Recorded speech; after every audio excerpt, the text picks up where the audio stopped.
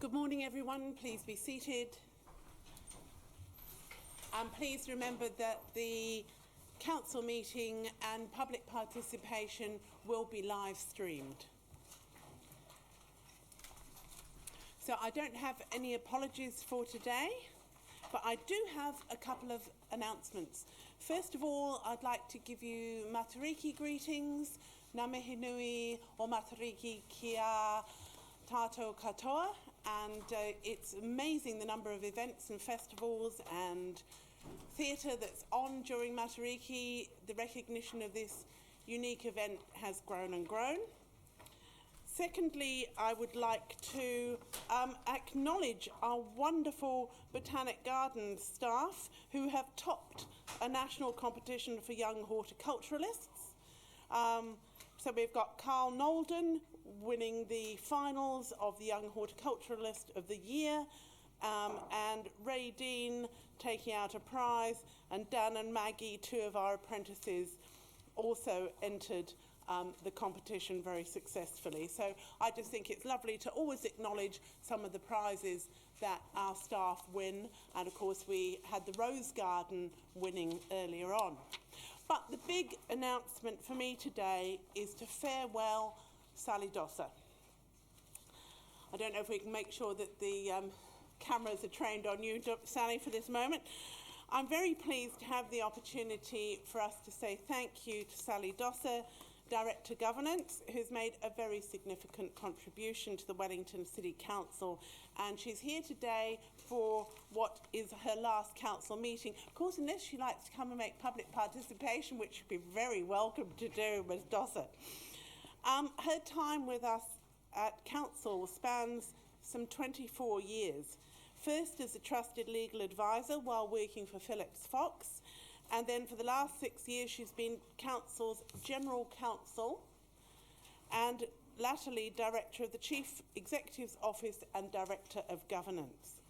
During that time you've been incredibly hard working. I don't like to think quite what hours you have worked, but you've provided a very necessary and valuable focus on legal compliance, strategic planning, and ensuring that we have followed clear and correct process. And that's quite a challenge when the law changes all around. Just when we've got the processes right, the law changes. Just when you've got mayor and councillors cognizant of our responsibilities, we have an election and new mayor and councillors. So you've done really well in keeping us on track. You've also given us guidance individually, and when people have gone to see you, whether it's about anything from a notice of motion to the correct order of recommendations and amendments, you've always provided honest, fair and transparent advice. But we're also going to miss you. You've been a cheerful person around council. Usually you can see the funny side of things, and you brought a warmth to your role that we really appreciate, in that guidance as well. I particularly enjoyed on the recent delegation to Asia, getting to know you a little bit better in some of the context there, and your ability with chopsticks is second to none. So, as well as your more strategic advice, it's nice to know you have such a wide range of skills, and I think you're going to have an absolutely awesome time in your, I imagine, temporary retirement. So enjoy, and let's give Sally a round of applause.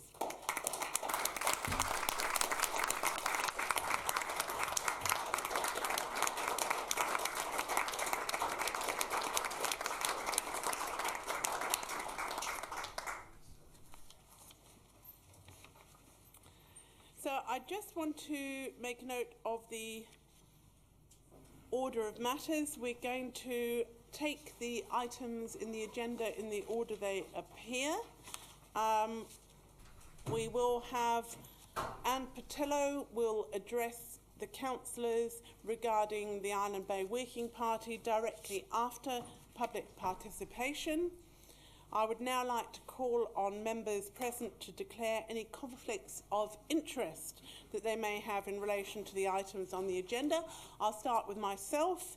I note that during deliberations from the 26th to the 28th of May, I declared a conflict and did not participate in the debate and voting regarding the proposal for the runway extension.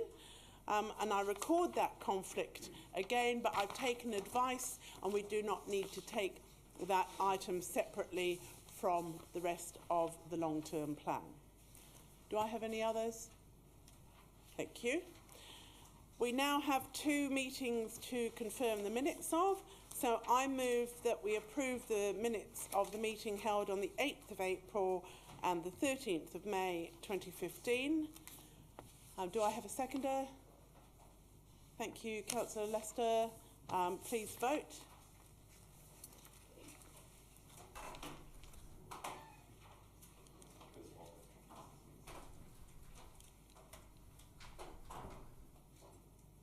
Thank you. I declare those carried. Moving to, we have the following members of public participation: Jim Norling, Peter Deere, James Coyle, Mary Brown, Liz Springford, Eleanor Meacham. In that order, all speaking on the cycling framework. Thank you. We'll have Jim, would you like to come up first? Where do I start? You're welcome to speak from there or here as you prefer. Or you can even come and sit at the table.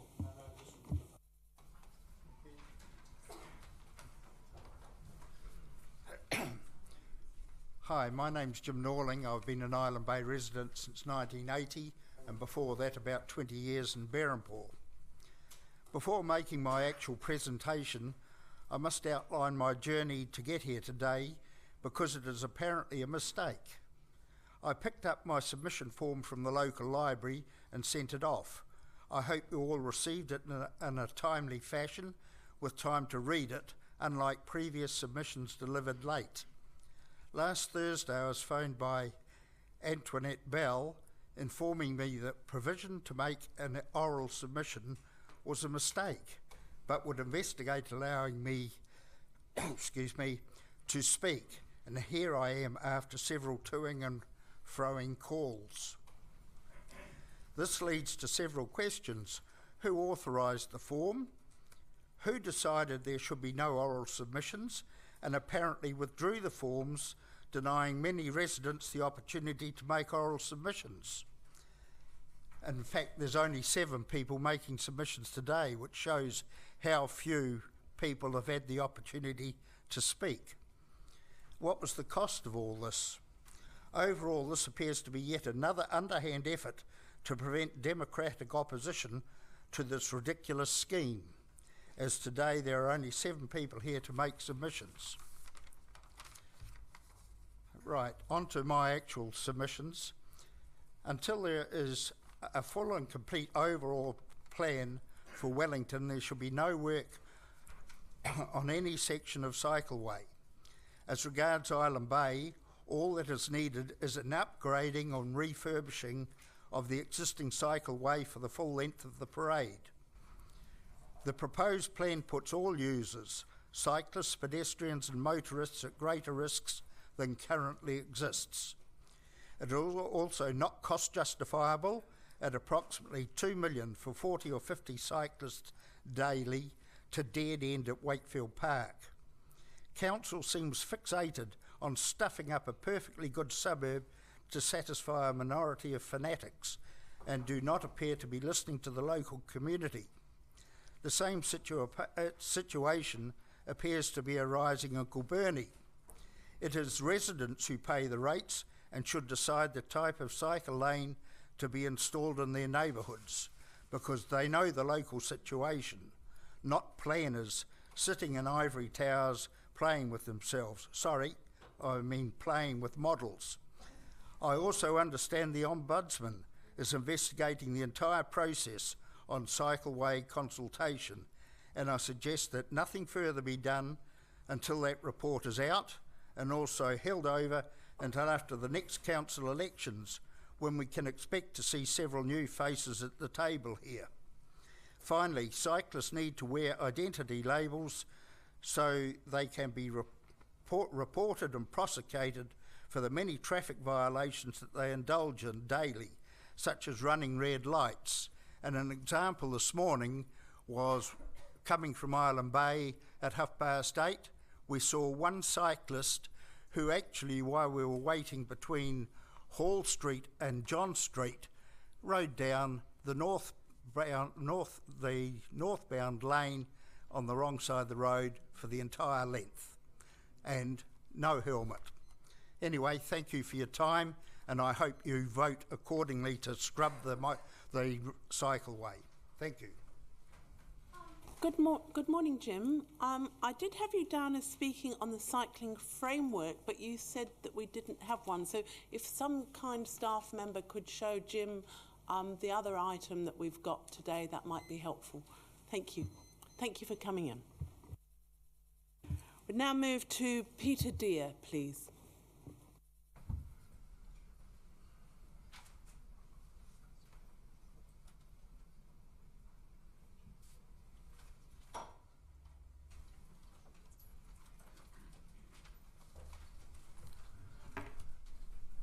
Good morning. I'm an Island Bay resident for about 22 years, and I would like to talk about why we need a cycle lane, which is there, it works, it exists, it's very safe, and it has been for many a long year. The cost of 1.7 million just seems to be out of this world for something that already works and doesn't need fixing. The Mayor knows how safe it is. She wobbles up the parade most mornings, and nothing ever occurs in the way of accidents, near misses, or anything of that nature. Also, the way you're going to change it, I think, is going to make the cycle lane a lot dangerous, more dangerous. You're going to push everything out and towards the middle of the road, and so we're going to have just a carriageway for cars about the width of Adelaide Road. The cycle lane next to the pavement is also highly susceptible because of when you're loading your children, yourself, you have to go across the cycle lane, and it goes round, apparently it's going to go round the back of bus stops, and that's going to be very strange in the morning and when all the people are waiting for the buses. And Thursday is going to be interesting when it's rubbish collection day with the way it will be set up. I suggest you look to yourselves and apply common sense to all this, and just leave something that's working and working well, and just leave it as it is. Thank you very much. Thank you for coming in, Peter. James Coyle. And Martin, by the looks of things. So they have 10 minutes? So they were an organisation.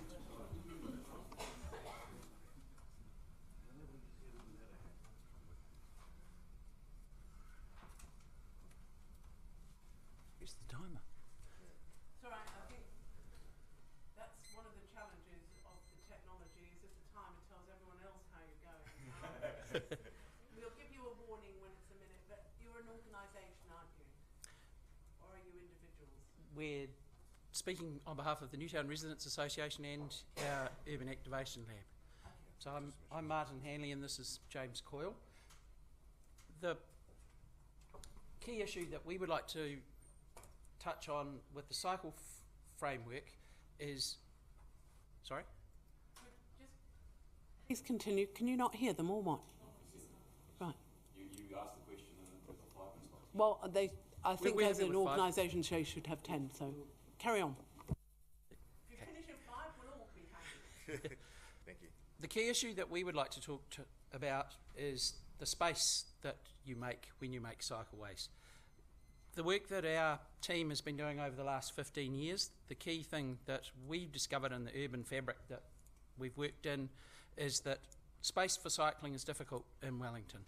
And my team asked us to submit as the Urban Activation Lab, and in my community has asked us to submit as the Newtown Residents Association, because over the summer of 2013-2014, Council funded a team of 13 senior and junior talented architecture students and urban designers to look at the fine-grained fit of cycleways through the urban fabric of Newtown.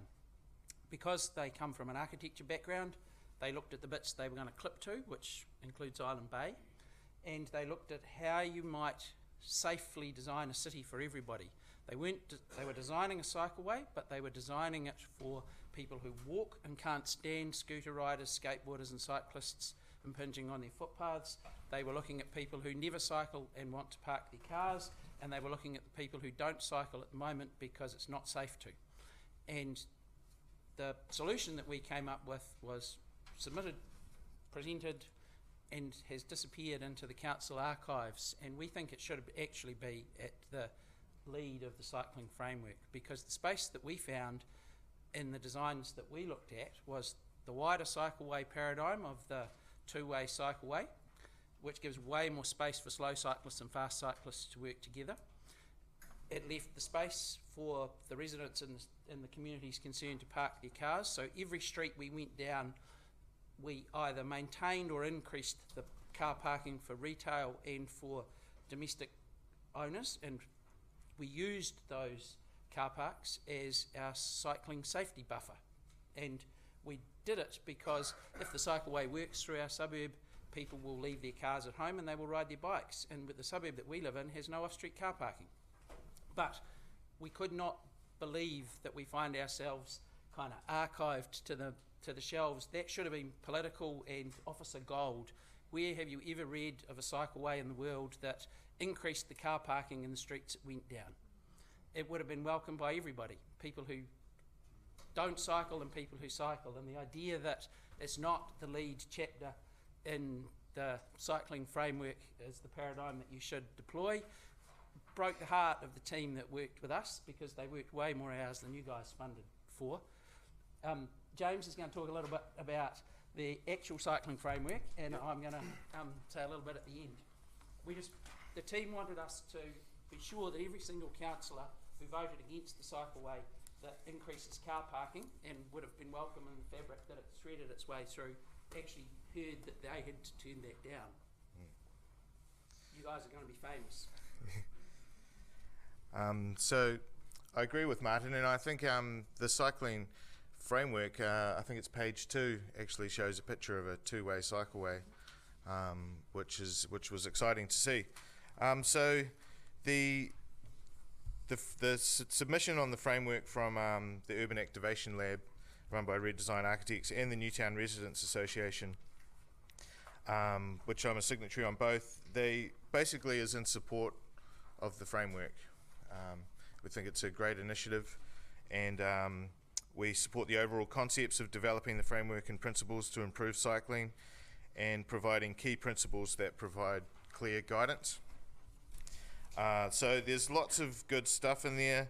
I'll just talk, to keep it brief, I'll just talk specifically about a couple of items that we think should be included.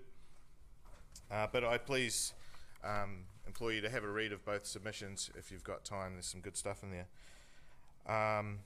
So firstly, in the page 14-15, there's the space allocation principles, which is all very good stuff, and we support most of it. Where we start to not to waver, I think there should be more discussion is on street car parking.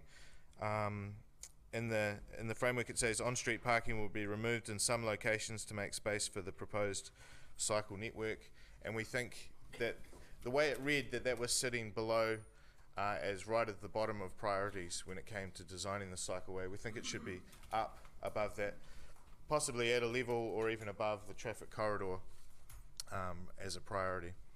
So now that obviously has implications of where the cycleway goes and what routes, because there's obviously some important traffic corridors there.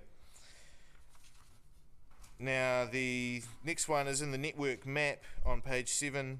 Rintoul Street's not included in the network map, and in terms of gradient and ease of cycling, Rintoul Street is, when we were talking to the community and over the period of design of urban activations work, we kept coming back to Rintoul Street as an excellent street for cycling.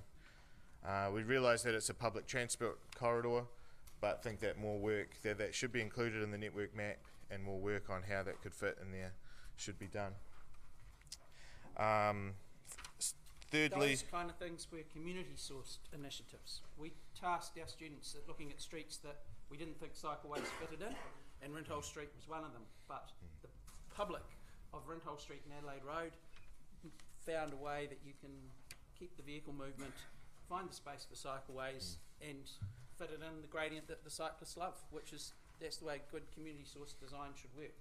yeah, there's 2 design solutions for Rintoul Street and the Urban Activation Lab work. And Newtown's very keen that gets back into the cycling framework because it's a great gradient to cycle. So we think it should be included in the map. Also, on page 4 and 5, there's workflow charts describing phase 2 and 3 developments. We thought it was, while we understand that this framework the way I look at it is that it's like a building consent for cycleways, and if something doesn't fit, then it goes to the full council. Am I right in that? So we still think that although it's like the framework's like an open door to a cycleway, if it fits in, then that cycleway can be built. We think that the council's missing out by not including public consultation in there. What we found through our work, it's public consultations in either phase 2 or phase 3 in any of those flow chart diagrams. So we think that public consultation should be in there simply because the work that we did was about talking to the public, talking to the community about specific fit. And while there's lots of different opinions in the public sector, often the residents have absolutely brilliant design ideas and should have opportunities to be heard, and are actually some of the first people that come up with compromises when hit by all of the problems. They start to, so as opposed to residents fighting against specific issues, if they're included in the design team, as it were, help end up being the people that come up with the genius idea that compromises and finds a way to fit in. And they also end up being the community champions for the council scheme, the people that talk to people on the street saying, no, this is going to be fantastic, if they're involved. So we think public consultation should be included in both of those phases, really. And one of the things that our team was particularly pissed off about was that our wonderful scheme for Island Bay was never in the community consultation, because our students went beyond their brief that they were funded by the city, because as all talented architects would do, if we're extending this building, you have to look at the fabric of this building that you're extending. The cycleway was going through the Newtown segment, Newtown-Berrinpore segment. They looked at the Island Bay route, and our 2-way, one side of the road scheme goes all the way to the beach, and it loses 1.5 meters of car parking in every side street. When you add that up, it's 2.5 car parks over the entire route. It goes through every intersection with safe cycleways that you'd happily put your 6-year-old on if they could balance a bike, or 86-year-old if grandma can still balance the bike. And it was never in the debate. But although part of the framework is to grow concepts to improve cycling and to grow the amount of people that are on the cycleways, which we completely agree with, that should be the goal, is to get 40% of Wellingtonians on bicycles, and good cycleway infrastructure will help that, and will have unbelievable benefits in all other spheres. When they were out in the field doing measurements, time and time again, the students encountered parents and young students who said they would buy a bike if a cycleway like that existed. Good time to finish. Yeah. That's your minute warning. Okay, that's a minute warning. Well, I guess in summary, we could just say that the steps taken by council to put forward this cycleway and the cycleway framework, and the research that has been done has all been excellent work, and we look forward to a great cycleway in Wellington with good design principles and specific fits for community areas. And we endorse the idea of a cycling framework. That's exactly how our students started back in 2001.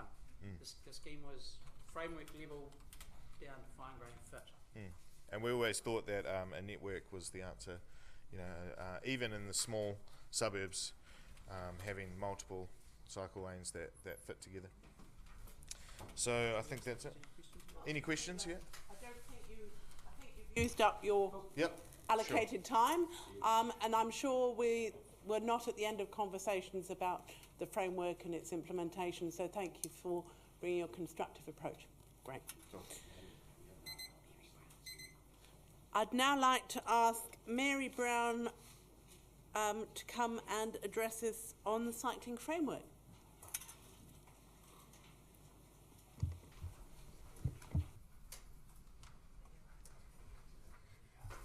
Good morning. I'm actually Mary's self. My husband is Leslie Brown. I own Nancy's Now Stitch Studio, a 48-year-old business here in Wellington, and we believe we contribute through creativity with the well-being of Wellingtonians, and we want to continue to do so for the next 48 years. Oh, yeah.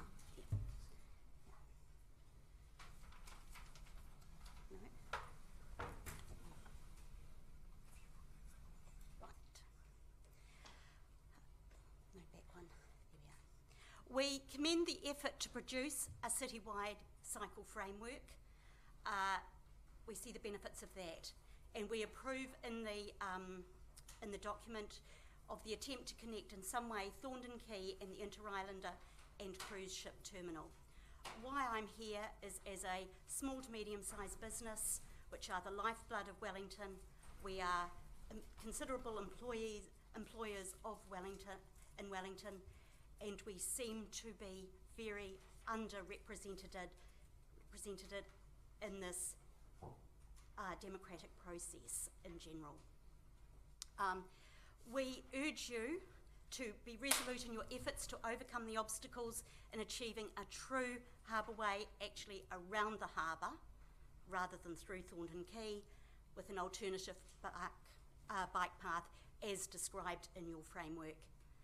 We note the aim to keep cycleways away from corridors that are already under space pressure, particularly busy public transport routes like Thorndon Quay. And we note in the regional plan that Bus NZ want 2 priority lanes along Thorndon Quay.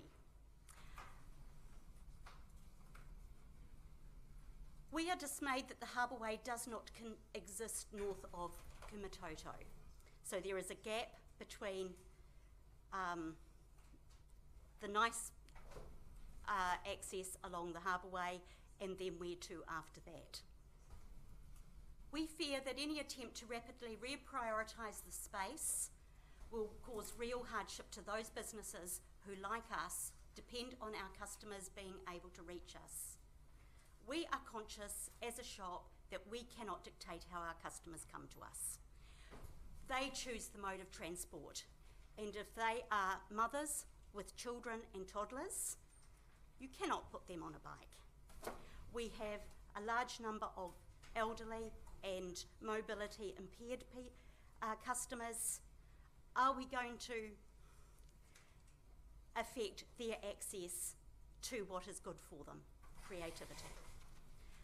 We also have 2,000 sewing machine movements in and out of our shop every year.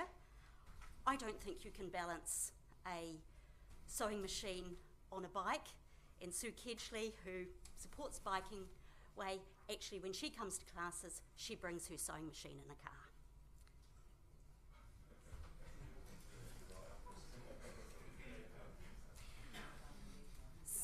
So what we're saying is that for a viable business, we also need car parking. We commend that particular regard will be given to businesses within the framework that are dependent on car parking to ensure that sufficient short-term parking is made available. We want clarification on how decisions on these thresholds will be made in practice. So you've said you will be regarding it. How are you going to actually measure that? And in any development phase in the critical path, I would like to see, before work is done on the street, that the alternative car parking for those businesses are actually put in place before car parks are taken away. And I think that is absolutely critical for businesses. Thorndon Quay is a lively street with a lot of activity going on, from trade vehicles, people going to classes, dance studios. It is a busy commercial area. So a shared vehicle bike zone would be the preferred option under the framework if the proper harbour way doesn't proceed. However, we want to emphasise that the pace of any work on a street matters. Protracted roadworks strain the viability of those who depend on their living and the roof over their head on an area functioning properly. Oops, now I've turned it off. Our vision for Thorndon Quay, which has changed and is vibrant and is lively. We want to remove the commuter traffic, which is clogging up the street at the moment because the motorway system is not working. Our vision for the area is that it becomes a take time to stay environment rather than a pass through at speed, so that businesses that contribute to Wellington's sustainable and innovative economy can continue to prosper. Thank you for your time, but I would like to just say that being part of this process took quite a lot of work to actually make it happen. So we question the democratic process in this process. Thank you. Any questions? We've got a moment, couple of minutes for questions if somebody has a question. Councillor Ritchie. Well, thank you very much. I'm interested in your last comment. Did you mean you had some difficulty in actually being able to... It took a number of phone calls to actually be here today because we asked in our submission to submit, and then it wasn't until the end of last week that we said, oops, we thought we asked to submit, and we had to follow it up and make it happen. Well, we're pleased that you came along here today anyway. Councillor Pannett. Thank you very much for coming out, and you've been very engaged on all of the process, so I appreciate that. I'm just wondering, how much off-street car parking is there around the quay? Is there any at all? No. Well, sorry, there is some opposite, which is managed by the garden centre across the road and is leased from NZTA. So for it's reserved car parking. There is potential of space, and our landlord who owns the area under the motorway next to us would also be interested in pursuing an option of having off-street car parking there. I can't tell from the rest of the street. Thank you very much, and thank you very much for coming in, and I'm sure we will continue to engage as we move forward the more detailed work in that northern part of the cycle framework. Thank you.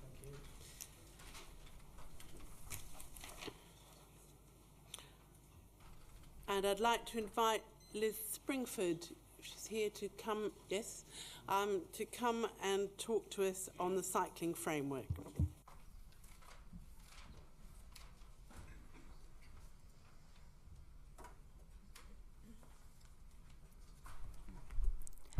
Good morning.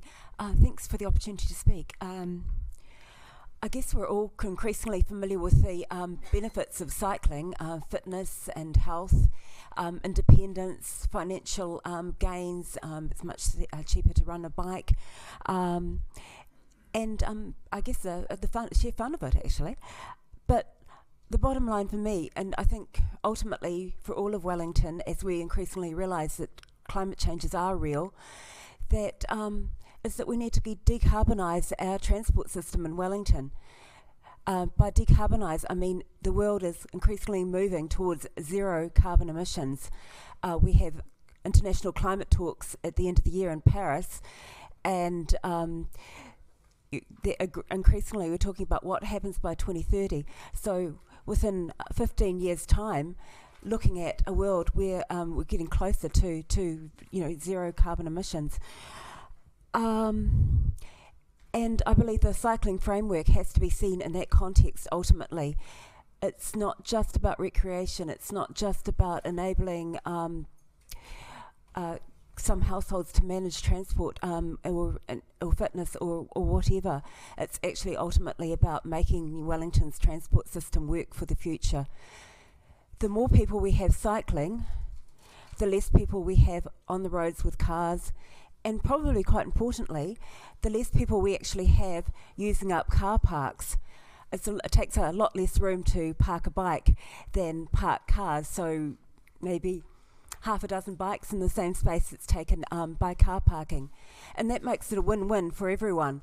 So, of course, there are situations where, and there are where you're not going to bike. Taking a sewing machine on a bike is tricky. And although I imagine my husband would probably give it a go because I'm amazed at what he tries to put on his bike on his daily commute. But so I think, part of this is actually respecting the needs of all Wellingtonians. If we're saying we're decarbonising Wellington's transport system by having it a lot easier and more friendly to bike, we're not saying everyone has to get on their bike because, that's not okay. We don't do things like that in Wellington. We don't impose stuff on people. We work with people. But I think we all have to see that actually increasing and making a better cycling framework is going to win for all of us ultimately, with tweaks to make it manageable for, I guess I'm also thinking as I'm here, I quite often represent Oratoa, which is New Zealand's Climate and Health Council, which is 300 health professionals, including senior academics and senior health specialists. But today, most of my colleagues are actually off at a launch with the Royal Australasian College of Physicians, which is a launch in New Zealand of the Lancet report on climate and health. The Lancet is one of the most prestigious medical journals in the world, and they've released a report that's quite groundbreaking.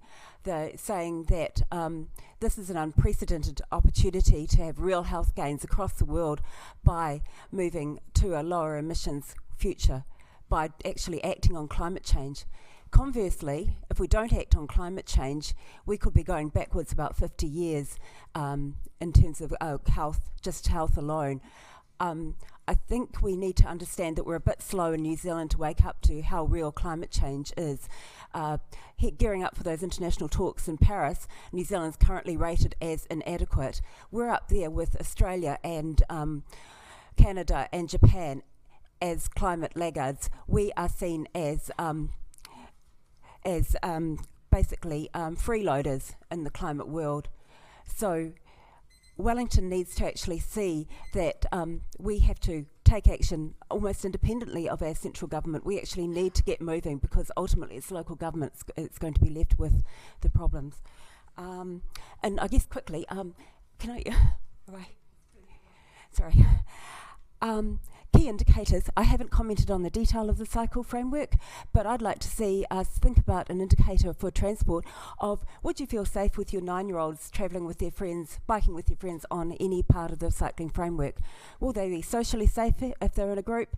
Will they be physically safe? How do parents feel? And I think that's one of our markers for transport.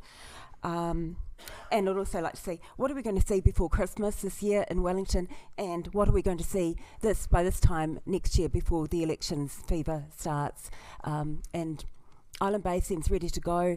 I'm hoping I'm not I'm in Berrenport, so of course I've got an interest in that, as I've said before, but I'd like to see a real cycle path there so Wellingtonians can see what it looks like and start seeing the benefits of that. Thanks. Thank you very much, Liz. Appreciate your point about the cities showing leadership. I'd now like to invite Eleanor Meacham from Cycle Aware, again on the cycling framework.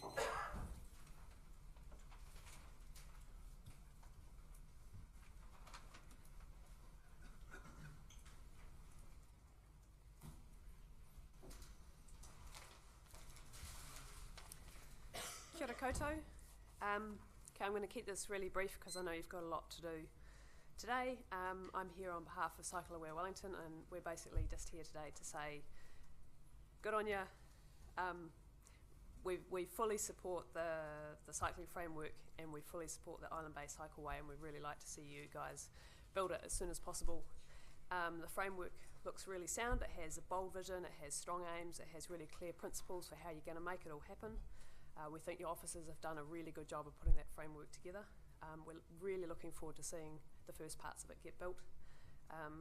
We believe the cycling framework, the cycling network will bring real benefits to all of Wellington. We think it'll make a wonderful, wonderful change, and it's going to have benefits for people who never get on a bike as well as for those who do.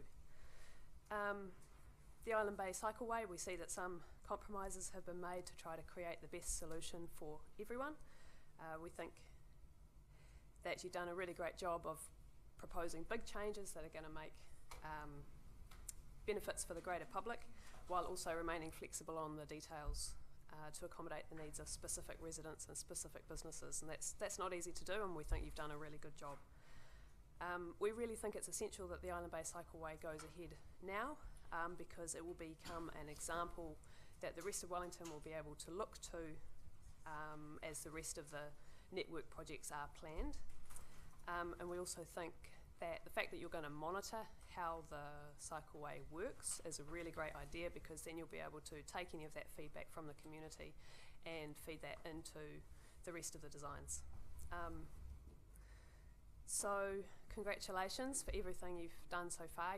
You've worked really hard, and I know it's not been easy at times to get agreement around the council table, but it seems like you have all come to some agreement. Well, we hope you have anyway, and keep up the great work for the years ahead, because there's still a lot to do. Well done. And I just wanted to say a little something in reference to Martin and his wonderful team who have put in a lot of groundwork on the idea of two-way cycleways, and our position is, I believe that, I'm personally not an engineering expert, but our position, I believe, is that two-way cycleways can be fantastic and they can work in certain circumstances, and in fact the Wellington to Petone cycleway is no doubt going to be a two-way cycleway. I'm not sure exactly why the council officers decided to discount that from the Island Bay project, but I believe it could have had something to do with the sheer number of side streets and driveways on that particular route. So perhaps it wasn't the best option for that route, but that doesn't mean that we can't have two-way cycleways somewhere on the network, and they might work really well. So keep your minds open and let's see what we can do. Thanks very much. Thank you very much for your time. Now we have got Ross Davis has been a late request for participation. Given we've not used up our full hour, I'm happy to welcome Ross to come and speak to us. And if anyone's wondering why we don't have any comments on the LTP as a whole, given that's probably the biggest item on our agenda, you may remember that people will have made their oral submissions during that process, so we don't have repeat submissions now. So I'd like to invite Ross up to comment, to make his public participation for BGI.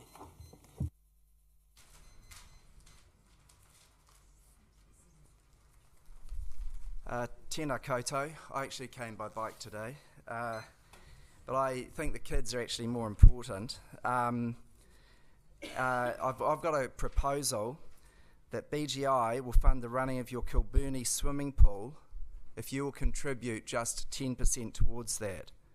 We will run it with volunteers, double the numbers using it. Now that I've got your attention, imagine if I said that.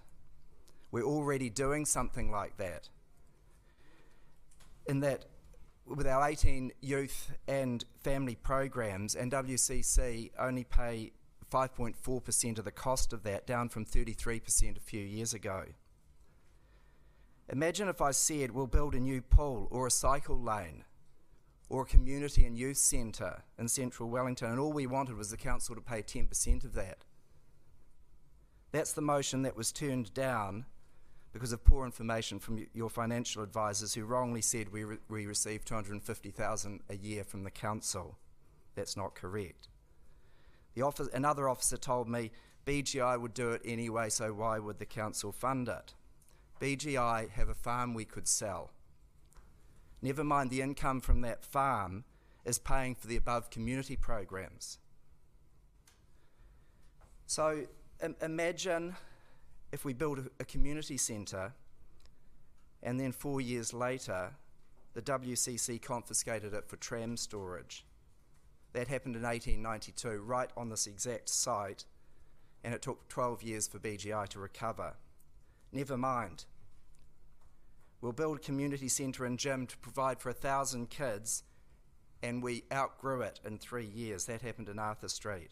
Imagine if we owned a pool that was overflowing with 1,000 kids and run by 200 volunteer instructors, and instead of contributing 10% to the costs, the WCC officers advised you to build 4 pools down the road with paid professional instructors.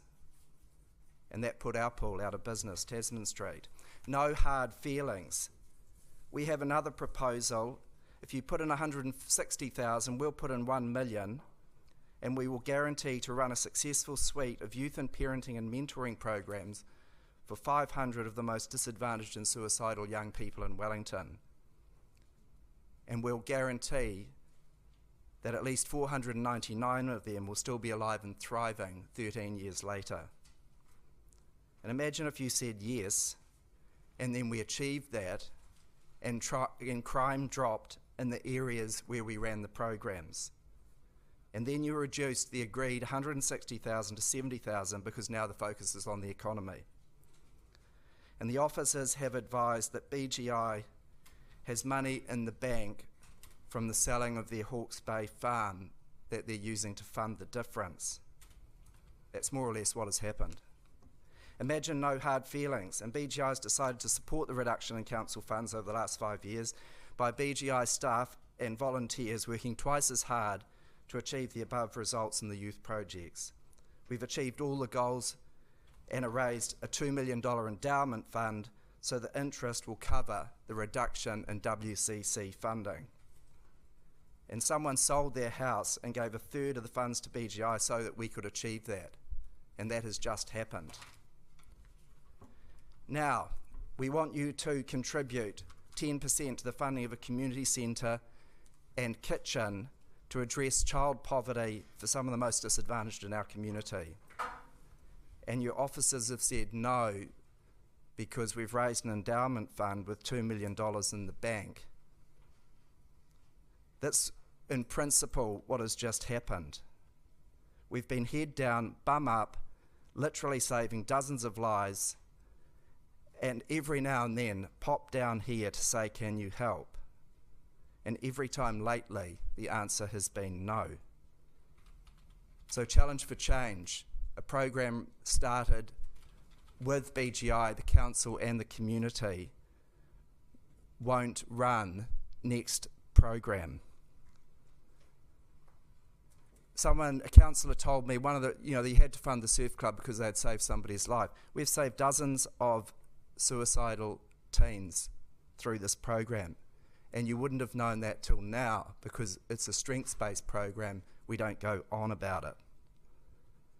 Our relationship with Maori through the carving of our Poutuku Manawa, telling some of the stories I've just told, has been endorsed recently by Neville Baker. A property developer, Ian Castles, is supporting us with far more than the council is supporting us with, where we're carving our space that Andy Foster took the time to come and have a look at in Spark Central building last week. Thank you, Andy. Strengthening families that used to be run by the council is now run by BGI. We're achieving 4 times what the council achieved in terms of family meetings of the most vulnerable. And we're propping up that with extra funding from our trust fund that we should sell because the council doesn't want to contribute 190,000 that we already had allocated to us and returned 5 years ago because we wanted to be responsible with the money. Relationships Aotearoa has recently folded. The Zeal manager has recently left. The Challenge 2000 manager and youth worker after 7 years have left. This is hard work.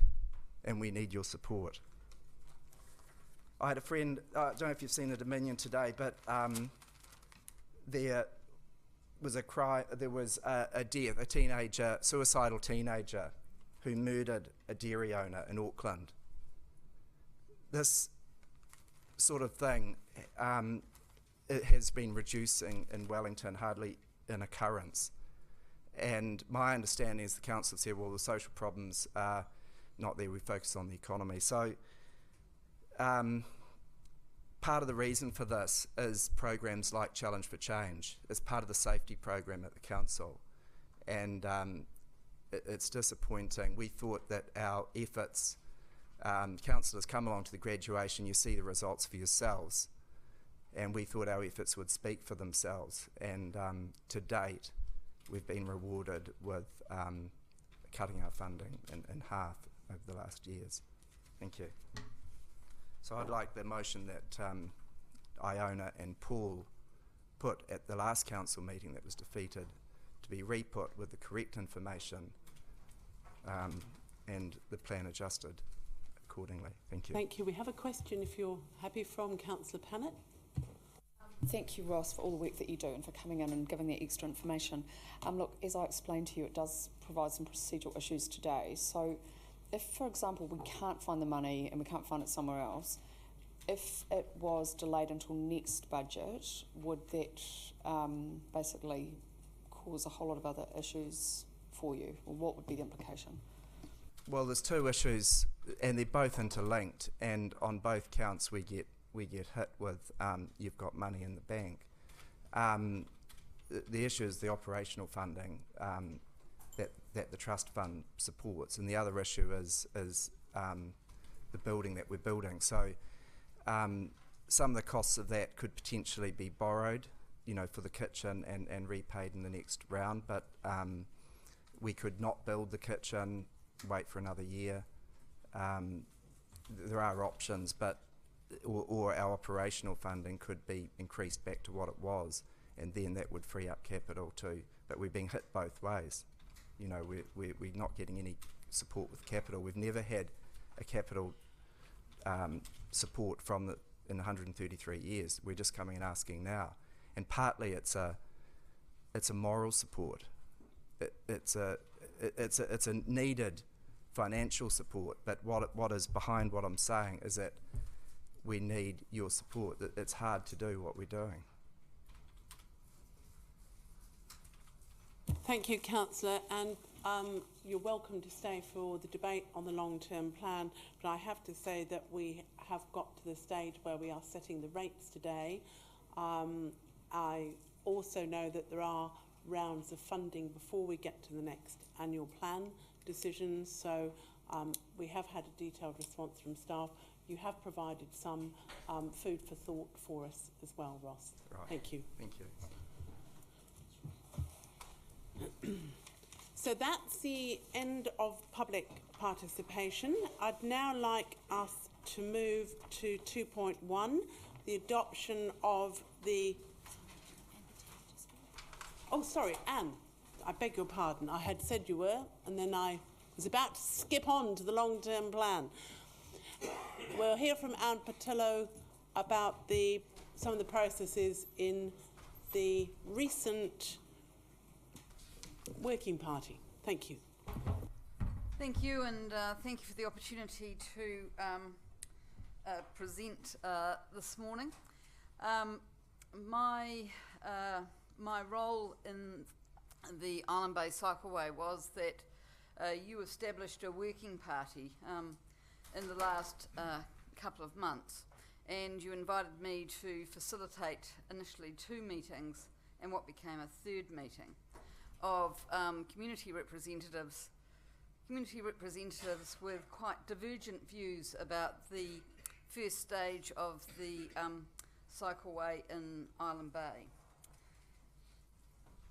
The timing of the working party was after what I think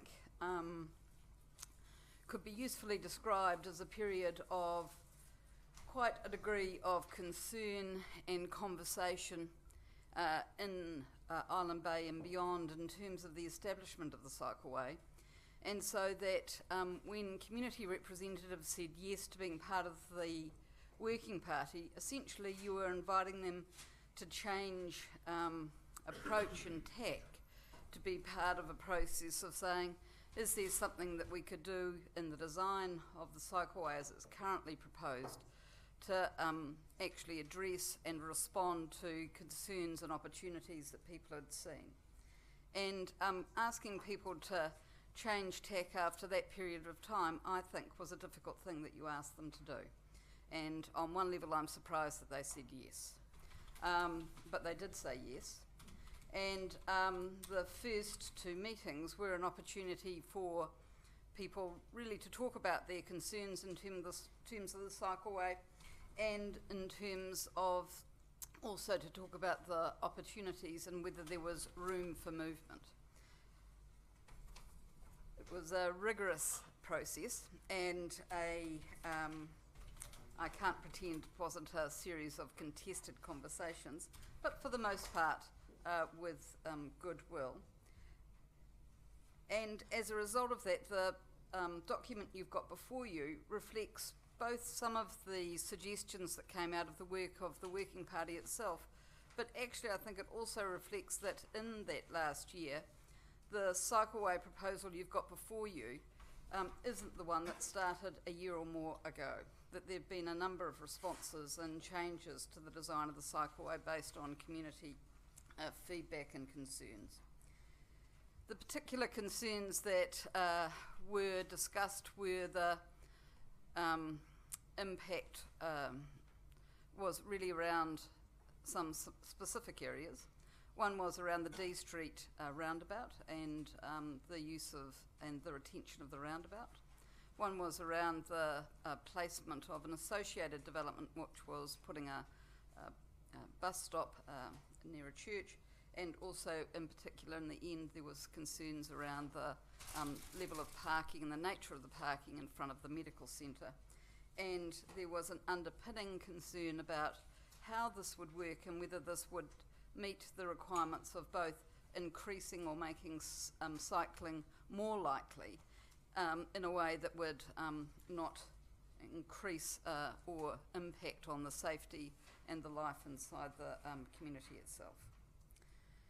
So the proposals you've got before you essentially reflect some of the changes you've already made. One was that each of the intersections onto the parade is now, the proposal is to use stop signs rather than give way signs, to give it pause.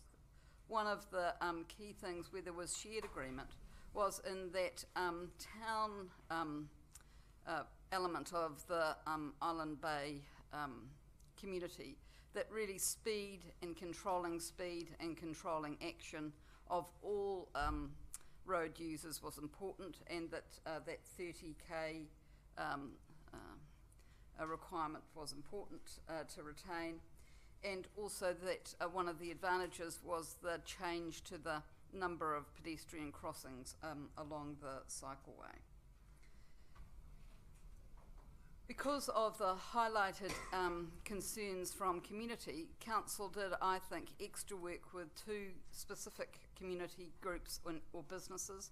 One was in terms of the placement of a bus stop, and you see one of the suggestions is to change the position of the bus stop, and one was some work directly with the medical centre in terms of the reduction of the number of parks the side of the medical centre, and really linked to one of the previous presenters that through working directly with the medical centre, the proposal here is to retain the mobility and parking and to look for parent-child car parks close to the medical centre so that it more reflects the people who need to be able to easily get to the medical centre, and to have a look at being able to manage that. So that really, I think, through this process and through the Working Party process,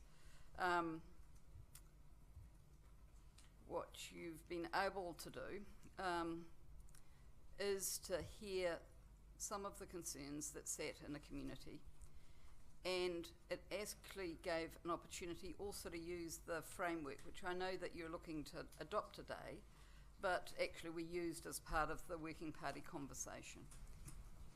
And that really led to what is, I think, the other major point that emerged as part of the working party process was the need to monitor whether the concerns and the reality actually occurred with the implementation of the cycleway.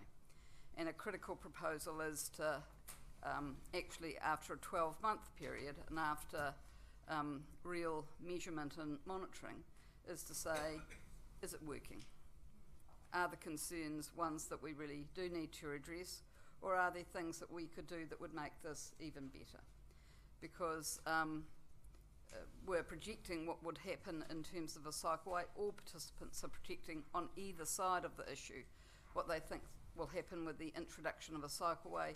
There's evidence that will tell you what will happen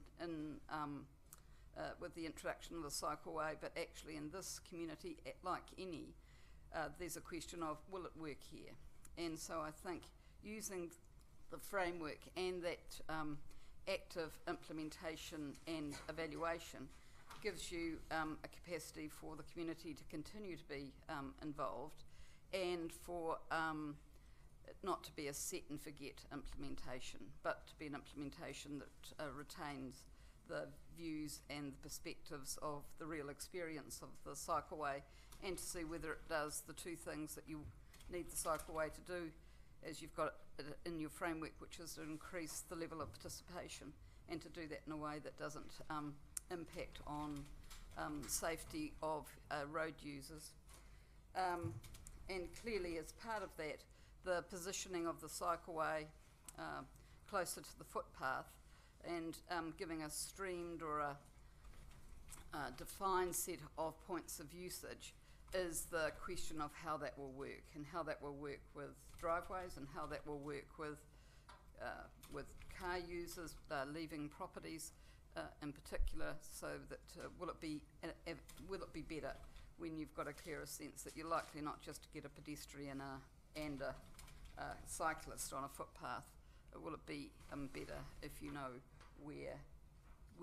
what you're likely to be seeing where on the road and on the footpath? So it was a difficult process.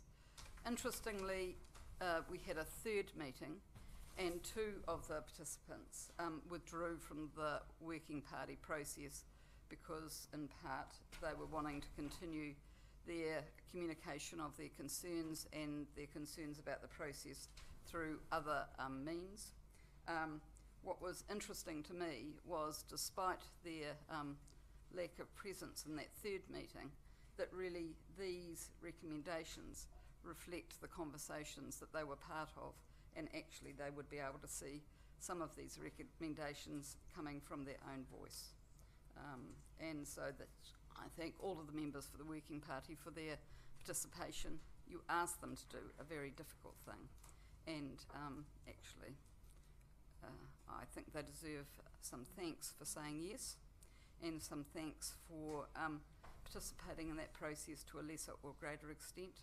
I think it's a worthwhile thing to have community involved. If I was to make one recommendation outside of scope, it would be to do that earlier rather than later in the process. Are you happy to take a couple of course I am, yes. If I could just start and thank you and also the participants in the working party. I'm not sure to what extent you've looked at the framework, not the London Underground diagram, but more the idea of having working parties for each of the routes. Do you think that partly addresses the issue of having working parties involved earlier on in the process? I think this is a major change in any community.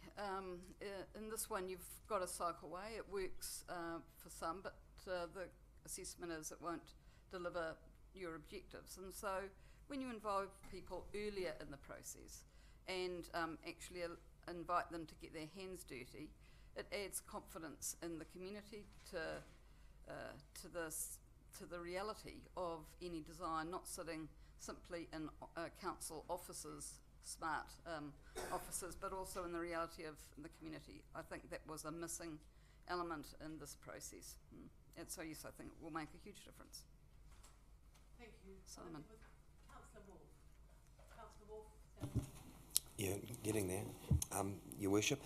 And thank you so much for what you've done, because this is the second occasion that you've been brought in late to try and resolve some issues. So I'm going to ask you, do you believe that we should entertain entertainment and consultation expertise earlier in the process? It's a fantastically Pepsi question, and it's fantastic because I didn't have to pay for it. Absolutely. You've probably got, in terms of policy on engagement, some of the most contemporary engagement policy in the country. And I can tell you that it's been stolen by other councils, because when they look at it they think, whoa, pretty cool. So then that's the trick of implementing it and integrating it into your broader practice. So I think that you do that. I think in these kind of conversations, you're right. You should do it earlier, and you should use the community leadership that's embedded inside communities, residents associations, business associations, that broader perspective of voices, so that you have not just the people who are most passionate about an issue in the conversation, but also people who have to live with the consequences of it. Okay, here comes the second Patsy question. Okay, good on you. Do you believe that it was productive and having two sets of adversaries against each other in this more recent consultation? Because I believe that we didn't handle that correctly either. Well, I think that solving problems requires both passion and responsibility.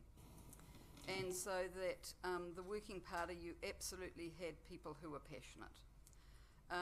But there are also people in a community that have responsibilities and not necessarily absolute passion for the particular issue.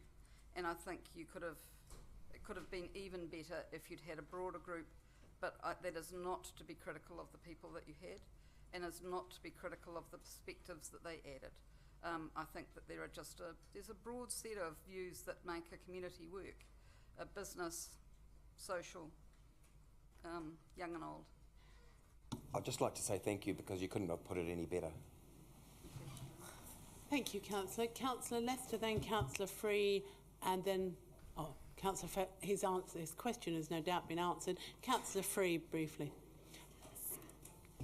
Look, thank you, and I thought that what you said about that we need to really thank these participants was actually incredibly important, because rightly or wrongly right now, whichever way this vote goes, there may be some that feel there are winners and losers, and really ideally would like to reframe that, and if possible everyone to eventually be seen as a winner.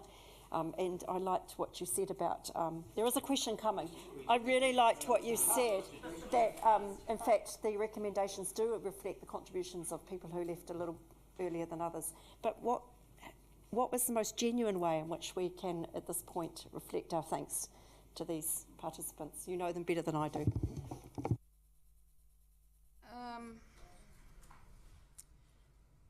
Genuine way to thank them.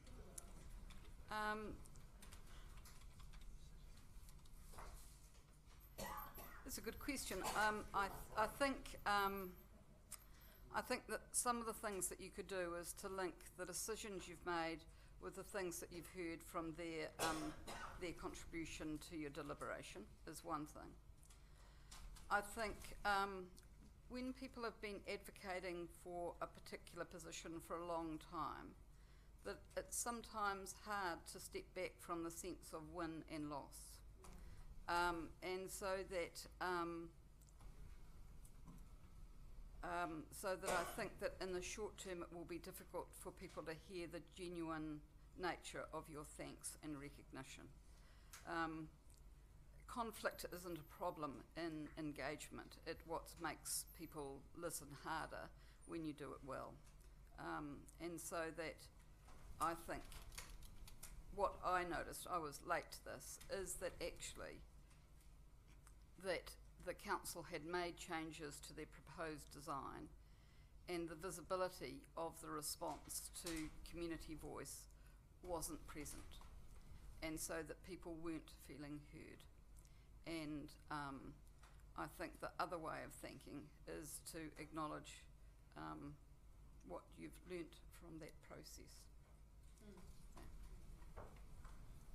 Thank you for your very thoughtful comments, Anne.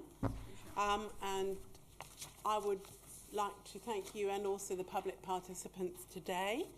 I would like, would like to move to 2.1 now.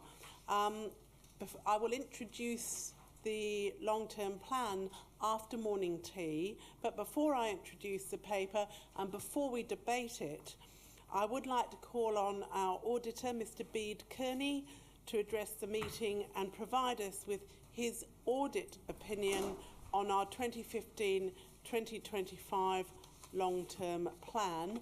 Then we'll debate it, and if it's as he thinks it is now, he will come up and sign his audit opinion after we have agreed it. Bede. Thank you, Madam Mayor. I guess at this point I'm able to say that subject to the Council's further discussion and deliberations, if any, I've completed my audit and I'm in a position to issue the audit report. It'll be an unmodified audit report, and basically the report on the document states that it's a reasonable document for Council's planning and accountability purposes. That will be the base of your annual report next year. And we also state in there that the underlying information and assumptions on which the document has been brought together are reasonable as well. So it's a difficult process. We've worked very well with staff, and I do thank Council staff for the spirit and the cooperation that we've worked. It's been quite an iterative process. But I'm now in that position to clear my audit report once Council has finished its discussion. Thank you, Bede, and we'll now adjourn until 11:45 for morning tea. Thank you.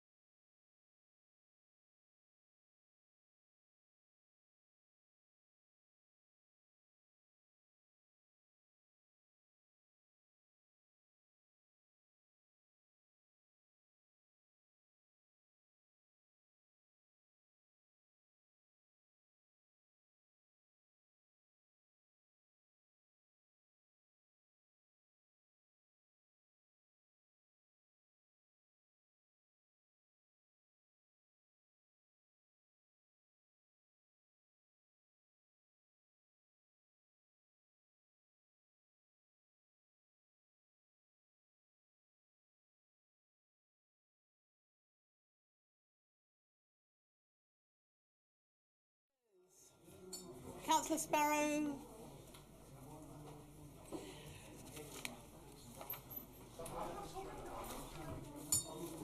Thank you very much, councillors. We are now at the culmination of agreeing our long-term plan. It's a bold plan that does invest in community, in biodiversity and in economic growth projects. It builds on our strengths, it builds on what we've done since our last long-term plan, the Smart Capital Plan. And we have kept our rating promise. We went out saying we'll be under 4.5% average rates increase per year for the first 3 years. I'd like to acknowledge the work that staff and councillors have done on getting us under the 5% for the first year. That is quite a big psychological hurdle. And we are keeping our borrowings under the new target of 150%. It makes it plain in this document that the rates increase are only part of the way that we will fund these investments. We are also looking for savings in our procurement, savings in efficiencies, savings in shared services. We stand at a very exciting time. We have continued to grow both our GDP, our jobs, and also our population, albeit fairly modestly. And we want to put a bit of a kickstarter with a real diversity of projects, from the airport extension through to making things like the Great War Exhibition a permanent museum. The Convention Centre, the Film Museum. Let's not lose sight of the reason for funding a little bit more from everybody's rates is to make a big difference. That difference won't all happen tomorrow, although I know the Tech Hub is pretty much ready to go, but it will be over the years to come. People will look back, I hope, and see this long-term plan as a watershed moment for this council and for this city. Probably if any one of us wrote the long-term plan, or any one organisation in the city wrote the long-term plan, it wouldn't look exactly like this. But there has been a huge amount of work, and there's some people and organisations I want to give particular thanks to. For a start, our technical staff, whether it's calculating the amounts that we need to put into something as prosaic as keeping the seal on our roads, whatever vehicle or footpath or crossing you wish to use it for, we actually have to keep those potholes sealed. Or whether it's the increase to the arts funding that we've enabled to, that has been incredibly well received by the New Zealand Ballet and the orchestra and some of the more minor but important contributors to the city arts. The work that was done both by our staff but also by many submitters on the Biodiversity Action Plan. The work of our reference groups there, for example, the Environment Reference Group, but in other areas we've got the Accessibility Advisory Group saying what needs to be done over the next few years as well. And then there is the work not just in submissions and saying how much we should spend, but also in doing it. Now,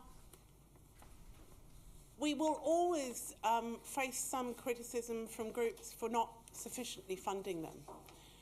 But what I would like to pay tribute to is all the volunteer groups and all of the groups that work, whether it's with our most disadvantaged or whether it's on the business acceleration programs that happen partly through our funding of projects. We have had a huge number of submissions and comments online. We've actually had more through our rather innovative website than we've had before. We've increased the amount of input. So I'd like to thank the people that have done that, who've designed that, and I'd like to thank the people who've made their comments. There has also been a huge amount of work from staff on collating submissions, organising for when people come in, and we had those many days of submissions. And on the whole, this is a plan that most Wellingtonians support. And I think we have to remember that we have actually tested that, and the majority of people think that a modest increase in rates is a small price to pay for a really good Wellington. The finance staff and other staff have worked really hard under new legislation to make sure that our tables of rates, our allocation of rates, our calculation of how things change, which year something's going to be done in, are truly reflected in our 10-year budget. And I would really like to thank Andy and Marty and the rest of the finance team that are here today. It has also been quite a challenge, I know, for audit. In the old days, we used to have a draft long-term plan that was very similar in shape to the final long-term plan. This year we went out, because of legislative constraints, with a consultation document that was quite different. It didn't list absolutely everything we're doing. And my view is that we need to work with central government to say we actually need to put the draft out in a form that people find easier to compare with what has happened before. And we might just need to get some support from the Minister of Local Government on that in order to be able to do that. I'd also like to thank elected members. You've energised your communities in some cases to bring things forward. You've, in some cases, led ideas for change, whether they're relatively modest but important to some segments of the community, with a BMX track, the dog exercise parks, or whether they're more fundamental matters. Thank you for the leadership that you've all shown upon occasions during the development of this plan. And I'd like to acknowledge, I don't know if he's here now, he was here earlier on, we have brought back in some funding for the Lombard Street public space, because we have had information that projects are likely to go ahead, not in this financial year, but next financial year. There will always be a few projects that the timing varies in. There will be some work on the draft annual plan, probably starting the day after we agree this.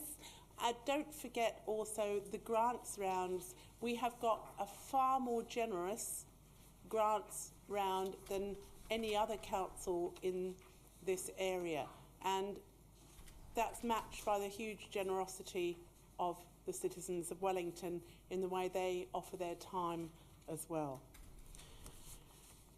I would also like to add, and I'll be going through the detail of what I'm moving, there was a rather misleading piece in the paper today about the rates.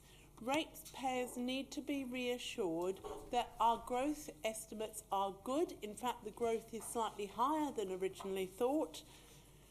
The council rates increase is an average of 4.9%, not 11.8%. That is absolutely inaccurate. We have got some ideas about how it might have been calculated, but it is not accurate. We cannot exclude the impact of growth in the ratepayer base. That's a very thing that we are wishing to catalyse and speed up. So we should quite correctly count it. So I think we've got a tough job to do. We don't usually have lots of poor projects that we can quickly say, let's not fund that. We usually have far too many good projects, and I'd like to congratulate all of you for selecting, I think, are the best projects to go forward, which will need business cases, which will need full cost benefit analysis in a number of cases, but which will make a great difference to the city. So I am going to formally move recommendations 1, 2, 3, 4, 5. For recommendation 6 with the project and programme budgets, I have been asked to take page 276, the living wage, separately. I haven't been asked to take anything else separately, but you haven't spoken yet, so there may be something else. Then I'm moving recommendations 7, 8, 9 with the forecast surplus. And I also want to say something about the surplus, because it can be misinterpreted. The Local Government Act requires us to set up a balanced budget, and accounting rules do, however, show that we have a surplus received. That is absolutely because items such as the New Zealand Transport Agency and central government housing funding for capital expenditure projects are counted as income in our accounts, even though they then reduce the amount that we have to borrow rather than offsetting rates. So the surplus is an accounting mechanism for how we deal with income for other sources, rather than saying that we've asked either the commercial or the residential ratepayer for too much money. I'm very excited about the way that this plan implements the Biodiversity Action Plan and the Urban Growth Plan. Previously, when we agreed transport strategies and urban development strategies, we agreed the high-level strategy, and then some years later, it seemed we would then get on with implementing them, by which time sometimes the momentum had been lost. And again, I'd like to thank councillors for being willing to include a fair chunk of the Biodiversity Action Plan in this 10-year plan, because the natural environment is incredibly important to not just the enjoyment of Wellington, but our place in the world, our global leadership. So thank you with that. I move all of those recommendations, and I'm looking for a seconder. Councillor Lester.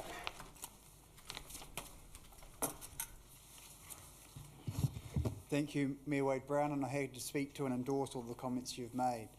I want to thank staff first and foremost for all the work they've done in getting to the stage. I think what we've achieved is a balanced budget, and I think the city will respect the steps that we've taken to get there. We're seeing the largest investment in the economic framework and projects within the city, but also we're seeing a retention and, in some instances, increased funding for community services and projects, and that's an important fact to remember.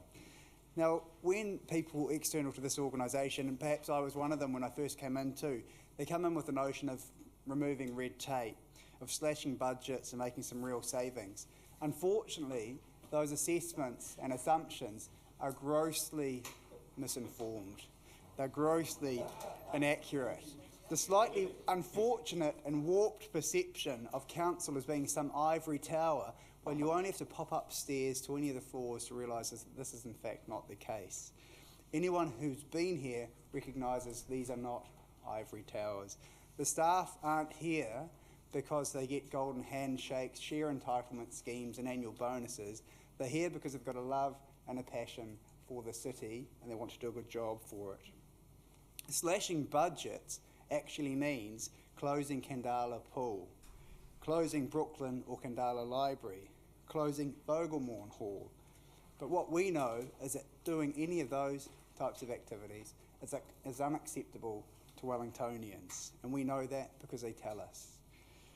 What I believe is that we've got a budget and rates long-term plan proposal that is value for money. Our staff do an exceptional job, we know that. Our Parks and Garden staff were awarded recently, as acknowledged by the Mayor this morning. Our housing team has received numerous accolades over the years and will continue to in the future for the social housing projects, which will be widely applauded across the country. Our policy and finance teams, for 3 years in a row, they won the best annual report of any organisation, private or public sector, in the country before they were told they shouldn't bother submitting again. And even this morning, we had an external observer, someone who is well known and well regarded in engagement, tell us that our engagement framework is perhaps the best in the country and widely lauded. The rates we pay are approximately $6 per day for the average household, or about 1 cup of coffee these days. The average household's total expenditure on rates is between $2,500 and $3,000 a year to cover the roads, the water, the sewage, the community facilities, the libraries, etc. To put it in a relative context, the average household, you got to remember it's not just one person, it's the average household. So for 2 of these, and the broadband that you have streaming at home, you're paying about $2,500 a year for the average household. For 2 cell phones, one for you and your partner, and just to get broadband into your house, $2,500 a day.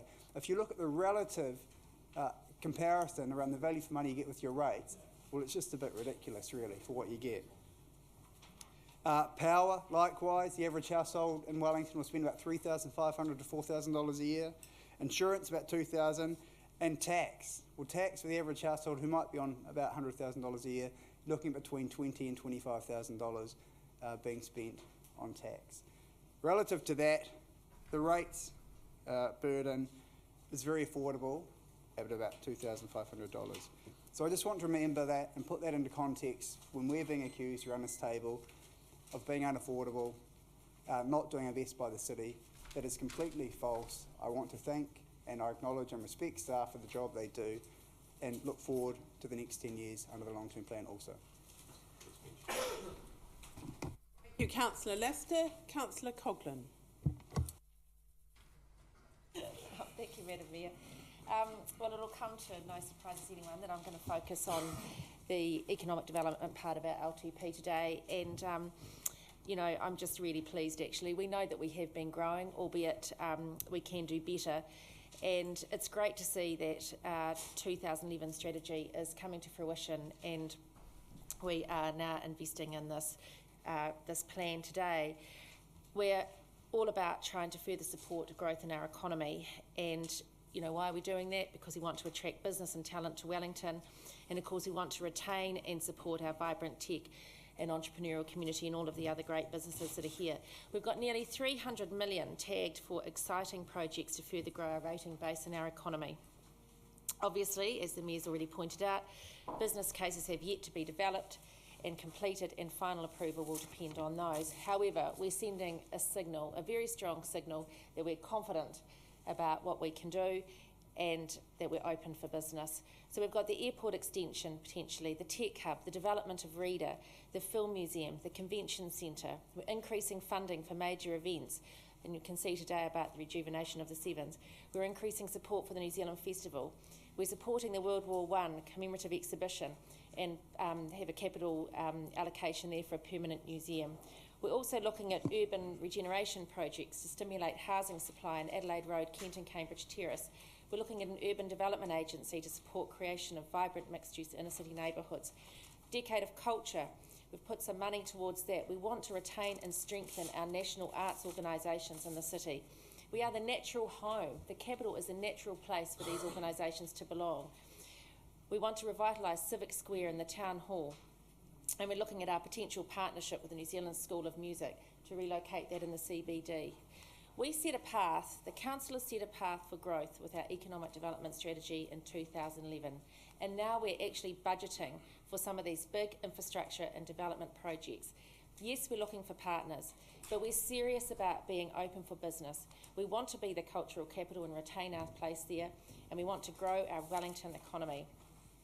And now we need to put effort and emphasis onto promotion and marketing of the city through Reader and Destination Wellington to ensure that agencies, both central and local government, are joined up, and to ensure that businesses, migrants, students, everyone knows and understands what Wellington is about, what our point of difference is, what our advantages are, and that we're a city of talented, innovative, connected people with a great attitude. So I'd really like to thank councillors for their support for the program of activities, and also officers really for the great work that they've done in trying to pull all of this together. And Kevin, you've played a big part there. So one concern I do have though with the LTP is our move to extend the living wage to contractors on a case-by-case basis. And actually, I just don't think this is our place to do this. We know that these decisions will be subject to legal challenge. We know that it's not going to result in best value and most cost-effective services for ratepayers. And I think we need to remember what our role is. If we're to be truly open for business, then we need to be an affordable place in which to operate. I feel suppliers will be under pressure, and as a result, in particular, smaller local suppliers. So I wouldn't want to see people out of jobs locally as a result of this, and I think it opens up a massive can of worms. I think there could be serious unintended consequences for our local businesses. it makes them less able to compete and deliver services to this council, and therefore may compromise our organisation in terms of providing best value for money and most cost-effective services to our ratepayers. I also feel it could result in councillors getting their hands into the gearbox a little bit, so to speak, in terms of becoming the decision makers on contracts that are allocated, and I just feel those lines between governance and management are becoming a bit blurred. I would have moved an amendment, however I know that's probably just got to chew up a lot of time, and we've got another way of dealing with this for those of us that are not comfortable with it. So I'm going to ask that we do take the allocation of funding for living wage contractors of $250,000 for year one and $500,000 for subsequent years incorporated within the organisation project on page 276 of the agenda separately. And actually I do note that the Mayor did mention that. So thank you. Thank you, Councillor Coghlan. Councillor Ritchie. Madam Mayor, I stand here reluctantly today, actually, somewhat reluctantly. I'm interested to follow the portfolio holder who promised us 10,000 jobs as a result of the economic thrust of this council. I'll just ask, where are they? I will not be supporting the LTP in its entirety, and I want to tell you why. First of all, I won't be supporting because the rates hike is too high. It is not an average of 4.5. If you look at your documents, you will see on page 18, it is 6.1% before growth. And there is no evidence of growth, as I've just stated. The priorities are skewed in the wrong direction. There is disproportionate emphasis on the so-called growth and economic funds and projects towards what I can only call vanity political projects. The result is, I believe, that the living wage, instead of being able to be accelerated, stays where it is at present. I'm also not supporting because of the significant cuts that are proposed in essential services.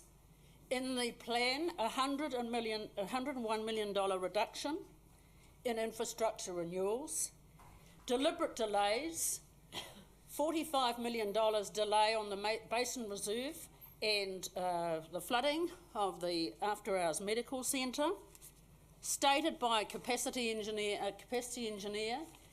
in public on the radio last weekend. The delays in essential infrastructure related to the historic town hall, which is likely to be closed for 8 years and is scheduled to be opened only in 1920. It is wrong.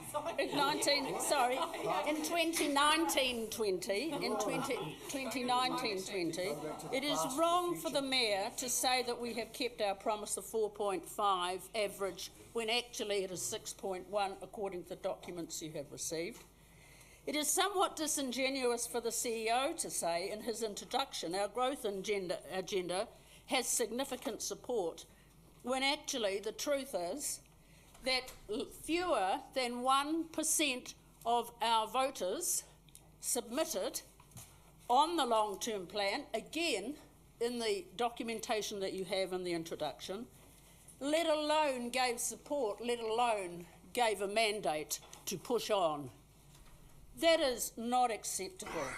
It is wrong to sell significant assets, strategic public assets, $52 million worth of assets, of land in the waterfront, on the waterfront, and the Civic Centre is proposed to be sold in this plan. That is wrong. It is wrong to override Council's own district plan and commit a heritage centre, the Civic Centre, the pride of New Zealand, to subdivision. It is wrong to propose the vanity projects, concert arena, an airport extension, a convention centre failed so far, and to put money towards that and increase the rates. It is wrong to have economic slush funds with inadequate transparency. I am still waiting for an understanding of what we have contributed to FIFA over the many years. And it is wrong to undermine democracy. It is wrong to undermine democracy with spin and misrepresentation. Former Bishop Richard Randerson submitted to this council, and he has said, and I read, democracy is undermined when misinformation deprives citizens of their informed decision-making role, while political manipulations skew the playing field to their own advantage. What is right? There is much that is right, and certainly an enhanced business as usual is right. So our parks, our natural environment, our school pools partnerships, and so on.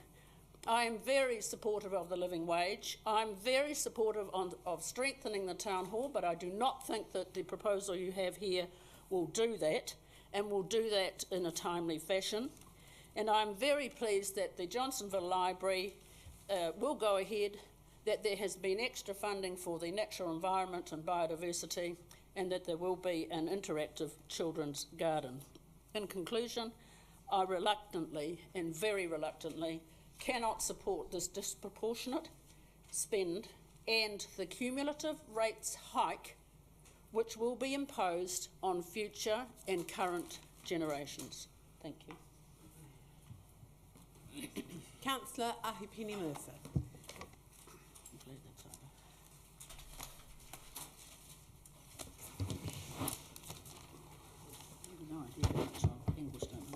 There's been rightly some very good reference already to the staff of this organisation. And I guess I will only add to that by talking about the many hundreds of people that form the staff, you know, led by the ELT team and Kevin and others that we have a lot more engagement with others. But there's a lot of people that we don't know and officers all over this building, the hundreds and hundreds of staff that do their bit to make this city what it is. And I want to acknowledge that. The pro-investment strategy that we have taken is an excellent one, and it promises to deliver should various business plans and various other informative mechanisms come before us. We are on a very good pathway here, and I want to particularly commend the CEO for his tenacity and the consistency of that tenacity almost from the day he started in enabling us to focus on what could be with the city. Not what it is, what it could be. And I'm given a lot of confidence already by the work that staff have done and the discussions and the debates we've had to deliver on that. However, I just want to kind of focus briefly on some matters that were raised by myself and Peter Biggs at a recent arts forum over at Circa when we were talking about creativity and, if you like, the principal, but not only, but the principal point of difference of this city from every other city in this country. Infrastructure is crucially important, and we must maintain it and plan for it. But can I say, that's not what makes a great city, it's infrastructure. And there's plenty of cities around the world where it's crumbling. You know, we talk about places like Palermo in Sicily, and some great cities, you know, we look at Venice, but the infrastructure is crumbling. I'm just saying that while it is important and crucial, that is not what makes a city great. It's its creative soul and heart. That is what makes a city great. And I'm not talking about arts specifically, but I'm talking about us encouraging, facilitating, and supporting all those mechanisms which give the soul and the heart to a city. That is what, councillors, makes a city great. There has been some reference by two previous colleagues to various matters that they agree or disagree with. I'm not going to particularly chew all the way through that, except to say that in terms of the living wage, I'll just reference that briefly. I am glad that we have embarked on this journey. We have shown some leadership here. It's not without its pitfalls, it's not without some costs. But is it the fair thing to do? And councillors, I remind you, I've said this before, when I came into this building all those years ago, the night I was first elected, a very wise person said to me, it's not about finding the perfect solution, Ray, sometimes. What is fair? And I will continue to put that before you all when I feel necessary. What is fair? And I'll just simply say the living wage process, its fundamental philosophy and everything surrounds it, to me, underscores those words, what is fair? There are issues, contractors and that. I'm not going to go into that today. So I endorse the comments by the Mayor and the Deputy Mayor in the overall context of what we're about to achieve, and finally say to you that in the last 2 weeks, a line of people from the arts sector, which is we all share, I might be the portfolio leader, but we all share in it, a line of people, and I know they've done this with the Mayor as well, have come up and said how much they have appreciated that extra little bit of a lift that we have given them. And I'm not talking just about the big organisations like the Ballet and that, who are fantastic for the city. I'm talking about people like Randall Cottage, the writers there, people that are totally under the radar. And we managed to find 5K in the huge, massive budget we've given them. And they didn't go on about that. They didn't harp on about what we're spending on this or that. They said, thank you. And the orchestra on Saturday night had a wonderful concert. They said, thank you to Kevin and I. And so I just leave a couple of examples of the many in the last 2 weeks of CEOs, managers, workers, people at venues who have said what they said to me in relation to the arts, the creative heart and soul of what makes a great city. Thank you, Councillor Penny-Mercer. I'd like Councillor Nicola Young, your turn. Thank you, Madam Mayor. I'd just like to say I'm broadly in agreement with the proposals of this long-term plan, with a few exceptions which I'll come on to in a moment. I am very concerned about the rate increase and its effect on our ratepayers, particularly those who are retired, who are on fixed incomes. It's often easy to forget about these people tucked away in their often very small and humble apartments around the city. We are socking Wellington ratepayers with a 4.5% rate increase over the next 3 years, or in the next 3 years, to invest in growth. I totally support the idea of growth, but I think we should ring-fence the money that is earmarked for growth. These are for the projects like the Convention Centre, the Film Museum, the airport extension, so we can return it to ratepayers if it's not required or any of these projects don't proceed. I'm very supportive of the idea of decent accommodation for people who live in Wellington. I totally encourage the idea of good quality, warm, dry, affordable housing. So I'm very proud of our social housing upgrades, but I'm very embarrassed at the idea of portable housing cabins which have been mooted to be plonked into council-owned car parks in the centre of the city. But I'm also very proud of the $50,000 extra for Timahana to address homelessness and begging in Wellington. I walk through Wellington usually at least twice a day through the areas where the beggars are, and we need to do something about this. So this is great. I spent some time this year with the soup kitchen and the night shelter, and I know the very fine fiscal line that these organisations tread when dealing after some of our most vulnerable citizens. I certainly endorse the increased funding for the New Zealand Festival and the increased funding for our city's art and cultural institutions. I think this is fantastic. They're part of our cultural ecosystem and they need our help, so this is terrific. I support the plans for the civic precinct, but I implore officers to get the strengthening of the town hall underway as fast as possible. Although I realise that if I'm booted out at the next elections, I will never have been in the proper council chamber. I remain concerned about the secrecy over the Events Development Fund's contribution to the Under-20s FIFA tournament when other cities were completely open about their contributions. I'm talking about after the event when it is no longer commercially sensible. Sensitive. Economic growth is vital for our city, as economic growth is just a Ponzi term really for jobs. And all is not well with our economy. Whilst our GDP is up by 1.7%, the regions increased by 2% and New Zealand as a whole by 12%. Only yesterday, Trilogy, the darling of the skincare world, announced it will be moving its 22 Wellington jobs to Auckland. This is not a good sign for Wellington.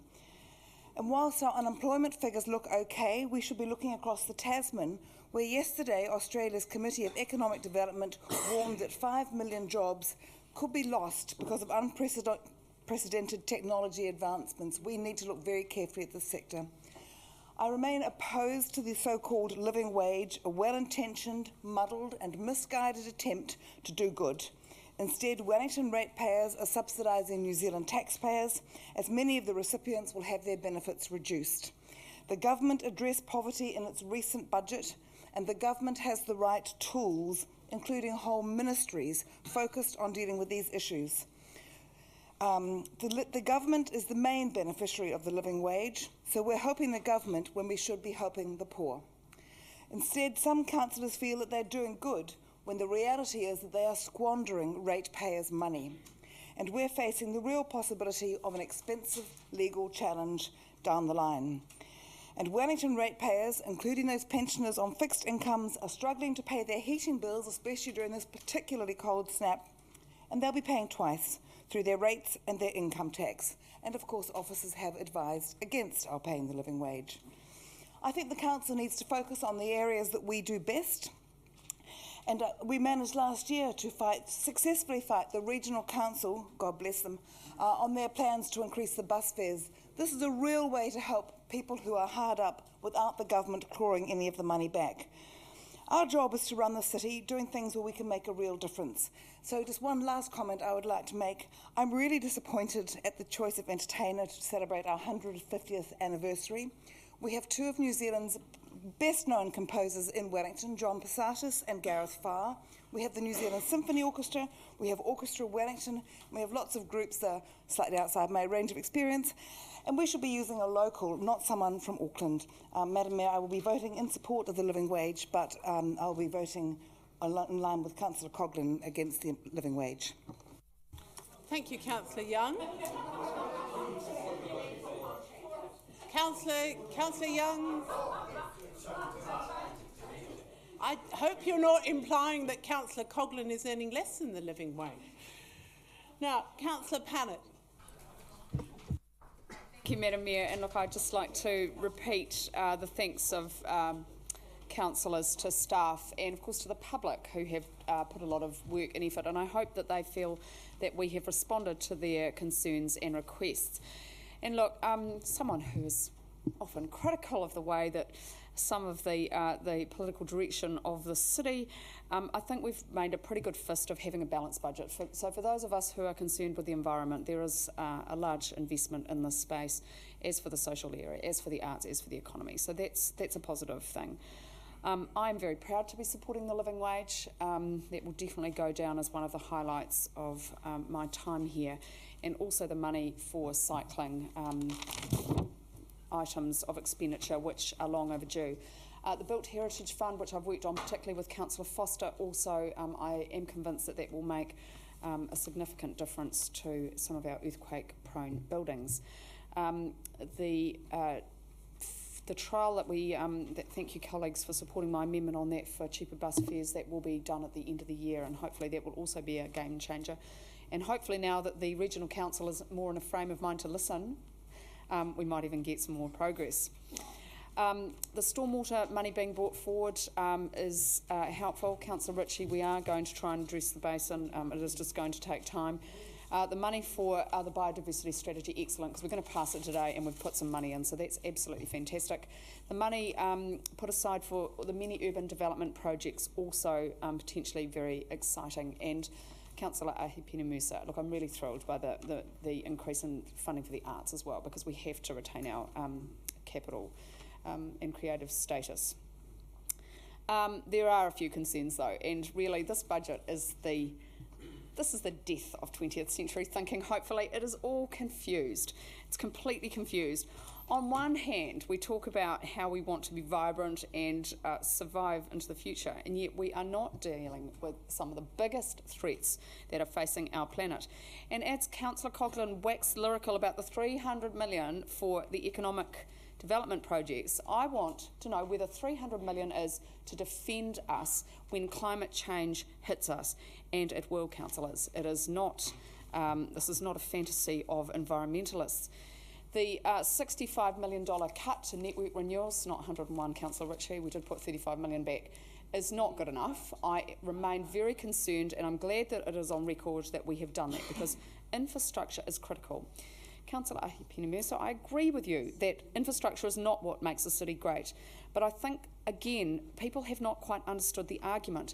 We cannot live here without very good infrastructure. We cannot have a beautifully designed house without extremely strong foundations. And our argument, those of us particularly concerned with our environmental future, is about making sure that we have a future and that we don't actually become extinct, which is not possibly without, definitely, unfortunately also, well, maybe. Any species that is stupid enough to kill itself maybe doesn't deserve to be here. But anyway, I think that might be a little bit drastic. In terms of just a few other things, the performance measures, of course, do need to be done. They're not adequate, and so that obviously was a piece of work that didn't get completed, but we do need to do it. I will be interested in the response of the Mayor. The retail, yeah, look, I don't know if all these economic projects are going to help some of these people, and, you know, of course, I'm distressed by the demise of my favourite transport provider, which is a shoe shop of New Zealand-made shoes.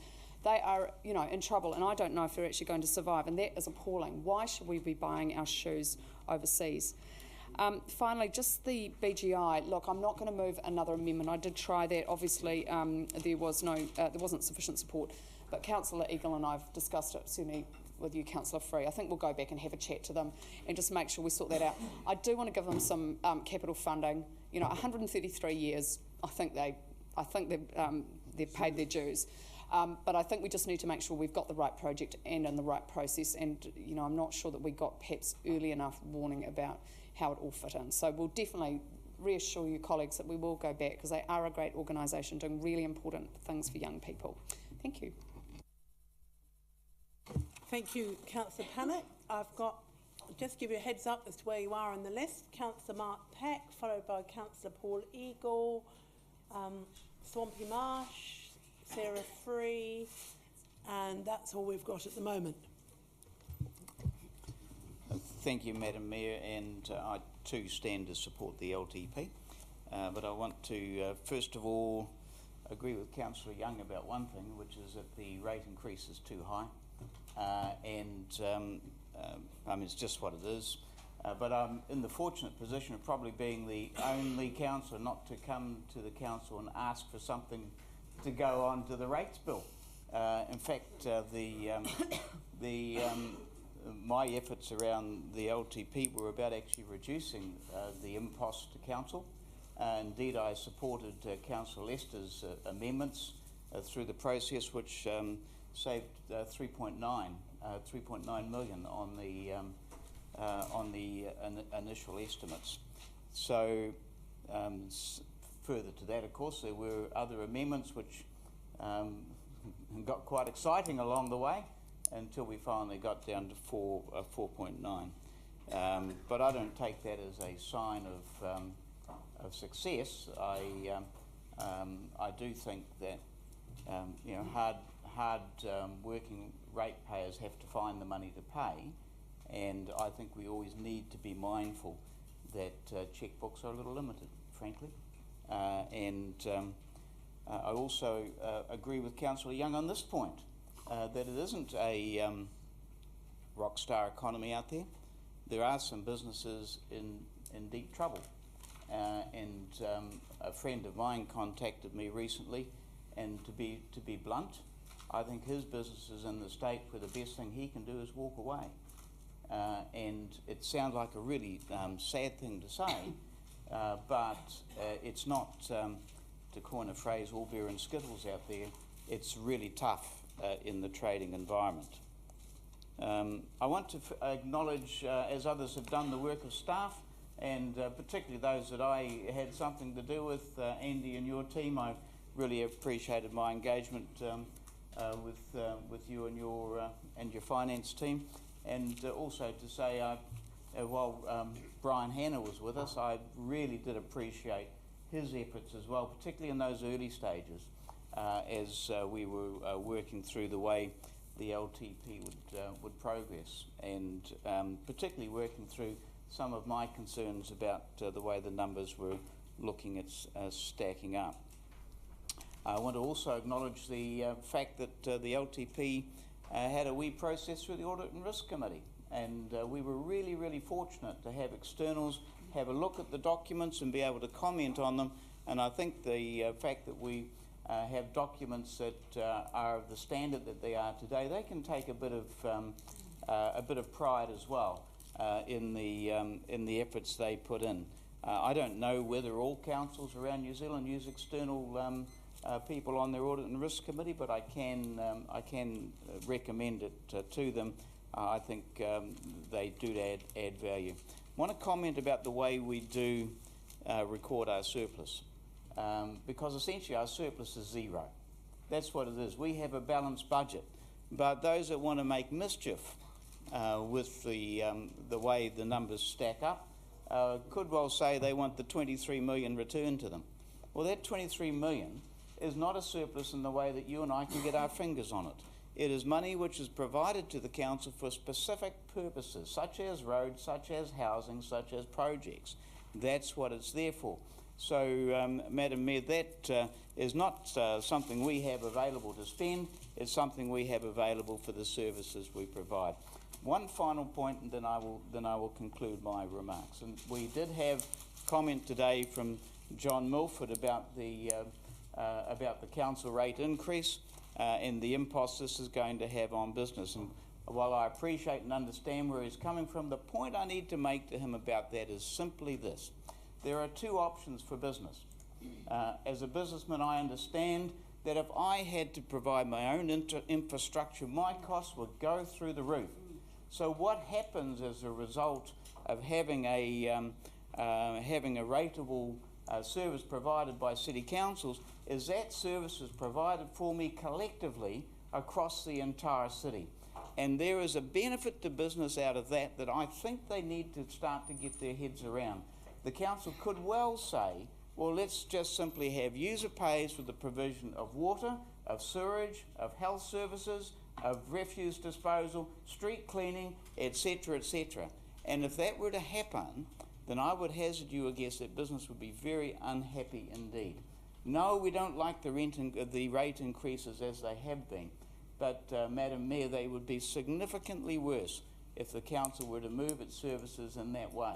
And I say to John Milford that really he and the Chamber need to get their head around this, that this is actually about the common good of all business in Wellington, not about just my own particular rate bill or his own particular rate bill. It flows across the entire city's operation. So, Madam Mayor, with those comments, I will be supporting the long-term plan, and I've certainly enjoyed the engagement on it and the debates we've had. Thank you, Councillor Peck. Councillor Paul Eagle. Thank you, Madam Mayor, and there is much to commend in your draft long-term plan. I support the general thrust in terms of investing in communities and the economic growth approach. I support the provision of a living wage for our zoo staff, within the Wellington Museums Trusts, and the work being done on expanding this to those services undertaken by our lowest paid council workers employed through contractors. I support the maintenance of our core public services. I support the provisions for social housing in there and those social services for our most vulnerable citizens. Madam Chair, the plan certainly is ambitious, it is imaginative, but it is contentious. And I say contentious because it will visit unwanted rates rises for all ratepayers, especially our poorest. And it's contentious because it recommends some changes to our valued public spaces and different amenities. And of particular concern to many ratepayers will be the constraint on funding of those core council or public services in the future. And when I think as to what they are in terms of water supply, drainage, waste, libraries, pools, there is a list. I'm nervous that there's no plan for how we will improve what ratepayers want as the years go on. Will we eventually have to make cuts even though the promise is we won't be? Or will we have to contract out as much as we can or move things into council-controlled organisations? This will come as a big concern for those vulnerable citizens in our city. I want to reflect on a couple of submissions. The Reverend Brian Dawson from the St Peter's Anglican implored us to put people first, not money or buildings, and he warned us against any form of the trickle-down theory, and that is a deeply flawed assumption, and I don't want that to be underpinning the plan that we have here. It may be drawn in a circle rather than the diagram I've seen in terms of trickle-down, but I wouldn't want that to be something that we are cunningly introducing because of our financial situation. I want to just turn to our economic growth projects and reflect. We all, most of us, signed off our 2040 plan, but we signed it off under the brand, I guess, of a smart, green or clean economy for the future. I have to say this, now is a longer runway and those concrete structures that we're proposing the blueprint for a smart, green and clean economy of the future? And I would have to say, I think not. More importantly, the economic anchor projects, however, are wildly ambitious and imaginative. I'm hoping the approach hasn't been a hit and hope because the delivery on the ground doesn't come for some years yet. But don't take my word for it, and you'll remember, those of you who were here, the New Zealand Stock Exchange boss Tim Bennett sat here and he warned us of a fiscally irresponsible and economically dubious outcome if we did not have a framework in place for growth. He said that he would support investing for growth if there were sensible business cases for planned investments. I talked to him afterwards and he said, you don't want to be the emperor with no clothes on this. You have to have those business cases in place. And so this is a warning from a pivotal leader in our financial system. And if that was not enough, even though we're disagreeing with the Chamber today, they are cool on their views of our economic plan. So where does that leave us? I think the plan is good in terms of its underlying commitments to our services and policies. Got some decent stuff in there. It's right in terms of being ambitious and building a vibrant economy. Got to get that right. But it is flawed in those key aspects that I've talked about. More importantly, I think the key thing here is we mustn't crowd out the private sector in chasing our growth ambitions. And we must not do for private companies what they can and should do for themselves, because that's a recipe for disaster. Those are comments that are coming through too. Let us in. But I commend the plan in terms of the strong caveats that are in place, or that I've outlined, and I implore the staff for their work. But their challenge is to deliver those business cases before we spent another cent on some of these economic projects. And remember that people must be put first. And I think that our commitment to the living wage will be our pioneering moment today. We will not let the government legislation of the day say, you can't do this, you can't do that. Pioneers do things when others don't do them. That'll be the transformational decision we make in this council, despite the economic drive. That's the transformational decision we'll make today for Wellingtonians. And to pull a quote off from the organiser who's been involved, Lindy McIntyre, I thought this sums it up. Nobody can live off $14.75, the minimum wage. Certainly nobody can live in this city on that. So thank you, Madam Mayor, and I certainly will be supporting what's there with those caveats that I've outlined. Thank you.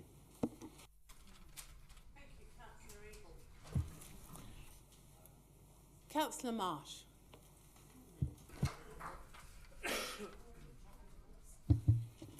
Thank you, Worship.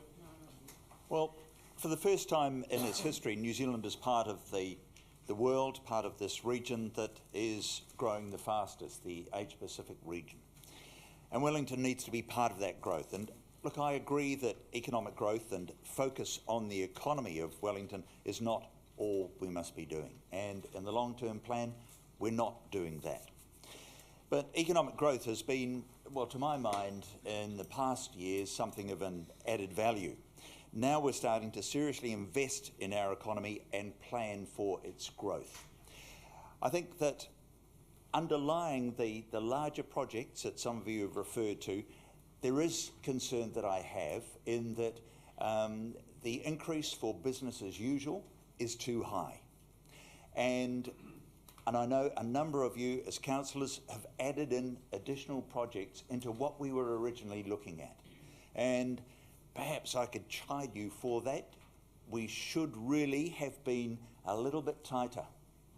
We shouldn't have been piling those things in there, because I believe we were forgetting our ratepayers when we did that. I voted against a number of those things, not because they were bad projects, but because I didn't believe that we could really afford a lot of them. And if we'd have taken all those projects, taken 10% off them, then I think we'd have got our rates increased down where people would have been even happier. But they're probably not happy with any rates increase. But, you know, I think in future we need to be aware that there is a limited budget. The same way that you look at what you do in your homes, you don't go out and say, yeah, that'd be great. And remember here, it's somebody else's money, it's not yours. When you're doing it in a domestic situation at your place, you think, oh no, we can't afford that trip to Aussie. But anyway, economic growth has been added value. Now we're starting to seriously invest in the economy. We're looking at the bigger picture of regional economic growth. And we've invested in a group of highly skilled business people and champions of Wellington in REDA, the Wellington Regional Economic Development Agency. And from them, we've put a lot of money in there. From them, I don't expect finely crafted phrases that we've had before when we've been talking about economic development. I want to see something that Councillor Young pointed to. I want to see jobs.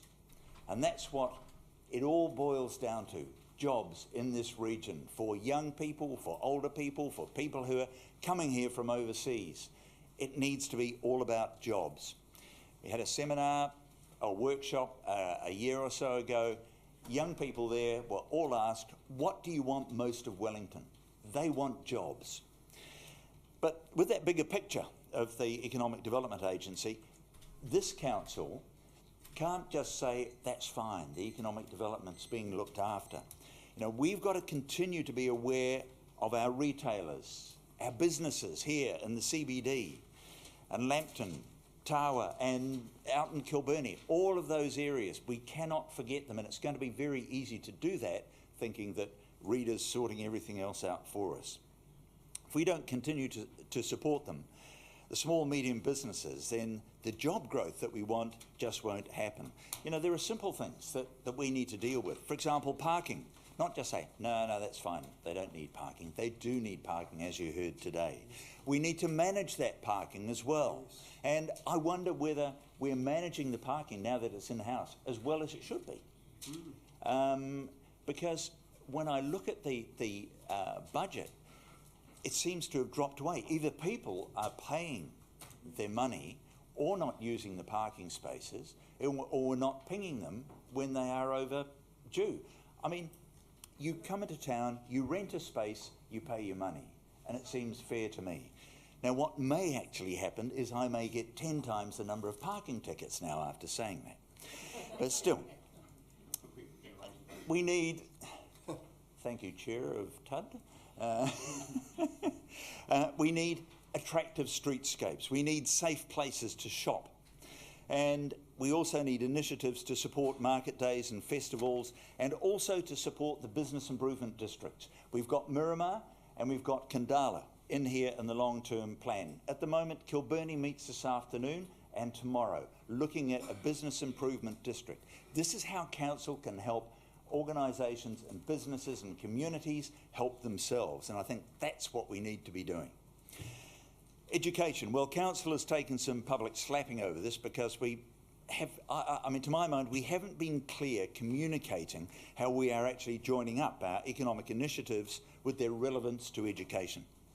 However, what we're expecting of the plan through our investment in Reader is growth in jobs, employers and overseas students. And I want to touch on the overseas students because I see huge potential there, and we need to remember that overseas students lead to postgraduate study, research and business development. Keep them here so that they can start their own businesses. Hey, we've got a damn fine city, it's the coolest little capital in the world. People like coming here, they enjoy it here.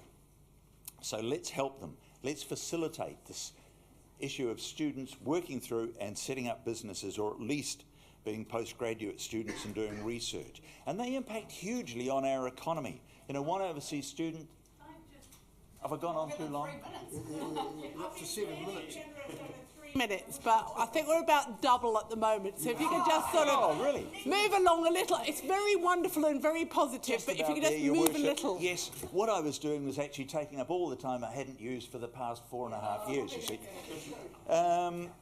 Look, overseas students, one student comes here and there's $20,000 to $25,000 put into the local economy for each student in a year. Auckland has got 60% of the students, the international students. We've got 6%. As the new chair of the chair of Reader and the CEO said yesterday, if you want to go fast, go alone. If you want to go far, go together. I believe that we need to go far and we need to go fast. We need to get things moving.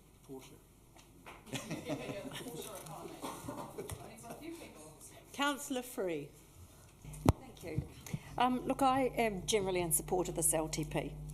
I think it does have something for everyone, and although there are things in there that I personally probably wouldn't have put as much emphasis on, I know from talking to people in my community that things that I don't necessarily rate highly, they do. I think that it's good to spend money on the arts, and it is important that we stay the cultural capital.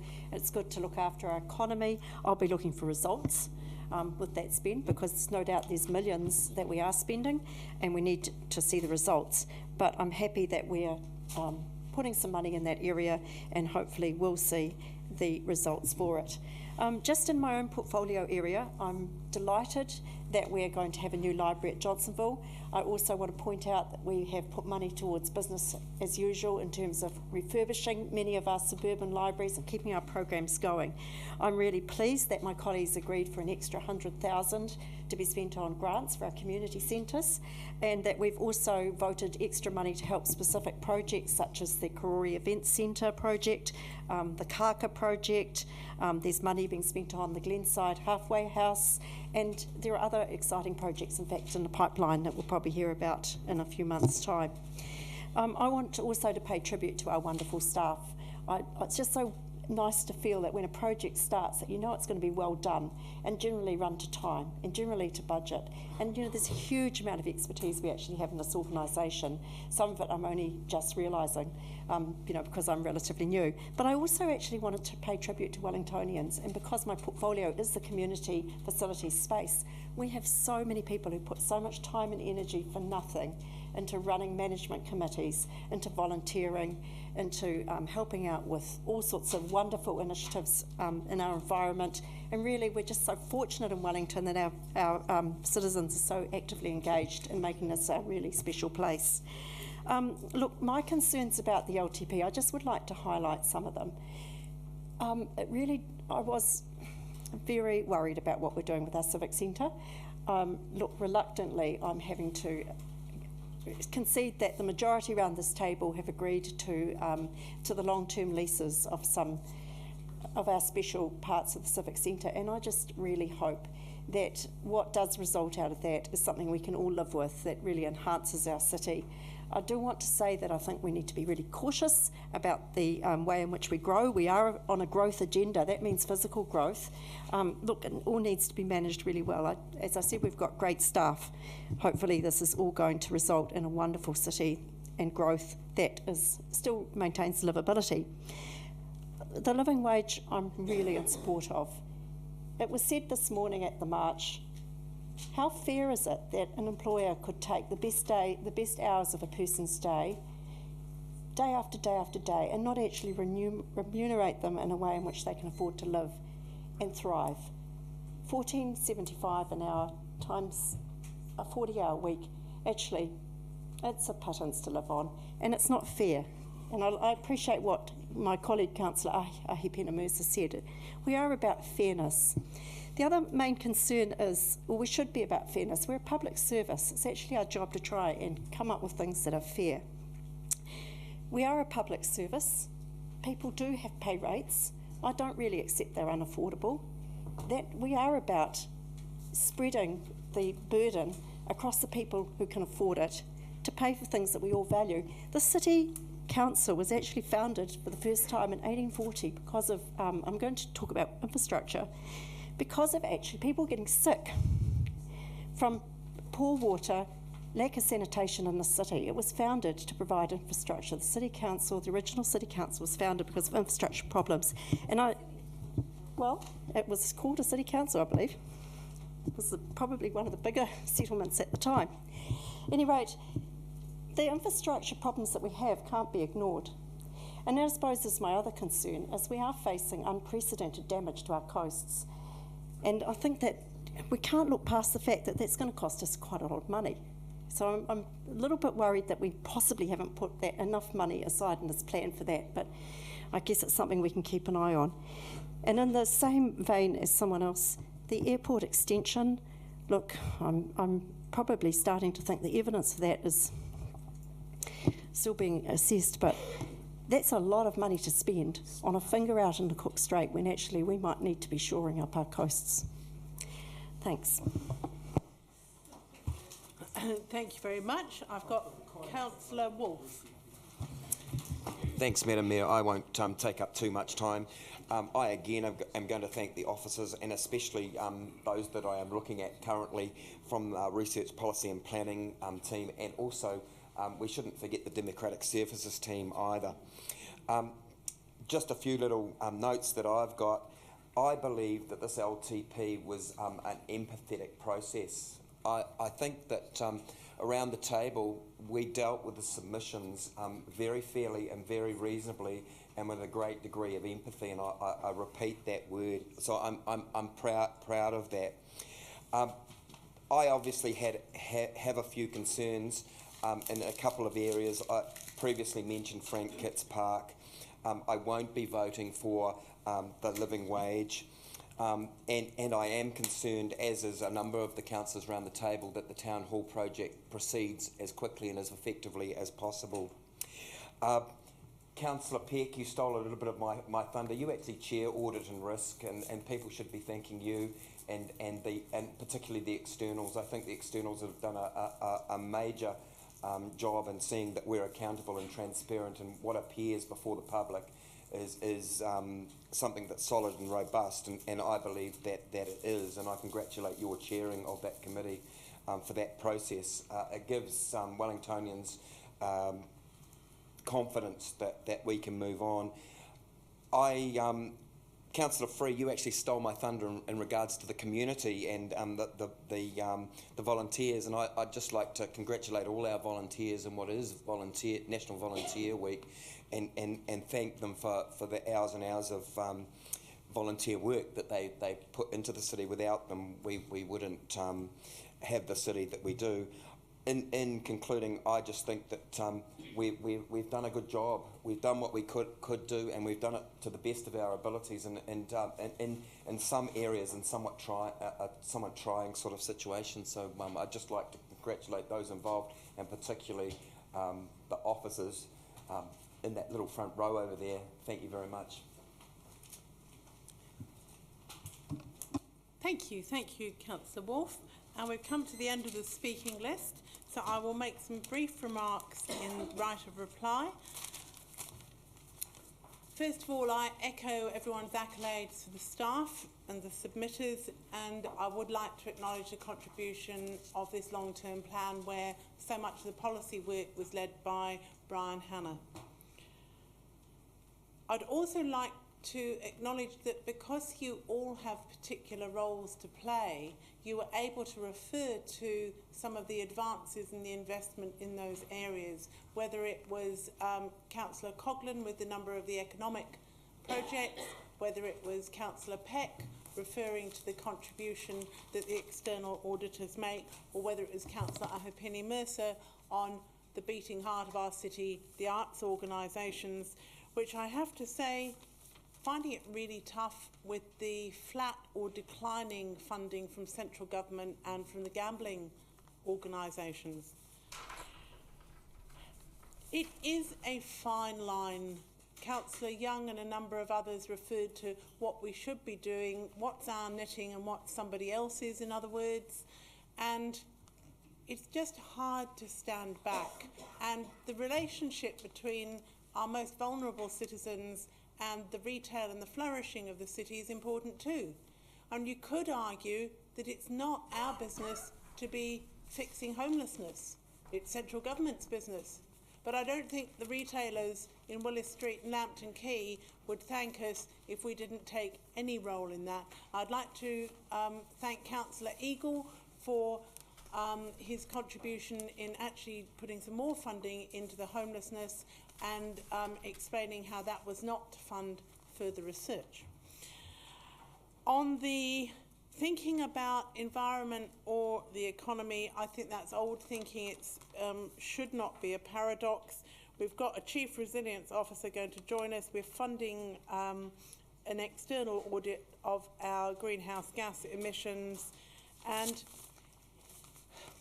the local and the global, whether it's retail or greenhouse gases, are inextricably linked. And I think on the whole, our plan serves both the environment and people and their jobs well. There's not a separation between people and dollars and investment. There's not a separation between retail and our big economic projects.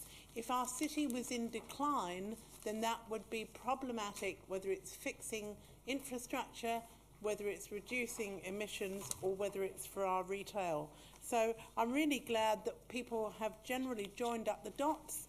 The Decade of Culture and the Urban Development Agency will contribute much in the way of economic success, as well as the projects identified there.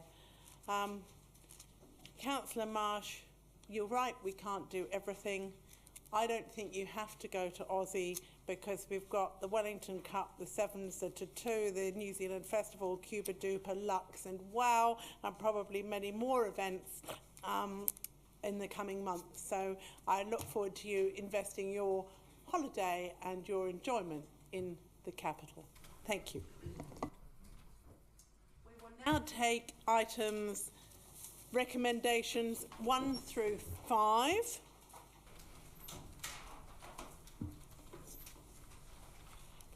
should have what page those are on, but it would be good. Okay, we'll take 1 to 3.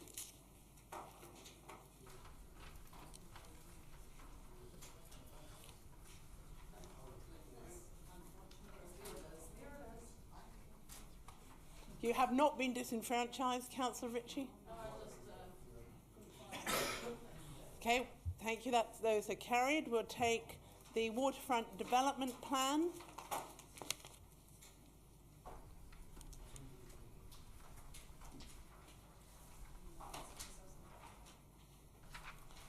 Carried.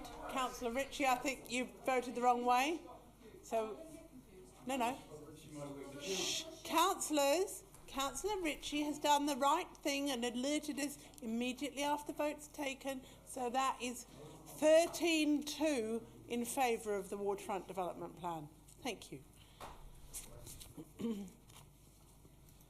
Now, number 5, fees and charges.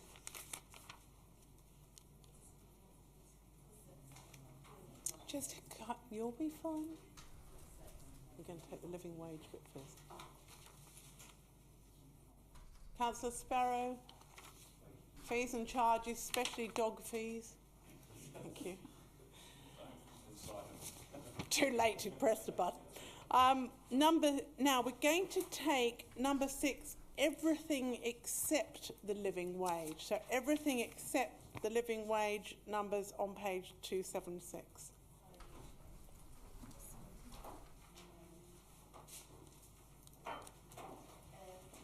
Everything except the living wage. All the programs and project budgets. Page 257.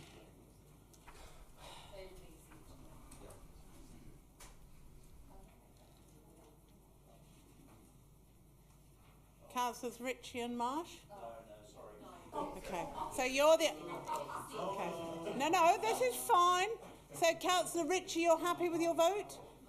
Councillor Marsh voted for, or would like to be recorded as voting for, so that's 14-1 for the programmes and budgets. So far, just breathing. Now we are going to take the last programme and project budget of the living wage. Now, those in favour will vote aye.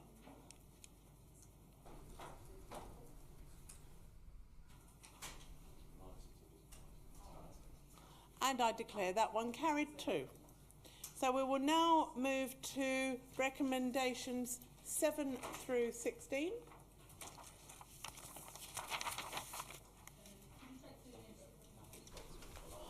Yes, it would be, Councillor, it would be really helpful if you raised these slightly earlier, but 7 through 12. 7 through 12.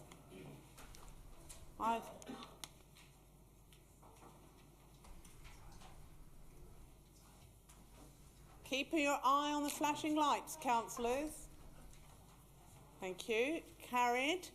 Now, number 13, which is the priorities, indicators, financial statements, etc. Number 13. Those in favour, vote aye.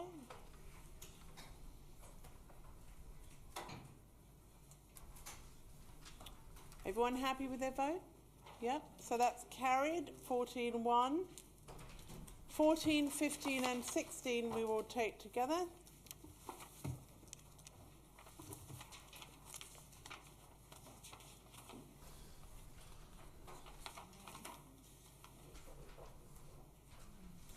And declare those carried.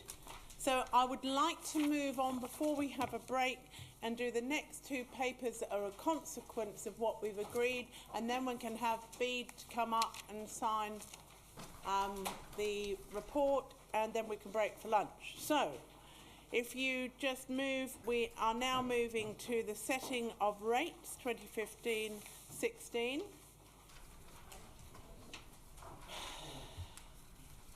Page, it's on your additional agenda. Page 7, if you haven't got that under your nose. I don't think it is page 7. Oh, there we go. It's not page 7. What are you talking about, page 7? Come on. Oh, okay, it's on. Right. Gotcha.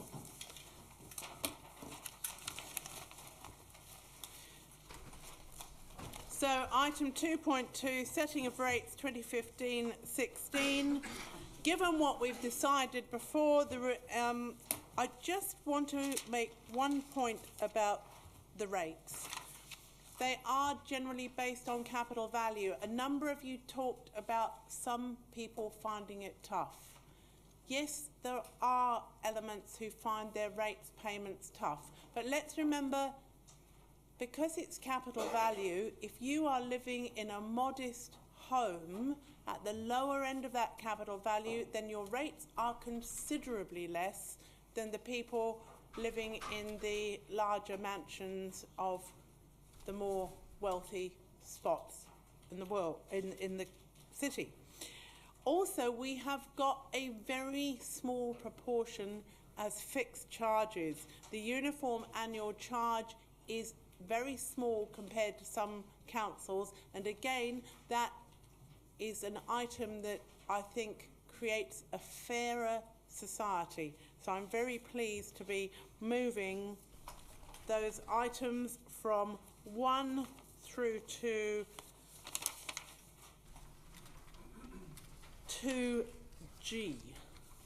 8GI, and this is, and it's together with the maps that show where the different targeted rates go. We've got a lot further than that. We've got to go all the way through to number 7.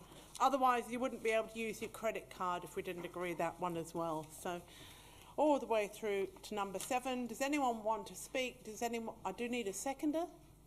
Thank you, Councillor Coghlan. Does anyone wish to speak? Does anyone want to take anything separately? Then we will vote on them all at once.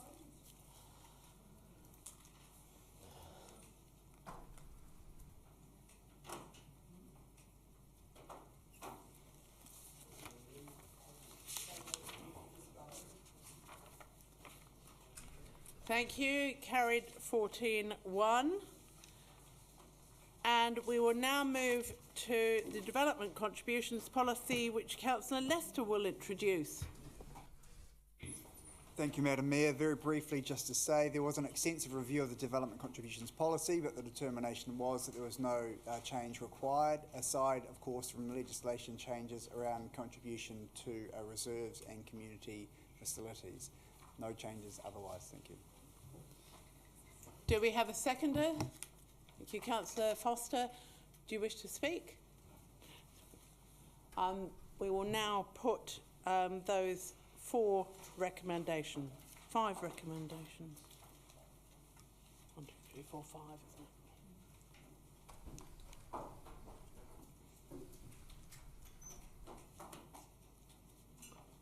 Thank you, Councillor Eagle. You're happy with your vote? Yep. Okay, we will now ask Mr. Bede Kearney up for the report to sign the audit opinion, and then we will take a little break. Do I go over and sign it before?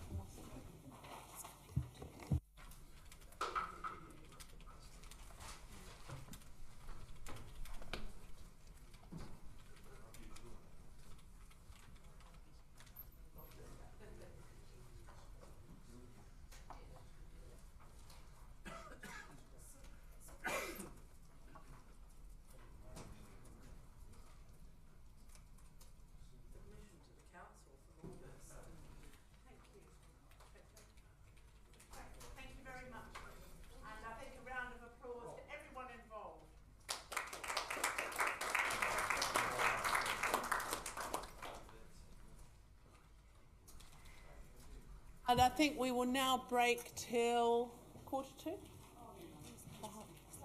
Yeah. We will break for half an hour. Sorry?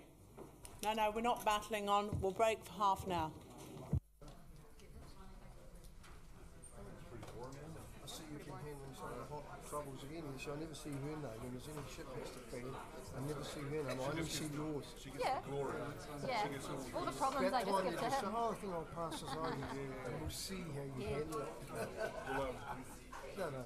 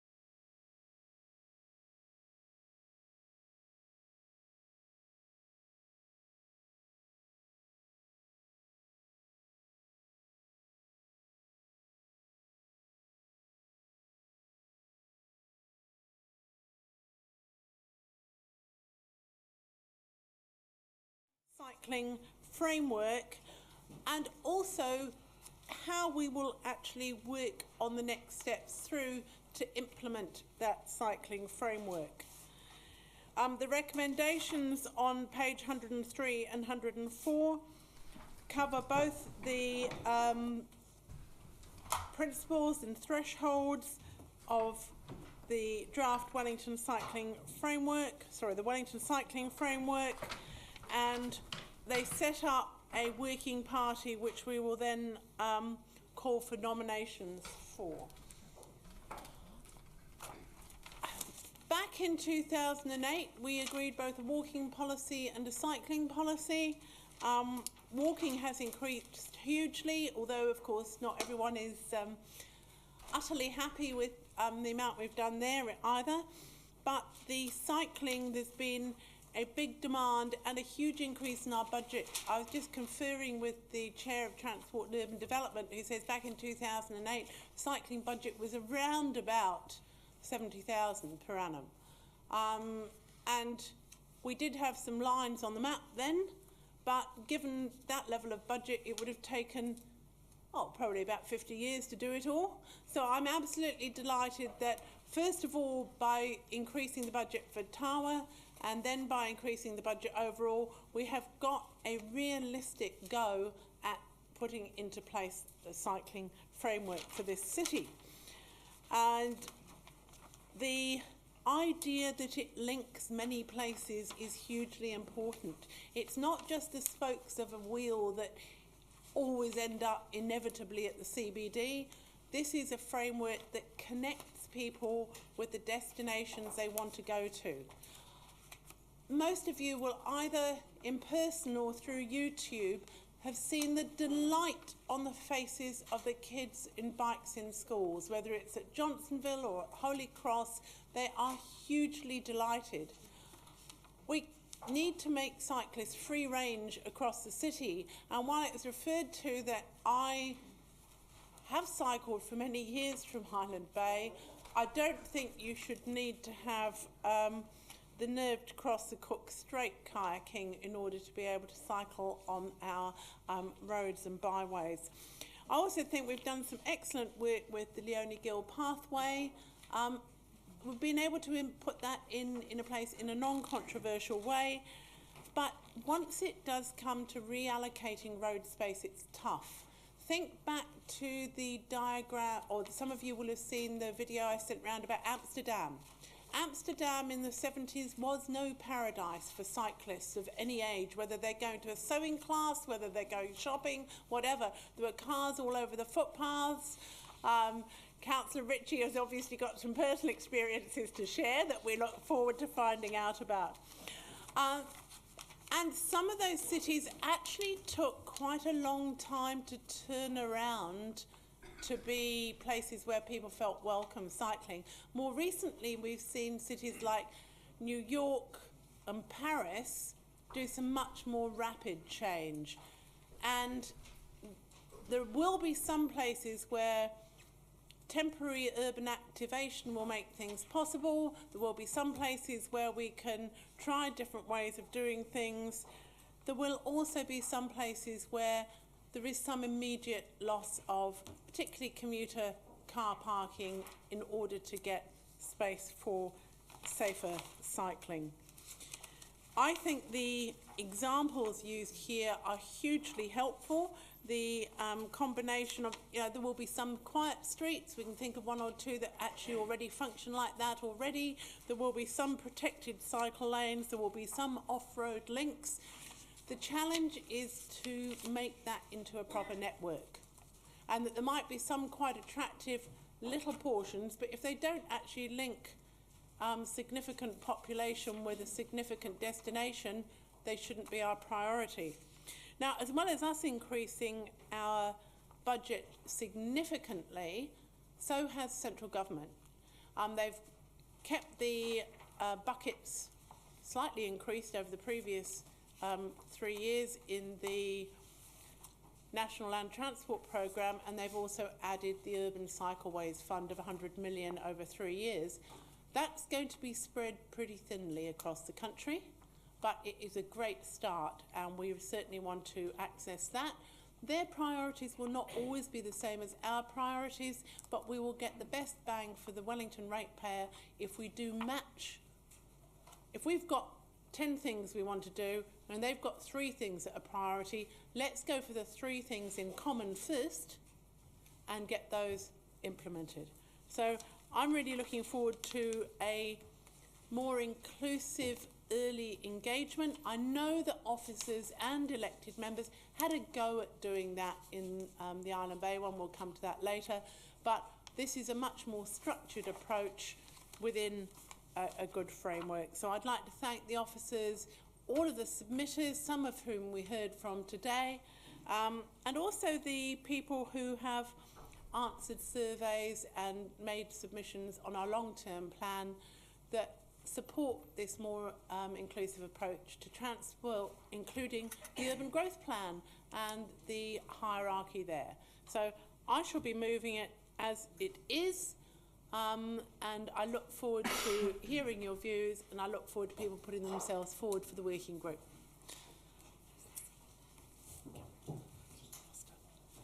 Thanks, Madam Mayor. It gives me great pleasure to second this, and first of all I want to say thank you to the officers as well, both from the transport area and I see Kane over there as well, and obviously the work that Brian Hanna did on this in its early days as well.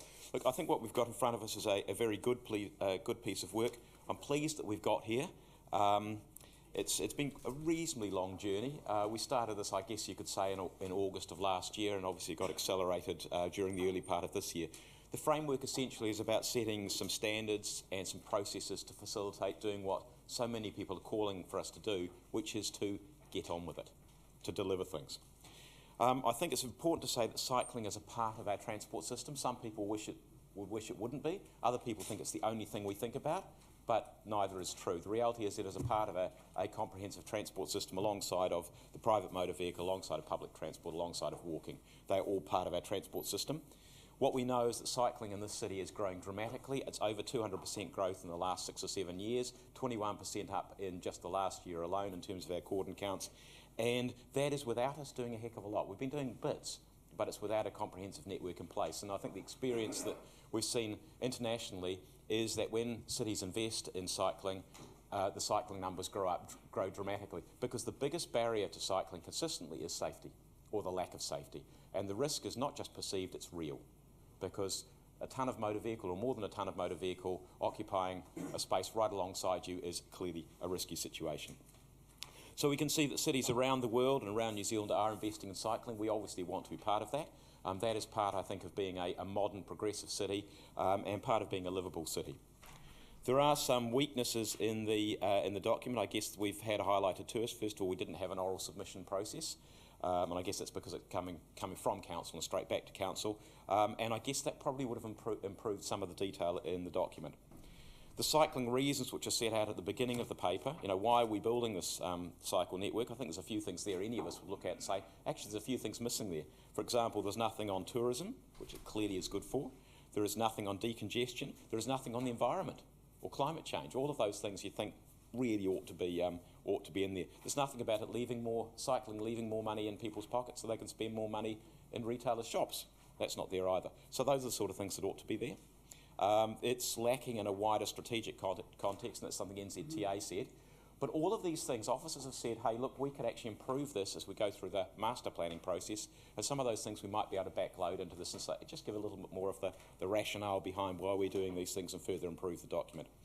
And I think it also could be improved by some of the wraparound things. This is about the cycling infrastructure, about the cycle lanes and cycle ways. It's not about things like cycle parking. It's not about things like bike hire schemes, which of course we wouldn't do at the moment because it's just simply not safe to put, particularly people who are not familiar with the Wellington environment, on our streets and hire bikes. Hopefully it will be sometime in the future. Things like showers, all those kind of things are the wraparound things which aren't at the moment in this document. So it's a good document. It's a good place for us to get things happening, but it's not a perfect document, and I think we can further improve it over a period of time.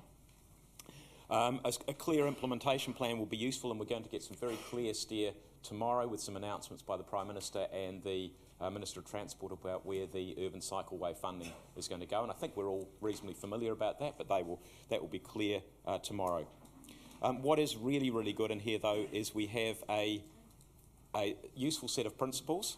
One of the key things here is we want to do this and do it right. We want to know which tools we'll use in different circumstances so that we don't... And I think what's good is that this document is saying we want to do this right up front, and there was a debate about whether we do a little bit, we tweak things, and then we come back and we fix them again where maybe it's a little more politically easy to do it. I think it's right that we do things right the first time.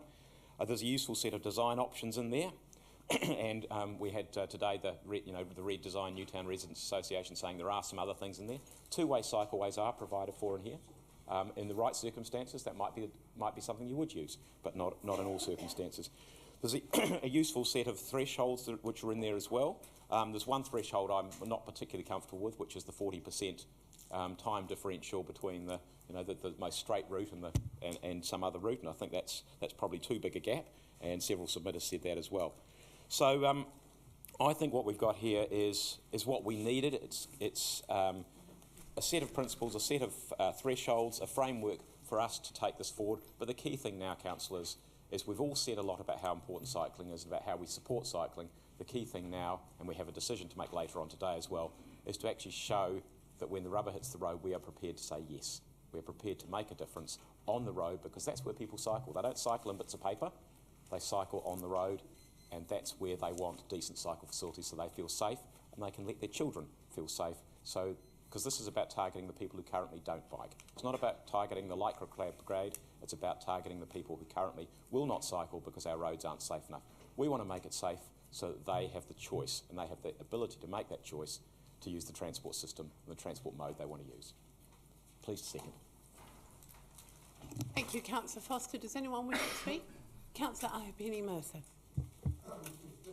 Thank you, Madam Mayor, and I'll be speaking to other matters related to this and one of the other reports. But I just want to say, while I subscribe in principle to some of the things said by Councillor Foster, I just want to reiterate that, this framework and this network plan, if I can run all those words, that really only came about, it should have come about much, much earlier. It came about because of pressure. Let's not forget that. It's okay to paint, and I'm not referring to Councillor Foster, a rosy picture of, not of cycling, because we all support improved cycling, I know that, but of this part of the process, a rosy picture of it, when it came about from a variety of bubbles that were bursting all over the place about the lack of in-depth and crucial studying, if you like, of all the matters that are related to this subject. And, talking about more inclusiveness, well, we've had a speaker submit earlier today. Remind us yet again, despite the fact for years we've been carping on about how wonderful we are at inclusiveness, how great we are at engagement. We've got portfolio leaders, I've been one, of engagement, yet we still messed up. And so I'm just saying, I think that the framework, now on a more sort of supportive role, I think the framework is very useful. I had written notes here, Councillor Foster has already said it, but I'd written notes here already that NZTA aren't too happy with some aspects of it. And I'd like to share Councillor Foster's optimism that maybe those matters can be sorted out. Both the aspects of the rationale and the strategic focus. So, there's still some hooks in there yet, and those hooks, the other end of that line is government money on the end of those fish hooks. Let's not forget that. And so I hope that this framework and this network planning, I hope that this delivers not only firstly the improvements in the safety and the encouragement to folk that we all want, but secondly we don't burn people off. And I'm not talking about just categorising, there'll always be people who don't want this and don't want that. I'm not talking about that. Burning significant numbers of people off on the way, like scorched earth. Might have got to the finishing line, but the scorched earth behind us. And so I hope that this is able to be realised constructively in terms of ward councillors. and that kind of stuff. I'm looking forward to making input into that, along with Councillor Free and Councillor Marsh, well, all of you in your wards, for that matter. You know, we have friends and relations and family that live in all sorts of wards, not just confined by the eastern suburbs. So I'm looking forward to examining, contributing and musing, if you like, on options and considerations that weren't being considered at the start of this journey some 2 years ago. Thank you. Thank you. Councillor Young. Thank you, Madam Mayor. Well, this is a very exciting step forward for Wellington and long overdue. Of course, a master plan for cycling was one of the parts of the notice of motion I took to the council last August, seconded by Councillor Eagle when we were opposing the Island Bay Cycleway. But I'd like to thank council officers for all their work, knowing that actually probably the worst is yet to come. Of course, it's not just about cycleways, it's also places to store bikes. So I'd like to thank council officers for the 25 bike stands being installed shortly around the waterfront and the cycle hoops going into the CBD. I'd also like officers to explore the use of armadillos. I know they think I've got a bit of a thing about this. These are very cheap, effective ways to delineate cycle lanes used in 31 cities across the States and Europe. I've read all the submissions, including one, to my surprise, from my son, who owns 5 bikes and doesn't drive a car. There's no doubt Wellingtonians need safer cycling, not for the Lycra Brigade, but for the rest of us. Wellington is not natural cycling territory because of its terrain and its notoriously strong winds. And we'll need to just think very carefully about lighting, especially if we're going to put cycle lanes through the parks. The reality is that bikes will not replace cars. Almost half of Wellingtonians use motor vehicles and only 3.5% cycle. But safer, protected, where possible, cycle lanes will certainly help increase these figures. The reality is, however, that walking and driving and public transport will remain the most important forms of transport in Wellington. And again, a plea to the Regional Council for less punitive bus fares, because ours are the most expensive in New Zealand. I want to encourage more people to cycle. Councillor, could you pass me a tissue, please? Sorry. I'm not. This is very emotional. Excuse me. No. I have some concerns, however, and I have some wishes. I'd like drivers to treat cyclists with more respect and perhaps a bit of natural caution. I'm wondering, will e-bikes be allowed to use cycle lanes? And if so, what about motor scooters? What about motorbikes? Do we have very clear rules around this? Will cyclists be compelled to use cycle lanes where they exist? Could all cyclists be forced to use the road code? Could drivers and cyclists please pay more attention at intersections and red lights? I do think Wellingtonians' rather casual view on the role of red lights is terrifying. And one final thing, when I was in Germany 4 years ago, thanks to the German government's largesse, I spent 4 months when I travelled almost entirely by my bike, and indeed some buses. In Germany, it's expected that everyone will have a bell on their bike. It is just part of that thing. You ring to let you know you're coming, or warning people. Over here, if you use your bike, it's regarded as a form of aggression. I do wonder whether we should consider a bylaw asking people to have bells on their bikes, because that would make cycling around the waterfront a lot better for cyclists and for pedestrians. Anyway, I'm in full support of the cycling framework. I think it's a terrific step forward, and I can't wait till we get on with it. Thank you. Thank you, Councillor. Councillor, anyone else? Right. I'll just say a couple of things in right of reply. Look, when we've got a good plan, I think that most of the people around this table have made their contribution. Whether, Councillor Ahapini-Mercer, whether you're right that there would have never been a network without the February resolution, I have my doubts. Maybe it hurried it along, but anyway, it got us here and it said what needed to happen. Councillor Young, I think we will actually get quite a lot of people cycling, given the numbers of people that said they'd like to if they felt safe. and it would be unwise to rely on bells. I have a number of bells. The voice isn't too bad saying, excuse me from the right, or excuse me from the left, depending, of course, on your political persuasion. Or speed. But if somebody's got both ears covered with their earphones and their music on loud, bells and voice don't make any difference. You just have to be kind to each other. And I won't in this forum repeat the Cycle Aware recommendation of how we're kind to each other, but it is quite useful for you to think about. So I'm delighted that we're going to take these steps. I'm going to ask you to vote for recommendations 1 through 8, and then I will call for nominations for the 6 councillors. I'll press the phone. Where's the app on my phone to vote? Cheap way of doing it. Councillor Punnett. Thank you. Unanimously in favour of the cycling framework. Well done, everybody. Well done, officers. Well done, submitters. Now we will move to something completely different. We have got the next report, which is... Oh, no, the nominations. Sorry, I was just rushing ahead. Councillor Lester has received some expressions of interest. If he reads them out and then you see if you're still excited and not on the list, we can add you on. Councillor Lester, tell us who we have so far.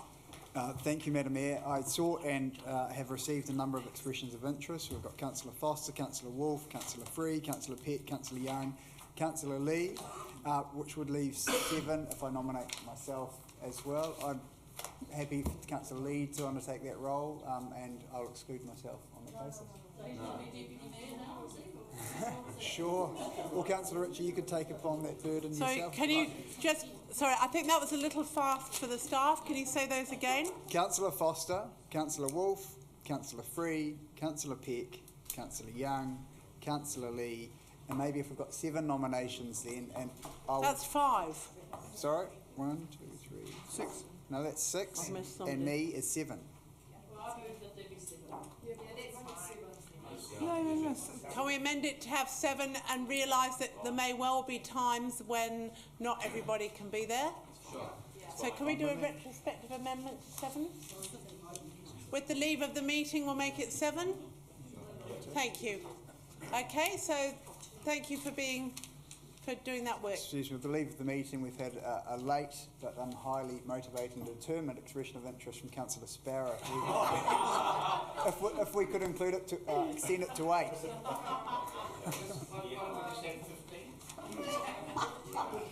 Well, councillors, there's nothing the matter with having the majority of people on a working party that might secure its recommendations very firmly. Councillor Sparrow, flutter in, I would suggest. So we're amending. Okay.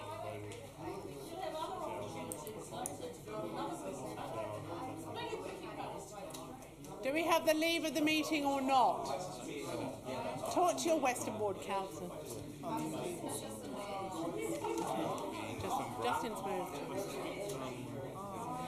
Councillor Lester has moved the nominations. Councillor Coghlan, did you wish to be on it? Then maybe you'd like to second the nominations we've got. Okay? Thank you. I will now put that to the vote.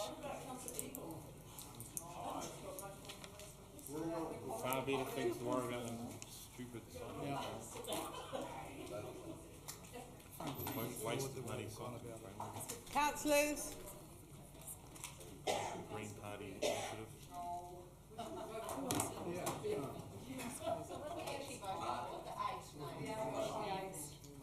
Absolutely, I'll vote for them, yeah. Positive, yeah. Yep. Thank you. I declare that carried unanimously. We will now move to 2.5, the statement of intent for the cable car. Councillor Foster. Shouldn't have had that squeak then. Madam Mayor, I move, and just to highlight one thing, which is that we at the Transport and Urban Development Committee, we asked for some additional information, particularly around the capital program. That's been provided. So that is all set out in the paper, and I can't find the page immediately, but you'll see that the money that's to be spent on the tunnel, the money that's to be spent on the cable cars themselves, and so on, and the pulling infrastructure. So I move. Thank you. And Councillor Young, do you wish to second? Yes. And would you like to speak? Yes. You're welcome. Oh, and I've got my microphone on already. That's useful. Thank you, Madam Mayor. So I take great pleasure in seconding this. I must say I'm absolutely delighted about the cable car's new tunnel lighting. I think it's really exciting. And the less obvious but more significant upgrade to its mechanisms, the stuff we don't see, that means the cable cars will be a little bit faster and be able to take heavier loads, which is really good. Because this year we've had 77 cruise liners visiting, with about 150,000 passengers, not all of whom are as slim as Councillor Ritchie. And on December 23 next year, we have the world's largest cruise liner coming, 3 times taller than the Majestic building, carrying 6,500 passengers. And most of them will want to visit the cable car, Wellington's second most visited tourist attraction after Te Papa. So my concern remains, but cheered by the fact the cable cars can go a little faster and take a few more passengers. My concern is around the management of the queues, which I know is not the cable car company's responsibility, but I think pressure needs to be put on the cruise liners' management, so that those 6,500 passengers' memories of Wellington will be more than just standing in a line in Lambton Quay. But I take great pleasure in seconding this report. The cable car company is a terrific part of Wellington. Oh, and I've just remembered, sorry, it also has the trolley wires. Just one last thing about the trolley wires. These are going to be decommissioned after 2017, when the trolley buses are taken out of action by the regional council, who have said they're going to bring in hybrids. This is only 2 years away, and the regional council is still only discussing possibilities with about 6 bus companies around the world to find out which hybrids are suitable. Even though hybrids are far more expensive than any other form of bus and possibly too heavy for our roads, which I'm told are built to pavement quality. I don't know, I'm not an engineer, but hybrids are very heavy because of their 2 engines. So I believe that the regional council will never be buying hybrids. Instead, this is a Trojan horse for buying more diesels. Yep. Very good environmentally friendly diesels, but still diesels. But if they just waited a little bit longer, fully electric buses would be a viable alternative. So I would like our trolley bus wires to be maintained for a few more years so we can transition straight into electric buses. I have no particular love affair with trolleys, but I think their demise is premature, and we need to put more pressure on the regional council to rethink their decision. And why don't we get them now when they're feeling a little bit vulnerable without a clear leader? Thank you, Madam Mayor. I thought you were most impressed with her leadership. I don't have anyone else on the speaking. Councillor Pannett? I know you say I didn't have it. Didn't say we were shutting you down. Look, it's wonderful when Councillor Young and I agree completely, at least on the trolleys, not about queuing so much. The interesting thing I thought about this statement of intent is that the cable car company is still not prepared to say how much it's going to cost to decommission all the network. And we've been waiting for that information for some time. So, but be my guest to the cable car company, you take as long as you need, because this is a ridiculous decision to get rid of the trolleys just yet. Look, it might be 8 to 10 years and then we can get our electric buses. They need to use that awful cliche, they need to be, we need to sweat the assets on this one. And I think now that we have possibly a more flexible leadership at the Regional Council, that the Transport and Urban Development Committee, which of course will be everyone after July, should actually formally agree that we revisit our particular stance, which you may recall was to actually support the Regional Council, which I did not agree with. And we could write to them and suggest that they take a little bit more time on this. This is one of the most ill-judged decisions in recent years. So hopefully they will see a little more sense when, as they realise how difficult it is to actually sign these new contracts. Thank you, Councillor Pennant. I think that some of those will be addressed in the right of reply. I'd also like to acknowledge Anthony Wilson as chair of the Cable Car, and thank you for making the connection between what our transport policies are and the operations of this wonderful asset. Councillor Foster, right of reply. Yeah, look, thank you. Councillor Young, the cable car company is definitely very well aware of the queuing issue, and certainly will try, my understanding is they will try and do everything they can to try and manage that, because it's obviously in their best interests, as well as the interests of the potential patrons there. And you're right that the investment which is being made in the infrastructure itself does give it more ability. My understanding is it actually allows it to carry more weight, or more, so there's more people able to actually use the any individual service. The trolley-wise that you mentioned, yeah, look, it's a very fair question, and as the conversation goes on about the replacement bus services, this is the whole bus service across the city, not just about the about replacements for the trolleys. I think it'd be fair to say there's not a final landing on quite how this is going to work, but it's getting closer, and then we will see what the picture is and whether there is any ability for the trolleys to stay for longer. One of the key issues there is that if you look at the new bus routes, they don't align with the trolley routes, and that's the key. Because to keep the trolleys running on most of those routes, you would need to put in new wires and new underground infrastructure, etc. That is the problem. And so if you keep the trolleys running on most of those routes, not all of them, but on most of those routes, then you actually wind back the whole changes to the bus service, and those changes to the bus service, of course, are about increasing patronage and increasing convenience, etc., etc., etc. And they've come to us and said, look, you know, and to all of you, and said we expect a 10 to 15% uplift in the number of people using public transport. I think they're probably being conservative, but if we frustrate that, of course, we don't get that benefit. Now, there are a couple of routes on the system, on their new network system, which you could say actually trolleys could service without a great deal of additional cost. Those might be the ones you look at, but the whole, across the network as a whole, I think is impossible without undermining the entire restructuring of the bus service, which they have been proposing to do. And Councillor Pannett, can I just correct you? We didn't support GW in the removal.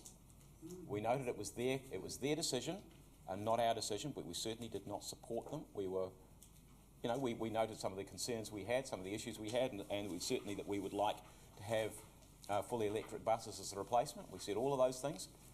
We did not make a call on whether we supported or did not support, and I suggest you go back and have a look at our submissions, Councillor Pannett, through you, Madam Mayor.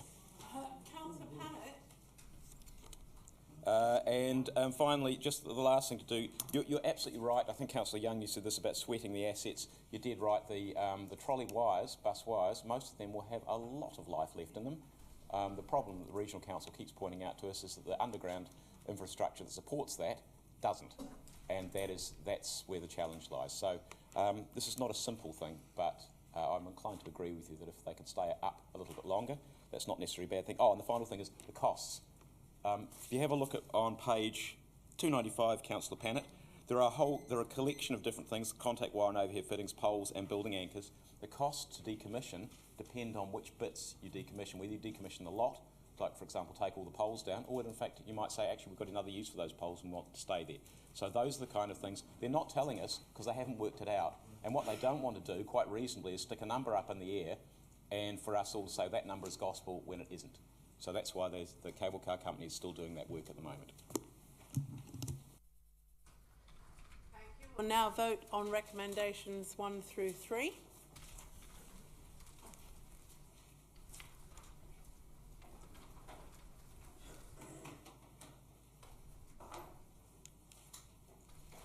Declare those carried. We now move to the report of Transport and Urban Development from the 5th of February. My understanding is that the February resolutions will be moved and seconded pro forma, and then pretty much immediately the Island Bay Working Party outcomes will be, amendment will come forward. So, just you've got on page 311, we've got the original idea in the 5th of February. On page 331, you have got the amendment that reflects, as Ms Patullo was mentioning this morning, the changes since the Working Party. And I would like to also table the actual diagram so that that can be in the minutes today. You should all have received one of the diagrams of what the resolutions actually mean on the ground.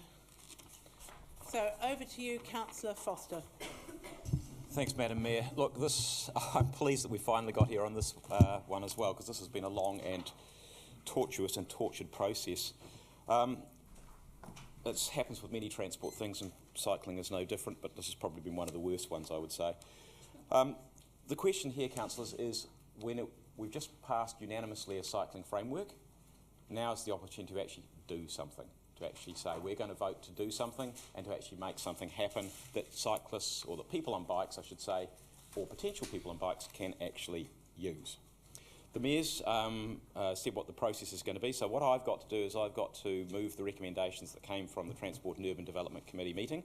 Then, of course, everything got referred to Council subsequently by various motions, and so we've ended up in the situation where we are now. What will then happen is that the Councillor Lester and Councillor Lee, I think, are going to be moving and seconding essentially the recommendations of the Working Party, which refine these. They don't change them completely, they refine what we've got in front of us. So I just want to make a few introductory comments, and the first one of them is that when we started this process, I would have thought that the Island Bay Cycleway was a no-brainer. It was an easy thing to do. It was a wide, flat, straight piece of road where pretty well everybody has off-street parking. This should have been one of the easy ones to put in. Perhaps we didn't reckon on the community and where the community might be, but if this one was going to be hard, goodness only knows what was going to happen when you had narrow roads and no off-street parking and twisty, turny topography. This one should have been easy, but it wasn't. This one was one that we signalled since 2008. We signalled it. We did, I think it was in 2012. Opus did 3 pieces of feasibility work. One was Island Bay, one was the South Coast, and the other was the Hutt Road. So we'd signalled this and actually done some significant work on this several years ago. And the engagement with the community started, what are we now, 18 plus months ago as well. And obviously we've been through an extensive engagement. There have been comments made about whether the engagement was good, bad or indifferent. I think probably both sides of the argument probably bear some blame for that.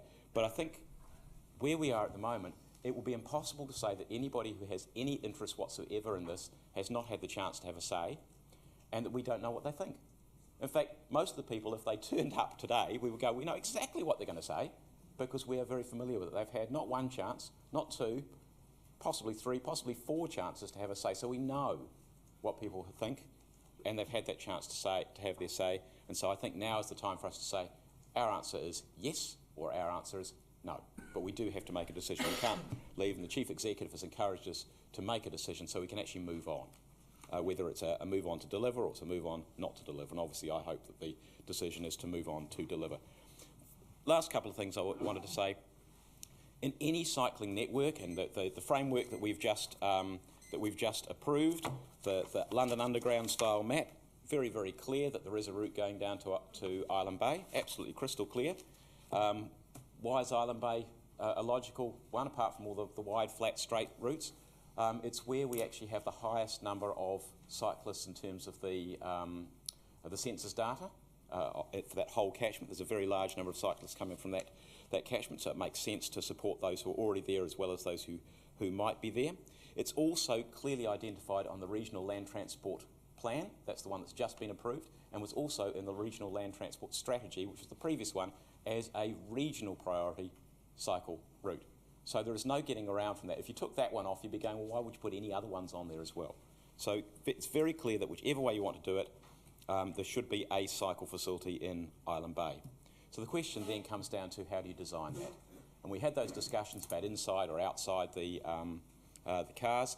Pretty clear advice, and we've had now 3 audits, one post the detailed design, which say actually this is okay. There's a few little tweaks that you might make here or there, but the fundamental thing of the width of the cycleway and that it's inside the cars, the auditor said, thumbs up, it's fine. Now, Councillor Arpina Mercer, I know you in particular would encourage us that we're not architects, nor are we traffic planners.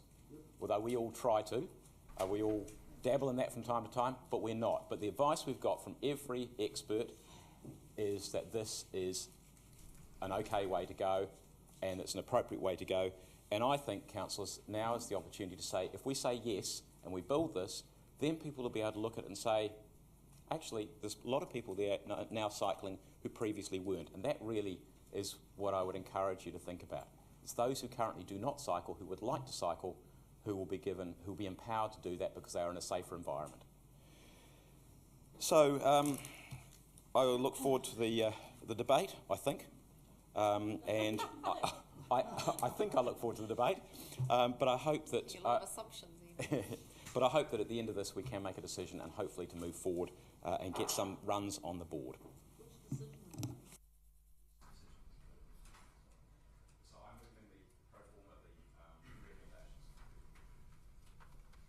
Thank you, and I believe Councillor Panic, you're seconding pro forma, and now we're moving to the mover of the amendment, Councillor Lee. Your Worship, Councillors, this amendment is on page 331. It's an amendment as a result of the recommendations of the working group. We've already heard from Anne Patello. She provides the backstory to this amendment. There are obviously lessons learned from this process, which we are actually going to apply to the future public engagement and rollout of cycleway infrastructure. The working party drilled down into the macro level of traffic resolution, and that's for the stage 1 of the Island Bay to City route. Just in summary, it is leaving the D Street roundabout unchanged. There are tweaks of parking. There are speed limit restrictions for the suburban area, and we're also looking at monitoring and evaluation of the performance of the cycleway over the 12-month period. So I'm looking for someone to second and invite your discussion. Thank you very much. Councillor Pack. I'm happy to second. Would you like to speak? I'll reserve my right. Would anyone else like to speak? Councillor Lester. Thank you very much, Madam Mayor, and thank you, Councillor Lee, for moving the amendment. I just want to talk a little bit about the working party. It's largely been covered by Anne Patello, but I just want to provide some background around that. We decided as a council, under the terms of reference, we'd have 4 community members. There was robust discussion around which we should have. I mean, there was 2 schools of thought. Could we have new people, those that hadn't been perhaps tainted or involved so seriously in the discussion up to date, or should we take on the parties who've been most extensively involved? We, the 3 councillors on the working party, agreed unanimously that we should go with the community members that were nominated. And that's largely a pragmatic resolution as well, because those people that were involved prior, had they not been involved in the working party, it could have been viewed as a bit of a sham and a bit of a Clayton's working party as well. There are 20 recommendations you'll see from the working party. We had 3 meetings. The first 2 I thought were very cordial, very positive, and I thought we were working towards a solution. The important thing to focus on around those recommendations was one of compromise. If you look at the major issues that were canvassed, particularly the D Street roundabout, the church and the placement of a bus shelter outside the church, the Island Bay Medical Centre and potential impact on parking, and parking generally along the parade, and providing some additional on-street parking on the side streets off the parade. They were all considerations that we canvassed, and we got mutual compromise on around the working party. Now, unfortunately, after the second meeting, we had 2 community members who decided to resign. That was completely their decision, and I respect that they wanted to cease their involvement for the reasons they outlined.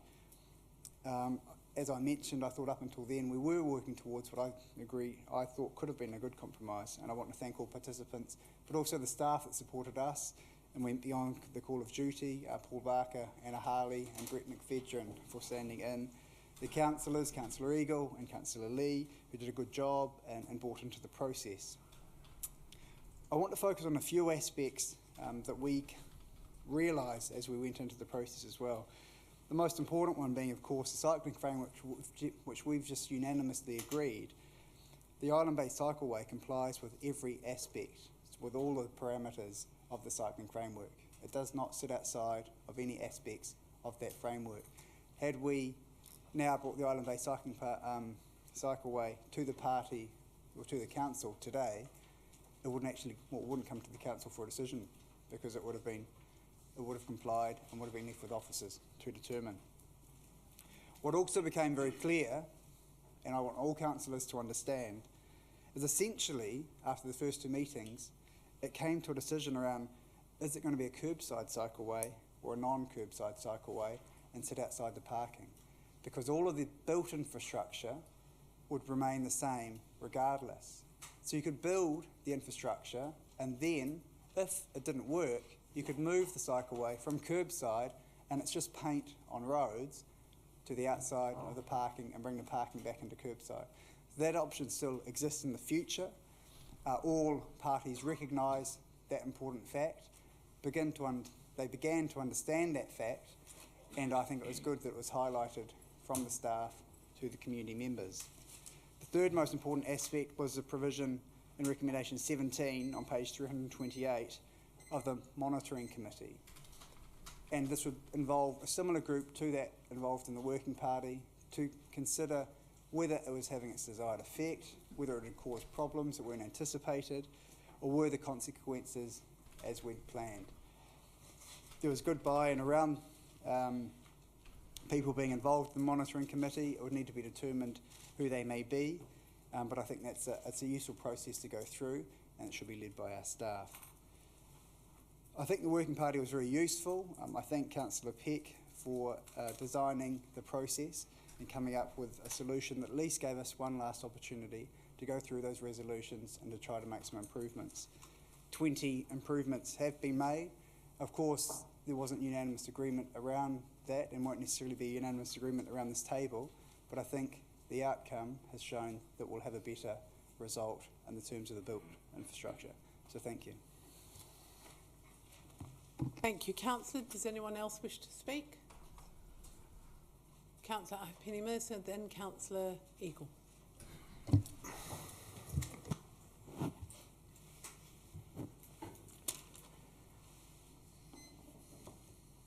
Well, there has been a tremendous amount of work has gone into this, and there's no doubt about that. And I've listened with interest to comments made today in relation to this report about a number of things, and I'm going to address some of those things. Yes, there has been some improvements, there's been some tweaking, but too little too late. It's been a nightmare for staff. We all know that. We can pretend otherwise, but we know it's been an absolute nightmare for the staff of this organisation. I mean, it's been a nightmare for people from the cycling lobby as well as their opponents. The whole thing has been a nightmare, and we know that at the heart of that nightmare is the whole issue around lack of effective early engagement. Yes, people tried later on. Yes, the Working Party, I acknowledge them, and Anne, the comments she's made, and Councillor Lester just now.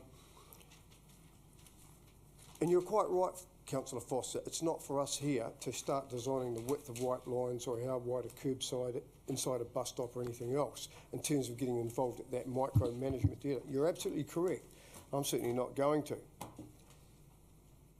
You talked about, Councillor Foster, it being about good, bad and indifferent were the words you used. Well, I think that's the understatement of the year. Good, bad and indifferent. You used those words as part of your introduction. And quite rightly, quite understandably, there has been a lot of talk about how if this proceeds and delivers the way it's envisaged, that this will tap, my words now, more usefully into the catchment of cyclists. And of course, I accept that it may well do that. But of course this issue is not just about cyclists, it's about the effects on people as a result of this. It's about the effects, it's both there. And I noticed there was an absence of that with respect, Councillor Foster, in your comments about the effects, actually using those words, on the neighbourhood and others. So there's a bit of an imbalance here. However, there has been attempts to try and modify that, understand it, but for a range of reasons it has mostly failed. And ironically, as in the words of some submitters, we're talking about the widest road in Wellington. Maybe not entirely accurate, but you know, the widest road, with certainly major sections of it. And that's one of the kind of ironies of this, one of the widest, flattest, safest roads in Wellington in some ways. So where does this go from here? Well,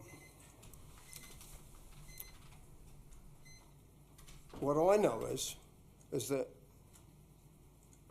many of the people who have either small concerns or are adamantly opposed to this, many of those people, a number of us, have worked with over the years on other environmental issues, all sorts of things where they haven't just come out of the woodwork on cycling. They've been people who have actively worked in their community, worked with councillors past and present from the Southern Ward, with me, and I'm certainly not going to abandon those people today. I will not be supporting this report. Thank you, Councillor. We had Councillor Eagle. Thank you, Madam Mayor, and can I just acknowledge that we've just approved a cycling master plan for our city, and congratulations for that. And I feel that's important because, to set the scene, we know Wellingtonians don't feel safe cycling on the roads in our city also. We know cycling contributes to sustainable transport options, and the master plan now gives us a long-term plan for implementing cycling across the city too. As we know, the issue here has evoked passionate and heated debate, and you'll see right up until the last 24 hours it's still going, and check stuff and you'll get a representation of really what's been happening in the last 18 months, if not more. I want to say that I remain deeply concerned about that, and it needs to stop. I mean, that's to be blunt about this. Doesn't matter whose side you're on with this issue, but that needs to stop. And I'm not going to pick apart everything here today, other than to say I'm extremely disappointed that we are making a decision on stage 1 of the southern route, leaving it very much so as the cycleway to nowhere, which I'm miffed about. But let me be clear about this. I support cycling. I support safer cycleways, more funding for cycling, and I like cycling. So I want to get that right. But I'm also a fan of democracy, compassion, and Councillor Free and Councillor Ahipini-Mercer have reminded me about fairness and compassion for those who have feelings about this. I think has been overridden in the discussion that we've had in the last 18 months. I feel compassion for those who have been shouted down and abused by cycling advocates and fanatics about this. I've not seen such behaviour. And more importantly, I think we've let ourselves down. I really do. I think the way that our officers have carried on, the way that colleagues around this table have carried on, we've let ourselves down. And look, as I've expressed previously, that a decision on this cycleway needs to fit into the master plan. So Councillor Lester says it does, but it shouldn't be on the agenda today. And I say that because there's unfinished business in terms of the people aspect that this has impacted on, and I will come back to that. I just want to divert for a bit and say yesterday I joined Councillors Coghlan and... I am being quite generous with time, but when you say divert for a bit, I'm slightly concerned. Thank you, we Madam normally Mayor. have 3 minutes. It was 1:22 and it's now 1:01, so... Okay. No, that's don't need fine. an extension. This is just a sort of deliberate ploy, but thank you, Madam Mayor. Yesterday I was talking to Cardinal John Dew, and he spoke at a breakfast yesterday, but he talked about the need for humility and humanity in leadership and decision making, and Councillors Young and Coglan were there. He spoke about the importance of the impact of decisions on people, especially decisions that benefit the few at the expense of the many, and I believe that this decision will only benefit the few. That doesn't, however, mean the decision is wrong, but it means that we require careful thought and consideration in the decision we make today. It also means that we need to balance the rights and responsibilities of everyone. It means that we should be making decisions in the interests of our whole community, and it must fit into the plans for our city. So I'm a fan of ensuring we don't do things on a piecemeal basis. And I'm a fan of making sure, as you all are, that we need to stop demonising people who have different views. And I want to say this, that this decision means that disharmony remains. Disunity in the community remains. Disgust from some in the community remains. And that stain will always remain. Because I haven't heard, with respect, Councillor Foster, when you talked about some of the things you talked about, I didn't hear the word people in your argument. I heard wide roads, and we've been talking for a long time. We forgot about the people. That stain will remain. That just when I walk out this door this afternoon and head home to Island Bay, that's my home, the stain will be there. And the rest of you don't go home that way except for your worship. So I want to say that I support cycling. I support democracy and honest, robust debate. And I want to move forward with care and with fairness, and to ensure that we acknowledge the interest of all parties. We've got to be compassionate. This decision, if you vote yes to this isn't a compassionate decision for the reasons that I've outlined. So I can't support this. These are my people. Some in the community will win, and they'll be happy with a win-lose situation. But that is not a situation that I want to live in my neighbourhood, knowing that some of my neighbours won and some of them lost. That's not the decision we should be making today. I'm not going to go into the Working Party because that would be picking things to bits, and I'm going to leave it there. Thank you, Madam Mayor. Councillor Young. Thank you, Madam Mayor. Well, cycleways are inevitably contentious, but this cycleway to nowhere has poisoned cycling right across Wellington, just at a time when we need Wellingtonians to be positive about cycling. I think it's hugely disappointing because cycleways are coming across the city soon, and we have already installed a legacy of mistrust and bullying. Anyone who saw the paper today or the radio yesterday will have heard about the sort of behaviour that's been going on in Island Bay. It's hugely disappointing. In the past 8 months, we've had 2 notices of motion, petitions. Local MPs have expressed their concern, including the Attorney General and the Deputy Leader of the Opposition.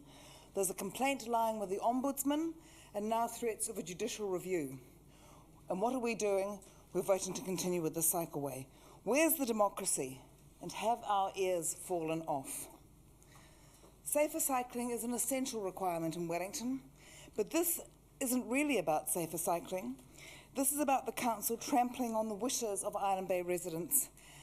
And now the council has been accused of betraying them, according to an email we got in the last 24 hours. This has been a costly debacle that has ripped apart the Island Bay community. I stood for council to get things done, but the right things. I'll stand up for what's right, and I'll fight what's wrong. And I'm not going to just shrug my shoulders and take the easy way out. It is much easier not to have a high profile. But I think being a city council is about acting in the interests of our residents and ratepayers, not bowing to small groups with loud voices. I oppose the Island Bay Cycleway, but I also say I stand for clarity and consistency. These are qualities I hold dear. I have been clear and consistent about my views on the Island Bay Cycleway, so I'll be voting against these resolutions today. Thank you.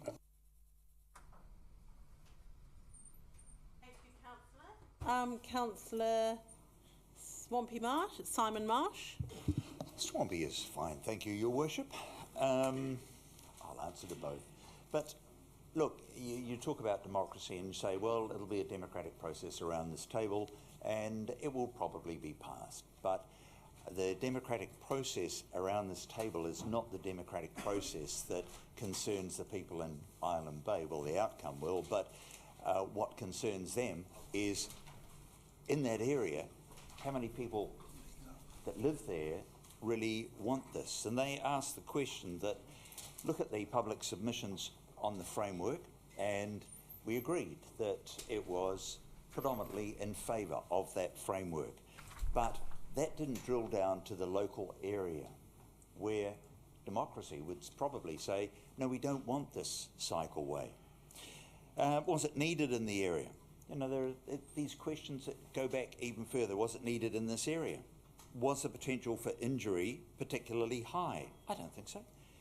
Is this piece of road where it's most needed? Or is it most needed, and the work, perhaps it should have been put in from the park through to the city? And it comes down to choice. Councillor Foster, you said that at the beginning. It comes down to choice, and you also said we didn't reckon on the community. We didn't listen to the community, perhaps is what you could have said. Look, Point of order, Madam Mayor. I said what I said, not what I didn't say. So I think that's sort of that's misrepresenting what I said.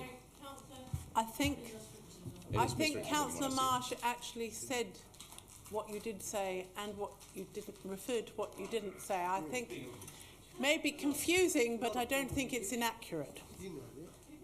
Thank you, Worship. So all it remains to say is happy voting. I think there's a little more talking before the voting. Whether it's happy or not, we shall see. Councillor Coghlan. Thank you, Your Worship. Well, I think it might be 3 times now over the past few days that I've heard this saying, which actually I hadn't heard before. And not a direct quote, but it goes something like this: if you go alone, you can go faster. But if you go together, you can go further. And I've got to say, I think we need to apply this to the rollout of cycleways across Wellington. Given the level of investment and the impact that these are going to have on our city over the next, well, in the future. We know this process has been very flawed. Everyone understands that. And we've had a very, very unhappy local community. And it's that local community, actually, who are the people that we are elected to represent. And when I put on my Wellington City Councillor hat in the morning, you know, it's applying to not just the Onslow Western Ward, but further afield. We've had 2 notices of motion to try and turn this over because of the unhappiness from the community. And I'm pretty sure on my time on council that there hasn't been another example where that's occurred. So what it tells you is that something just isn't right. Ironically, the pushback and what's been delivered from those notices of motion has been this framework. So it's actually the so-called dissenters and the opposers that have actually been the ones that have enabled the framework to come together and to occur, and that's a good thing. So now we've got a situation where we're voting today on this cycleway, which has been adjusted to fit the framework, as opposed to actually having been developed out of the framework. Misrepresentation, point No, of order. it's not. Point of order. The theme of the workshop, I'll just put my Councillor point. Lester, just a moment. Councillor Coghlan, just sit down for a moment while I rule. I didn't hear Councillor Coghlan refer to anybody's particular speech. She may be right, she may be wrong, but I don't think I heard her. You did? I didn't. Okay. No. So you may feel, well, she may have got her views from some other place altogether, Councillor Lester. No, I wasn't referring to Please you. continue. I'm just stating the facts of the matter, actually. So the theme of the workshop, and that is actually highlighted by Anne today, where the theme of the workshop, as described by her, was really along the lines of, is there something we can do to make this work? So Look, it just doesn't feel right, and I think we should take a breath and we can come back and look at this route through a new lens, and that is the framework lens. That is the framework that we have decided today. And you know what, just by taking a bit more time over it, we might actually get a much better and a more sustainable result. We do need to have integrity in our own processes. You know, I think our reputation does matter in that regard. So I just feel it feels a bit like it's still being forced on the local community. It's not really something that they want, and for that reason I won't be supporting it. Thank you. Still on the amendment, but I have no objections if people feel they wish to speak to both the original and the amendment, because it is pretty much all one thing. So I've got, I'll just tell you where you are on the speaking list. Councillor Peck, Councillor Sparrow, Councillor Free, Councillor Ritchie, Councillor Panic, Councillor Wolfe. Councillor Ahipini Mercy, you've already spoken to the amendment. Keep up. And then myself. Thank you. Thanks, Madam Mayor, and I'm happy to second the resolution. And I want to pick up on perhaps a couple of things that have been mentioned about process, and indicate that indeed that is a matter which has concerned me greatly right throughout this debate, and indeed why I supported the notices of motion in the earlier days. And I agree entirely with Anne Patillo when she says we should have engaged properly earlier. I completely agree with her about that. I know Anne from engagements with her when I was involved in the union movement, and I have to say I have the hugest of respect for her facilitation skills and her ability to brook no nonsense when it comes to sitting disparate groups down and trying to find solutions. And I think her comments to us today need to be taken on board by all of us, and we need to learn the lessons from what she said, which is if we're going to engage in community change, we need to do so in a proper way, because I don't believe the way it was dealt with was proper, and I believe a lot of the hate and a lot of the heat in this debate comes from that. And one of the things in the previous debate which I really appreciated was Councillor Ritchie's speech, when she talked about let's take the hate out of the debate and let's now actually deal with the issue. This is not an issue we can run away from. It is an issue which needs resolution sooner and or later. So for me, this is not a great rejoicing, a throwing up of hands and saying we're having a great victory today. I don't see it that way. I just see that today what we're doing is putting to bed a sore that needs to be dealt with. And I feel sorry for those that are going to feel aggrieved by a decision that will be made. But at the end of the day, that's what we do. We make decisions, and we make them on the basis of what's good for the city. And in the long run, cycleways are good for the city. Now, I don't bike and I can't bike, and I've already told people I'm not going to burden the A&E department of Wellington by trying. So I have no interest in cycleways, except I want to keep my car away from anybody that's cycling, because the other thing that my better half tells me is I don't drive terribly good either. And she tells me that regularly, so there are certainly issues in terms of me and cyclists and staying away. So, but I want to acknowledge all the comments that have been made on both sides of this debate.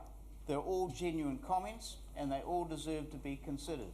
But I want to say, if we have got this wrong, and if the community are right that we've got this wrong, the Ombudsman will uphold their complaint, or the judicial review will succeed.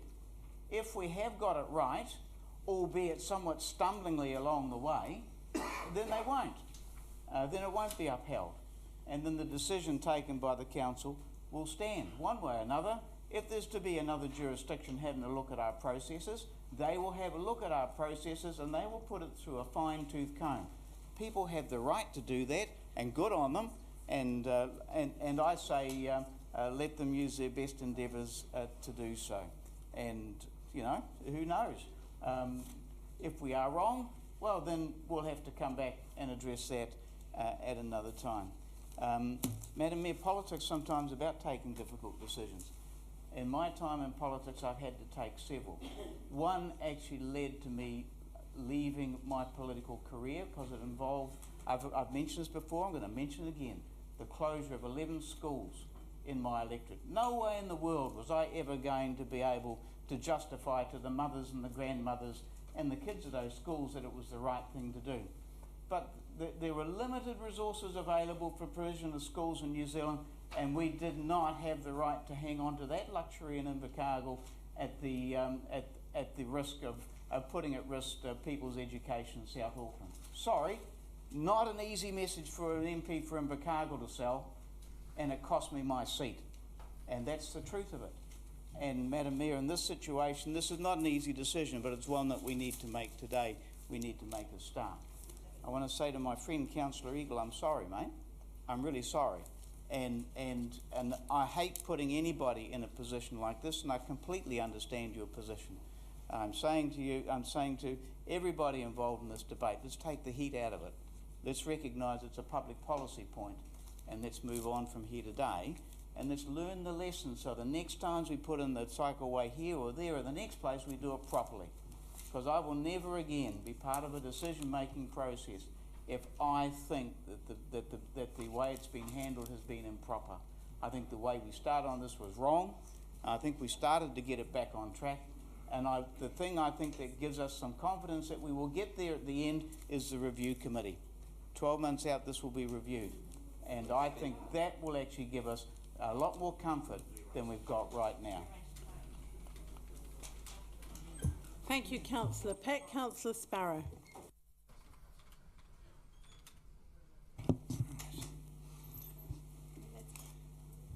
Thank you, Madam Mayor. I'm well aware that whatever we do, we are going to have critics. So I think it's a matter of getting on and doing whatever we believe is best in a given situation. In regard to the matter at hand, we heard from a submitter earlier in the day who stated compromises have been made to create the best solutions for everyone. And in our report it states, given the right conditions, more people between the ages of 10 and 80 would consider cycling distances less than 10 kilometres. And it's up to us to create those conditions. And I think that's what we're endeavouring to do in this instance. We know that mistakes have been made along the way, and we may still have not got it entirely right. But as I see it, given half a chance, these proposals will work. And when they do, we'll be very pleased with what we've achieved. So for that reason, I'm supporting this. Thank you. Thank you, Councillor Sparrow. Councillor Free. I much admire the brevity of my colleague's speech. Okay, the content. Look, I think that my colleague, Councillor Sparrow, spoke a lot of wisdom, actually. But let's come back to some real fundamentals here. Have we just decided we want more cycleways in Wellington? Undeniably, we've decided that. Have we actually decided we want a cycleway eventually in Island Bay? Undeniably, we have actually decided that. Would we have necessarily have started right with this particular little section of it? Maybe not, but we have, and we're quite a long way down the process. So we do want a cycleway here. We've got to it perhaps a little sooner than in retrospect we might have, but we're here. Do we want the safest cycleway in Island Bay? Yes, we do. Is this the current cycleway that's there, is it the safest cycleway? And colleagues, we're not engineers, and I was, but it was a long time ago, and it wasn't in civil engineering, it was in electrical. We're not qualified to answer that. We have staff that answer that question for us. And because I've asked them, they have assured me that in their professional opinion, this design provides the safest cycleway down Island Bay. Now, we heard about some alternative designs, some two-way cycleways. The evidence actually is quite strong, and I was provided a paper by the staff, which I endeavoured to read, several pages of it, that if you have a lot of driveways, a two-way cycleway actually isn't the safest. What the staff have come up with is the safest design that we could possibly have, and that is what I believe we need to vote for. Can we realistically do any better? Can we realistically do any better? We want cycleways. Well, how could we realistically do any better?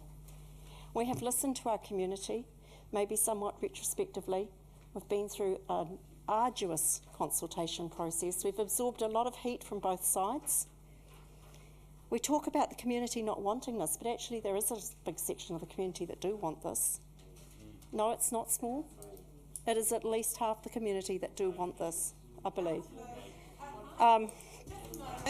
Excuse me, but I have read their comments on stuff. Just step down a moment, please. Yeah, sure, all right. Councillors, I will not countenance people talking over. We've all listened very carefully to each other. Please listen, whether you agree or not, please listen to Councillor Free in silence. Thank you. Councillor Free, please continue. Okay, I'll try and be as brief as my colleague. I'm never able to be. But it's too late. But look, the point is, we've made some changes. The consultation process we've just had's come up with 20 recommendations, which I personally think are all excellent. It was acknowledged by Ms Patello that a lot of the feedback from everybody was taken on board. I think that these 20 changes are excellent. I think they're all really good changes. It's also interesting that some of them were actually started and were well in process, but weren't actually acknowledged or highlighted to the community, so they possibly weren't aware of how much thinking had gone in response to some of the earlier consultation. And the other point I'd like to make is, do other people apart from cyclists benefit from the cycleway? Well, the answer is clearly yes. Horses. Yeah, horses. No, probably not horses, but apart from the fact that hopefully we're going to get a huge uptake in the number and types of people that use the cycleway, drivers are going to benefit because people are nervous about cyclists zipping around in front of them and in their paths. People who park, if we do get a big uptake in cycling, we will actually have more parks available for people who park. We're going to have health benefits. We're going to have a lot of people having fun. We're going to have a community where, hopefully, if this all works out well, they'll actually see that it's a really desirable place to live. It's got an extra asset.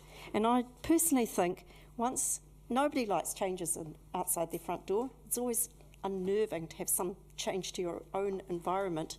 But this is going to be the reality in lots of other places. I think my colleague was right. We've got to have some political courage sometimes. We're a long way down the process with this. I'm happy we're monitoring it. I'm happy we're going to collect information.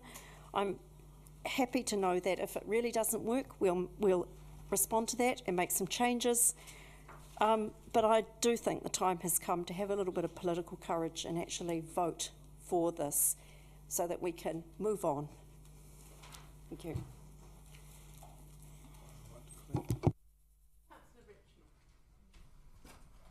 Madam Mayor, councillors, of course I'm a cyclist. I love cycling.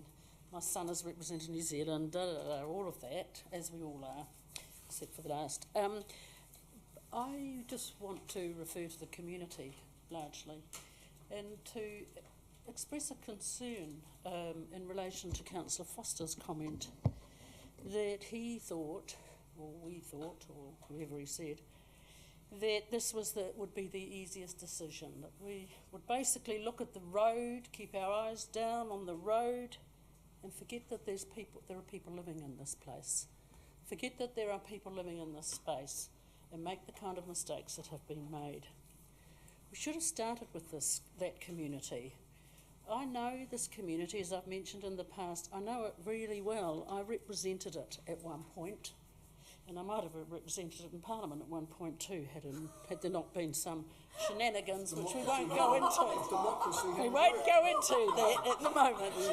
So, you know, it's not about structure, it's not about infrastructure, it's about the people. And I believe that actually this council was tactically and politically stupid and wrong. So I want to reflect on the words that Councillor Peck has made to say that I did say earlier, let's take the hate out of the debate. But I think that to say that we are going to have a review in 12 months' time is simply going to prolong the agony and the hate in this community. It isn't going to help things one iota, because it's not about the structure or the infrastructure. It's about the people. So what I want to do to take the hate out of the debate is to now move. And I actually am a person, as you might have noticed, you know, black and white. Decisions made, get on with it. Don't defer things. That's me. But in this case, if you want to take the hate out of this debate, then we should lie this matter on the table. That's what I am moving. That we now lie this matter on the table so that we can get on with the cycling framework for the rest of the city. That is what should have happened from the beginning. People should have recognised that this place is made up of a very vibrant, politically active community, and that it was never going to fly, and regardless of whether you make a decision today to get on with it, it won't fly. It won't fly. It will just ensure that this community is at itself again and again and again over an issue which really in world scheme, in world thinking, is really not worth it. It's not going to make any difference if we deferred it. It will happen. It will happen sometime, but it will happen after other successful and more easy cycleways and networks have been put in place.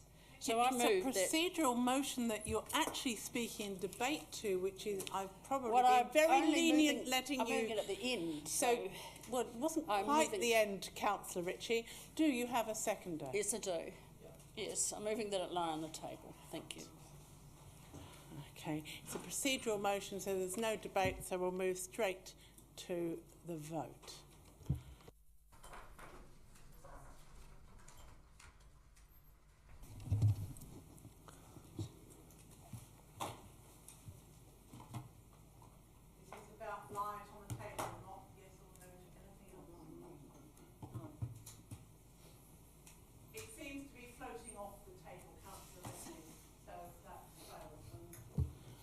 Thank you.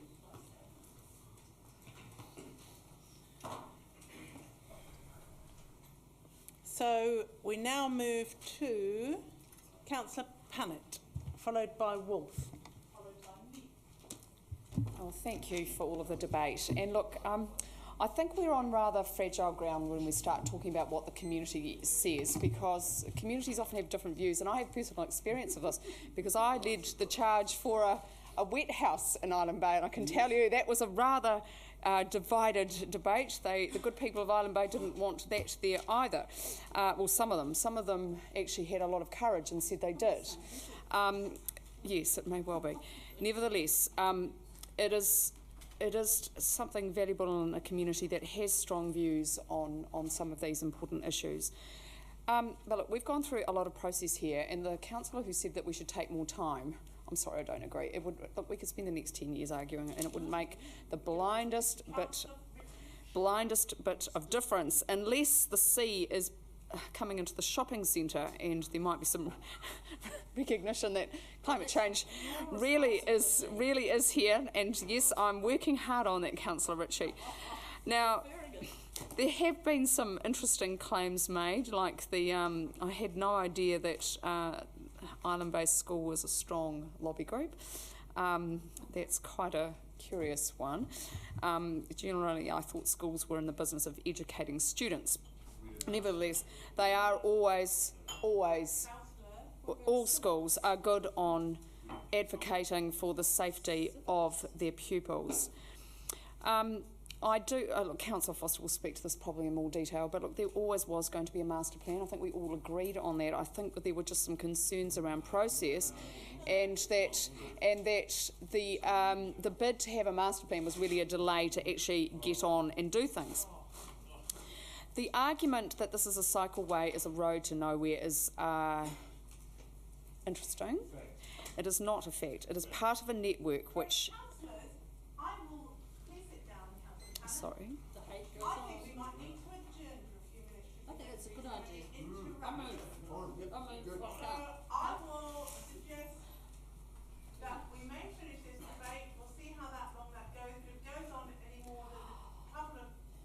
I'm not going to. No, I've only got a few more points.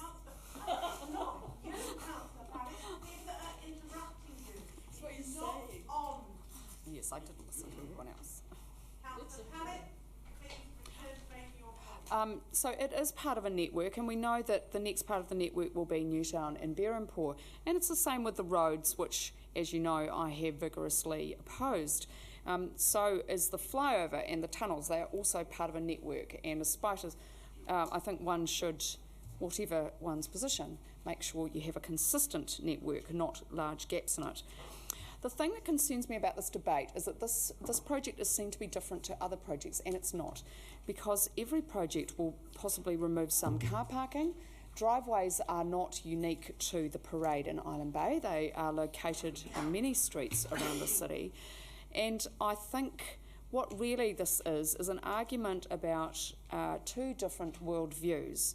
And those worldviews are very much rooted in ideas around personal freedom and personal mobility. Now, because it's a democracy, we allow and encourage those worldviews to have a debate. And at some point, there may be some consistency. And I think it's fair to note that it is unsettling because that paradigm which has dominated the Western world for the last 50 years is under profound challenge. The most profound challenge. There is a seismic shift going on, and that's why we have so much bitterness. It's not about the loss of car parking. I am sympathetic to those who are opposed to this project. I have absolutely been on the other side of council. I've had the full authority of council and government agencies thrown at me, and it is difficult when you don't have the same resources. But nevertheless, I don't think it's fair to say that people haven't had a chance to have a say. And the last point, I do find it a little extraordinary that some of the people that are most opposed to that, and not everyone, are also the same people that are most enthusiastic about the flyover. And I'm sorry, I can prove that there is no divided Mount Victoria community over that particular project. There are a few individuals who support it, and that's their right. But that community has fought for many years at great expense to oppose this project, and yet where were the voices around democracy and the effect on our community, which is also precious, historic and very sustainable? So I do find that positioning, and I of course exclude you from that, Councillor Eagle. I appreciated your support on that particular issue. But I do find it inconsistent, extremely inconsistent. And the level of indecision that has been promoted, can I just remind councillors that that charge was levelled at those of us who didn't want the flyover. So that's, I think, unfortunate and inconsistent, and I think that should be owned. I am not supporting or opposing anything because of any political considerations around a particular community. I have no tie to the Island Bay community. I just think it's the right thing to do, and that's why I'm going to support it. Now, on other issues in the Island Bay community, I may take a different stance. We're, of course, engaged in a number of other tricky things out there. But in this case, this is the right thing to do. It would be inconsistent, given my long-standing advocacy of cycling and advocacy to do something around climate change, to reject it. Thank you, councillors. I'm sure that every elected member defines their own view of consistency. So I've got Councillor Wolfe and then myself. Madam Mayor, the majority of the Island Bay community do want safe cycling, and they do want a cycleway. It's just that they don't want this option. Our option taking from the start actually has been pretty poor and sloppy, and it relates to a whole lot of different aspects. I'm not going to relitigate, but I do feel it's appropriate to make an apology, not just to the Island Bay community, but also the cycle lobby, who have largely handled themselves really, really well. There is a radical minority within that cycle lobby that does the whole of cycling a great disservice. So I think that should be mentioned. Where I have a problem, and where perception perhaps has been a reality, is that there has been a perception of arrogance and a done deal, and I feel from personally and towards the Island Bay community that perception is not great for this council reputationally, and we haven't handled ourselves with a great deal of empathy or compassion. I always think, you know, from a sporting background, and which is what my background really is that, you know, teamwork, partnerships and relationships are the essential aspect of any good result. You don't, if you don't have a good relationship or partnerships within a team environment, problems occur, and that's when you get the situation of failure. And I'm hoping that we'll learn from our mistakes. I'm also concerned, Councillor Peck, you made the statement in relation to the Ombudsman and the judicial review. Well, there are costs involved in that, and I understand that situation quite clearly. It's not the dollar costs, actually aren't the major costs, although they do tend to become quite surreal at times, and you only have to ask the Curtis Street people in relation to that side. But in relation to costs, it's the personal costs. It's the costs on people and the way that they feel, and the way that that it just is something that's not great.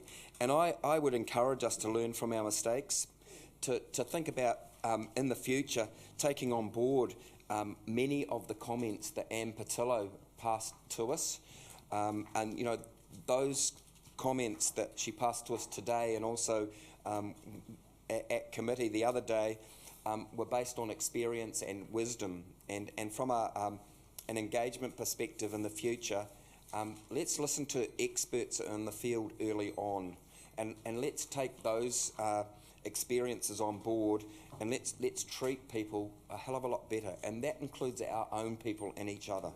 Thank you. Thank you, and I'd like to thank councillors for a much more constructive debate, even if people haven't necessarily come to agreement, than the last time we debated this. I think it's been a much more reasonable tone. I'd like to say thank you to the people that hurried along the cycle network plan, but you've just agreed something that actually does say Island Bay is somewhere rather than nowhere, and also the people that actually live within Island Bay and perhaps want to go to the shops, the cinema, the beach, people from Berhampore and Newtown that actually want to enjoy what's their city too. It's not a route to nowhere. It's a route in the heart of somewhere, as is the Tawa shared path. The Tawa shared path doesn't have a brilliant connection yet to Pororua or to Johnsonville, but it's still pretty useful, and we know that it will link up. So I think that's probably the best analogy. Now, I would be delighted if we could do things like the Leone Gill pathway and the Tawa shared path everywhere. The topography of the city and the past history of where roads have been put and where parks have been put and where hills and rivers are just mean that there are some suburbs where you can't do that. And I think there was a big worry that we were going to do something like strip the parade of half of its parking early on. And perhaps sometimes the people that could have put those fears to rest weren't as active as collectively we might have been at that point. All of us were on council in December 2013 when it was suggested that this be one of the early ones, because it was quite clear you're not going to get from the south coast to the city other than, oddly enough, going to Wakefield Park. So we certainly should learn from it. There are many communities across the city, including Island Bay, where there are some very firm and clearly expressed views. We need to take those into account, and we need to be compassionate for people who there might be a park lost in one place, or they might have to adapt a little bit as they come out of their driveways. But what are we actually talking about in terms of loss? Nobody's houses are being taken, nobody's shops are being closed. This is an opportunity to make an already attractive suburb even more attractive. It includes crossings, it includes quite a lot of thought for that area that I think will continue to make it attractive. Now, there are a number of people who really don't like the idea of some aspects, like the bus bypasses. Many of you that have travelled will have seen bus bypasses in operation, and they are quite pleasant places to wait, and they are quite safe. So I will be voting for this. I do think we underestimated the levels of dissent in this, but I think even if we'd started differently, you would have some people enthusiastically in favour and some people completely horrified. What I do find a bit difficult is anyone that thinks that this is currently a world-class facility. It ain't.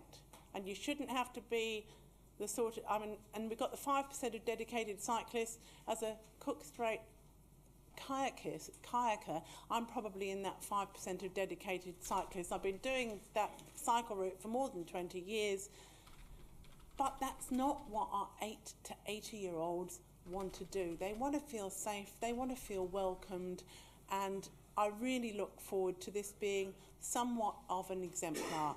And if we underestimated the work we needed to do here, I think that's correct. I think it was underestimated, and I'd like to take some responsibility for that.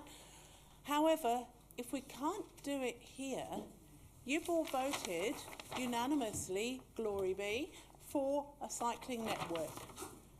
Now, there will be little patches of this that will be easier, perhaps, than from Wakefield Park to the south coast.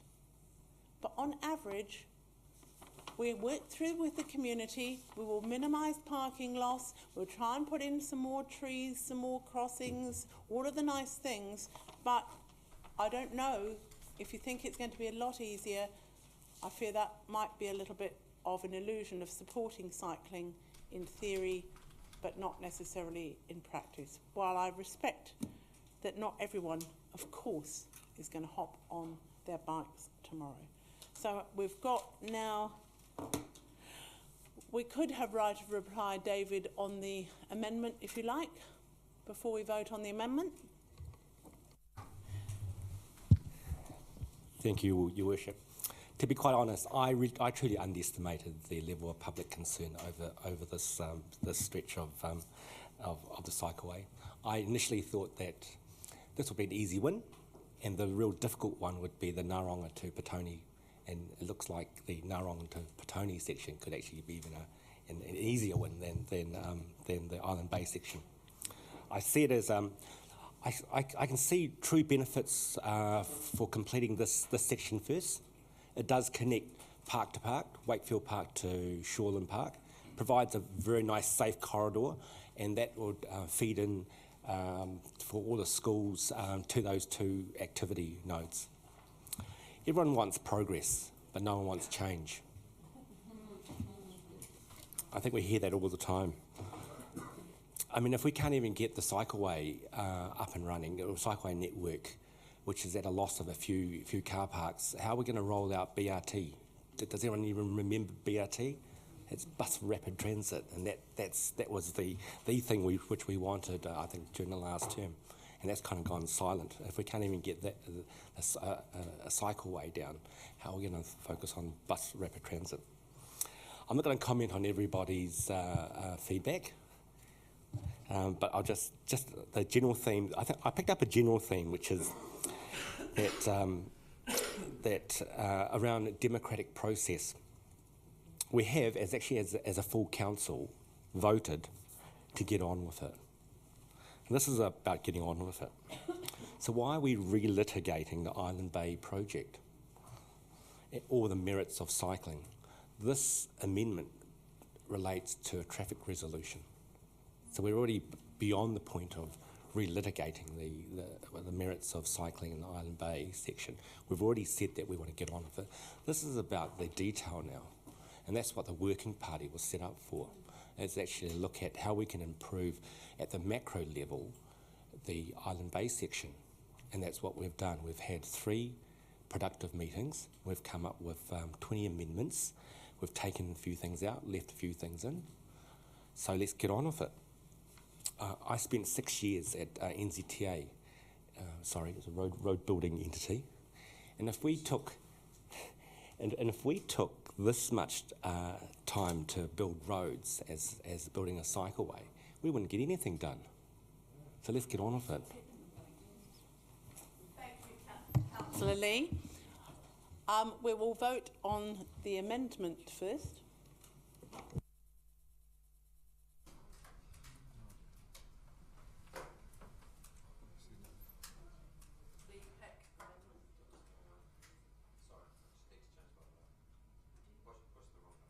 So well, we actually need to set it back again because Councillor Ritchie's not here. So let's just take it back. Sorry,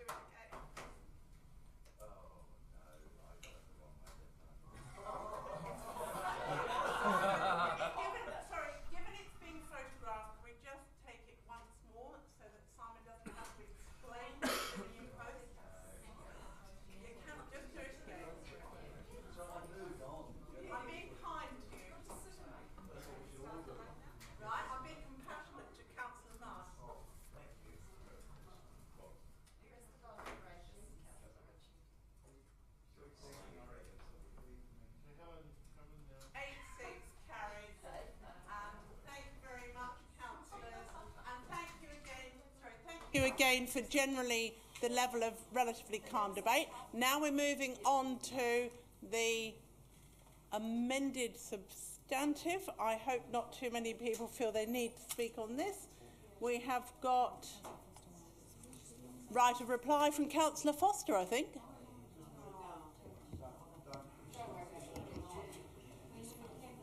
If he was going to exercise it. Councillors, I would love to take the opportunity to robustly respond to quite a number of the things that you've said, but I'm not going to. I think the one thing I could say is that there have been a lot of pots calling a lot of kettles black around the table, and I don't want to get into that. So I'm not going to, and I wish to move forward.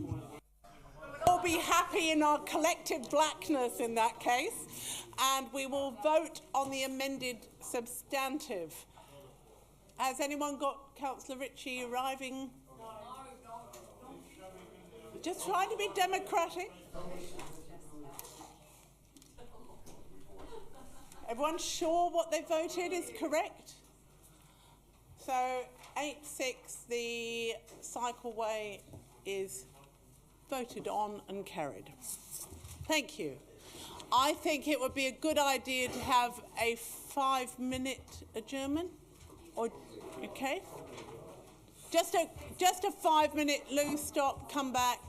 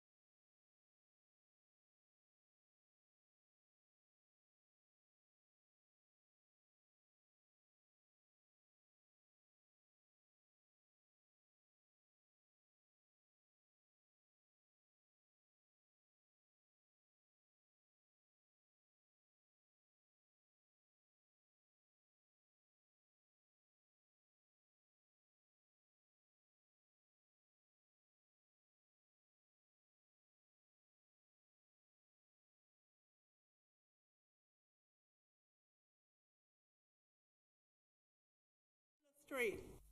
Look, I'm just going to speak very briefly to this. Councillors, generally, of course, as you will know, I generally don't support selling community or green space, but in this case, we just remind ourselves that we had a deal with the community. We built them a $4 million lovely community centre, the nicest one that's probably going to be built, for some time in the city.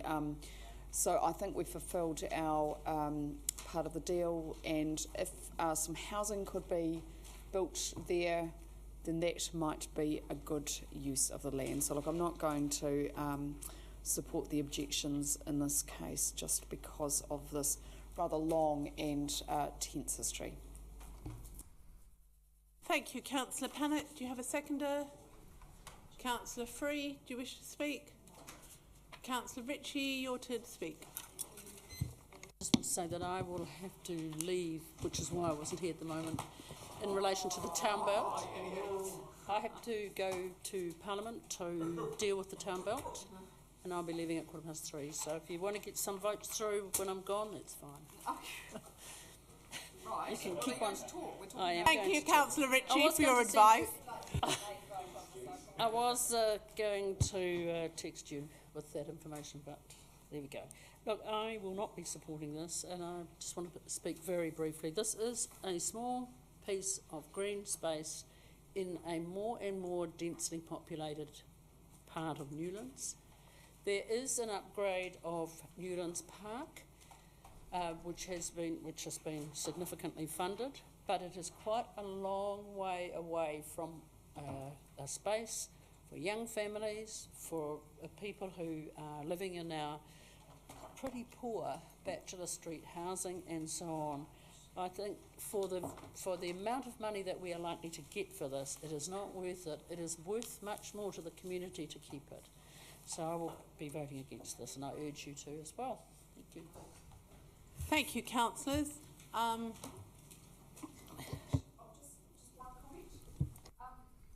was around on council when some of this debate was going on. There was vociferous debate. There actually hasn't been this time, just to give councillors a bit of reassurance. Yes, there were some concerns, and I acknowledge that, but we haven't had the whole community lobbying us for months on this. So I think that does suggest to me that they have accepted this decision.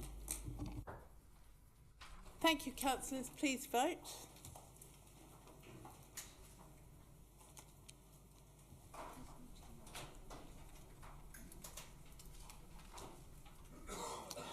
Is Councillor Penny Mercer not in the room?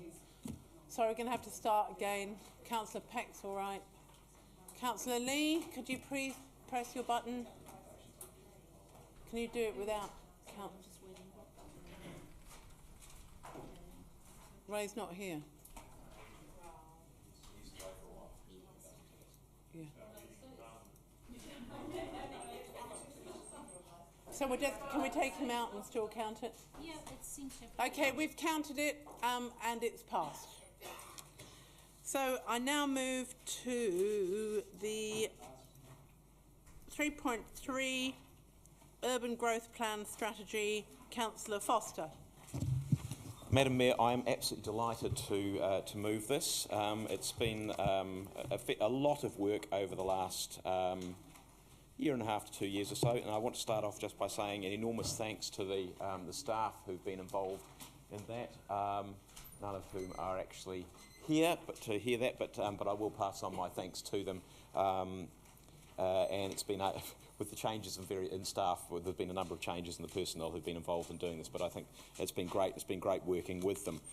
Look, I wanted to start off by picking up some of the comments that we heard in public participation from Liz Springford, and just to say that there's always more we can do, and there's more we want to do, and that what this strategy is about is doing more in these areas. But what I would say to you is that the combined transport mix for Wellington City, for public transport, walking and cycling, 10 years ago was way above any other city in the country. And guess what? Our combined mode share for those modes has continued to increase. In other words, people are getting out of their cars in Wellington City and choosing to walk, or use the bus, or use the train, or bike. That's what they're choosing to do. If you look around the rest of the country, they were behind us by a long, long, long way in most instances. In fact, nobody was close. And in fact, they're either going backwards in terms of those mode shares or going nowhere. The only exception to that would be Auckland City, where they're starting to see some increases in public transport usage because they are investing monumental sums in their public transport network. So we were ahead of the pack, and in fact our lead has got bigger. But of course, I think what this strategy is saying is we want that lead to get bigger still. Not because we want to be better than anybody else in that area, but because what we are doing is about being a sustainable city in this space. So more people walking, cycling and using public transport. And of course we've made some moves on the cycling front of that, but it is important to see the thing as a whole. So in this strategy there are initiatives in transport in private for the private motorist. There are initiatives there for public transport. There are initiatives there for cycling. There are initiatives there for walking. They are all part of a mix, and we should make sure that when we tell the story, we tell the story that is one of a holistic story. It's not about any individual bit, and we need to make sure that people understand that. One of the key reasons that we've been doing so well, sometimes it's actually been very, very difficult to make progress on actually any initiatives in those areas. So it's very, very hard to get improvements in the roading space. It's very hard to get improvements in the bus priority space. It's very hard, as we've just seen, to get improvements in the cycling space. We are making progress, but far too slowly in my books. But what we are doing, which has been really, really good and is really, really supports this, is urban form. And that's why urban form and transport fit together. They have to. They're absolutely integrated. And what I can say to you is that Council over the last 20 years has deliberately aimed at a policy of containment. So we set up essentially a green fence, the outer green belt, in 1994 with the district plan. We've deliberately aimed at mixed use, at strengthening town centres and at strengthening the CBD and encouraging mixed use activity in the CBD. And you'd have to say the vitality of the CBD has responded to that in many ways. If it hadn't been for that, I think our CBD would have hollowed out big time. And when you look at the growth rates, Wellington City I think is about 16% over the last 12 years, the two census periods. The CBD is 92% and the Tiaro area is 143% growth in those 10 and that 12-year period between those two census. And so huge benefit for Wellington in doing that, because it means, again, more people walk, more people cycle, more people use public transport, less pressure on their infrastructure, and a more sustainable city. I'm not going to go through there are what I've started to do is to go through the original plan as we began it 18 months ago and what it looks like now. But what I can say is you can recognise it very clearly. It's the same document, but there are a huge number of changes and improvements which have been made along the way, and I think they're massive changes for the better, and it now reads a lot better than it did before. It tells us much more why we're doing things. It celebrates the city a lot more than it did, I think, before, and says actually we're a great city, and this is about making us not just merely a great city, but an even better city for people to live, work, play, and visit. So I'm really, really proud of the document we've got in front of us, and all I think now is that we need to put it into action. Oh, that's the last thing I would say, is that many of the initiatives are in here. There's an implementation plan which sits behind it, of course, and those things have been integrated with the LTP. I'd have loved if more of those things would be able to happen in the first 3 years. Some of them do, rather than sort of years 4 and 5. There are a few there, but I'm sure that we can review the speed with which we deliver those things, because many of those things are actually outside of our direct control. So it's the work that we need to do alongside of agencies, so like the NZTA or GW, and a lot of those will be delivered together. So I think this will stand us in great stead, and it builds on what we've done in the past and takes us one step further forward. So I'm very pleased to move. Councillor Foster, anyone else wish to speak? Councillor Eagle, would you like to second? No. I'll second it and I'll reserve my right to speak. Councillor. Thank you, Your Worship. Look, I wanted to make a few comments about this. One of the areas that, I mean, just to talk positively about it, I think it's good that we've got at least a plan now, and we can see that we will aim in terms of relating it to the economy and the economic growth angle, 50,000 new people, 22,000 new homes, and it's a great start to see how that then permeates through our city and what we need to do with that. Couple of things in terms of some of the initiatives in the action plan and that are highlighted, talk about community-led planning, and some of the debate we've been having around engagement with communities does worry me. I don't know if we are fully wired in this organisation to say, well, what does that look like? We have attempted to do something from Brooklyn to Kingston through the Kaka village planning process, but sometimes people get nervous at wish lists and things that come from that. That's what a community-led planning process is. It's not actually about us dictating to neighbourhoods about what they should and shouldn't do. What it is missing is a social infrastructure program. So when I think of urban growth and people, they also have health, education, and it does mention resilience and their housing needs. But on health and education, does this mean more schools, more medical centres, primary health care, and things that go outside our remit, but nonetheless we should be planning for them.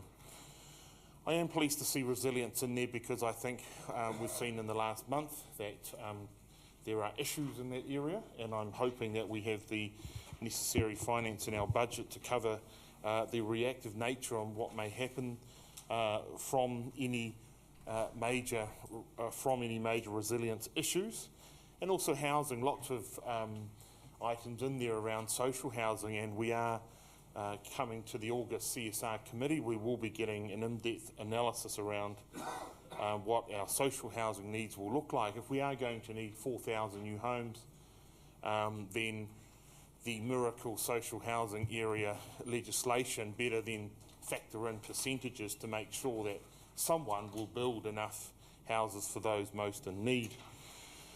The other place I would have liked to have more flavouring in there would be with iwi and Māori being the unique place that Māori have in this country, in the city, and seeing much more stronger flavouring about their role and what they see as a priority for growth from their perspective. But nonetheless, it's not broken.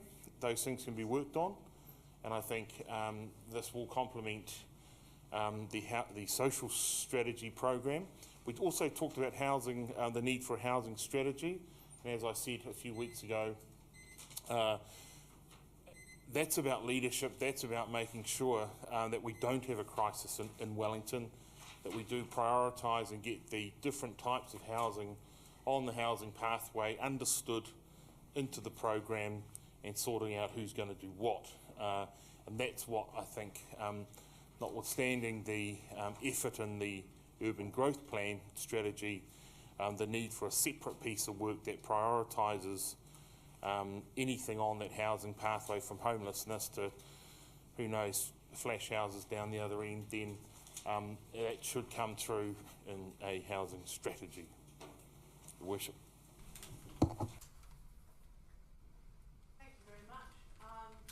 I just want to wrap up by saying this is very much a plan for people. It's a plan about where they live, as Councillor Eagle mentions, increasing the housing supply and range of housing, and also about how people get about the city. It also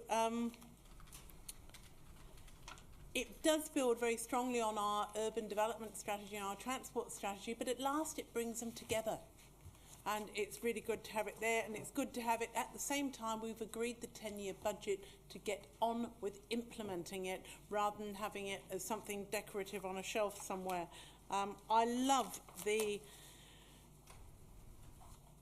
hierarchy with people on foot, then people on bikes. That's the only thing I'd say. It talks about pedestrians and cyclists and public transport and private cars. All of those, they are moving people, and I think that we would do well to reflect that in the way that we engage on the details of implementation. So thank you to all of the staff that have been involved, and thank you to particularly the staff in the urban activation area who've given us a sense of the fun that having nice laneways and attractive downtown and more trees, what an attractive city that's going to make us.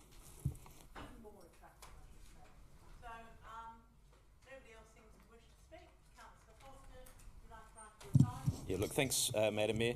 Councillor Eagle, thank you. Well, I think the important thing you said right up front, which is the extra people and extra housing.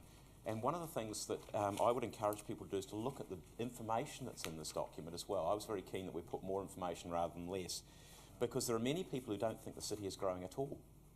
But they're wrong. The facts tell you they're wrong. In fact, and that is the problem with many debates that are had, and certainly many of the contributions that people in the public arena have, is that they're actually they're telling us what they think rather than something that is based on any information. The reality is Wellington City is growing. It's not growing as fast as Auckland, but it is growing, and it's growing steadily. And this plan is very much about how we accommodate that growth so that we do it in a way which actually improves the city, makes the city a better place to live, work and play in, and protects the things that we value. That's what this plan is all about. And you made comments about community-led planning and what it looks like. Yeah, you did right, Councillor Eagle, that there is an issue about wish lists, and I think we have seen some community plans which are very much wish lists. And I think what we need to do is to say to communities when we do those sort of things, tell us what you want, but also tell us what's most important. Try and distinguish between what you want and what you need. And I think that's a really important message, because we can't, with the best will in the world, afford everything that everybody wants. We might be able to afford everything that people need, because otherwise that rates line that several of us complained about earlier in the LTP debate will look a whole lot worse than it does at the moment. You mentioned social infrastructure, and particularly schools. Schools are in there, and so in fact is the tertiary sector, and there's working with them. It doesn't get into a great deal of detail, but it certainly says we need to work with those community infrastructure providers like education. As a reference to that, particularly I noted on page 381. So those things are being thought about. Resilience, absolutely right as well. A lot of the resilience here is the two things really is climate change, which is obviously the flooding side of things comes into that. But also particularly earthquake resilience, and the plan now, which it didn't do originally, the plan now says we've actually been doing a lot of work in that place. It's not like we're starting from scratch. We've been doing a huge amount of work in making the city a lot more resilient. And again, not only are we ahead of the rest of the country on issues of mode share, but we are streets ahead of the rest of the country in preparedness for a major seismic event. The last time I looked, Daylight City was second, third and fourth behind us, so we are a long way ahead. We've got more work to be done. We're not there yet, but we are a long, long way ahead, and we take it seriously. You raised iwi, Councillor Eagle, as well. On page 375, there is a reference to Maori heritage and partnership alongside of historic heritage and character, so it fits quite nicely into that context there. And you did write about housing too, and that's shot right through this document about providing housing for the society which we're going to have in the future, and particularly one of the biggest issues there actually is the ageing population. Because as we age, we're probably going to want a slightly different mix of housing than we have at the moment. And in fact, what is being delivered is along those lines. There's a massive increase in apartment and medium density development happening now, much more so than possibly we even imagined, so that's really good. Your Worship, you did right, it is very much a plan for people. This sets the stage, this is where people live, this is how they get around. I thought the comments you made were very, very good and very supportive. And can I just, the last thing I'll end up with is that you're right, it's good to have it at the same time as the LTP. And I know that when we did the first ones of these in 2006, that we did all the strategies, so we did the environment strategy, the transport and urban development strategies, etc. We did them alongside the then LTP. And I think that's something that should be thought about for the future, because it does bring them all into context, because at the moment they're being done a little bit higgledy-piggledy in terms of timing. And I think if we can do them all together, it does mean that we can then resource them appropriately, and we can also have those trade-offs between the amount of resources that we need to actually deliver them between the different strategies. Within the limits of our policy budgets. So I now ask you to vote on the Urban Growth Plan, Strategy and Implementation Plan.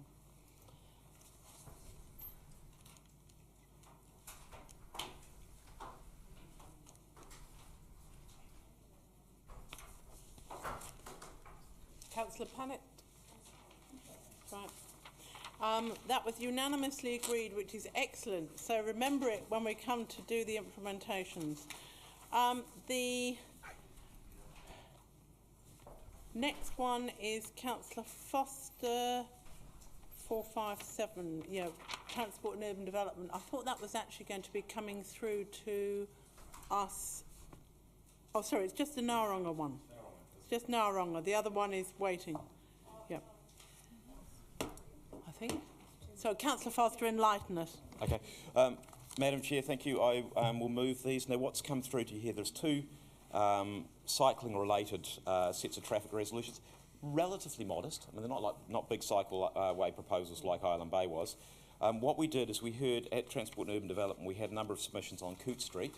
So we've got Coote Street one, and we've got the Naranga Gorge one. So I'll deal with the Coote Street one first. And what we did is we parked it.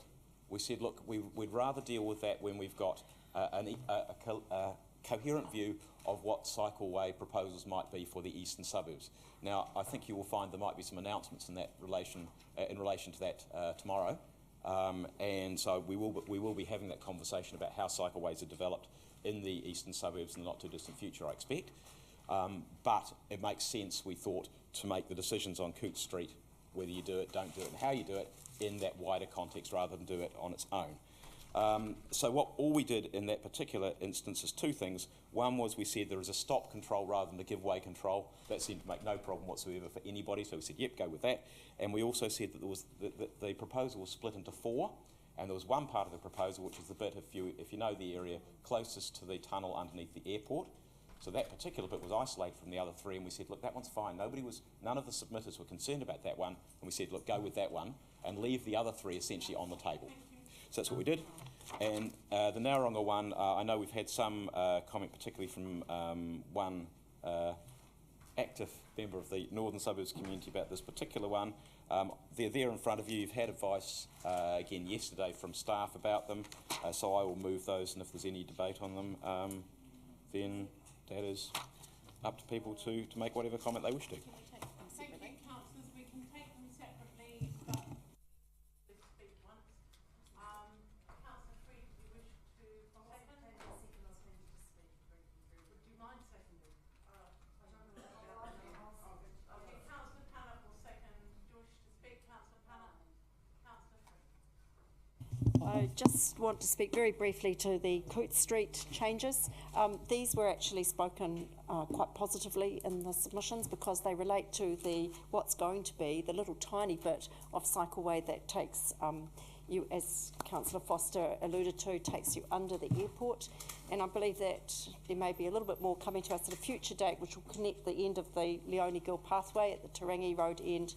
And it's a very, very tiny little bit of cycleway, but really significant in that it makes the connection from the Tarangi Road end of the Leone Gill pathway to the underpass, which then of course lets people go through to the other side of the eastern suburbs. So very strategic, very minor, and spoken of actually quite positively by our submitters at the time. Thank you very much. Councillor Coghlan. Does anyone else wish to speak? Thank you very much. No? It isn't. That's one of the three parts that hasn't come forward. We're only doing the bit to the east. Trust Councillor Free and me on this. Councillor? Yeah. Right. So are we taking them separately? Let's take the Coote Street tiny part first. So that's recommended. You can manage Coote Street first. Yes. So Coote Street, those in favour please vote aye. That's carried. And now, councillors, just to make sure everyone knows where we're at, rather than talking across the table, Naranga Gorge Cycle Lane, please vote.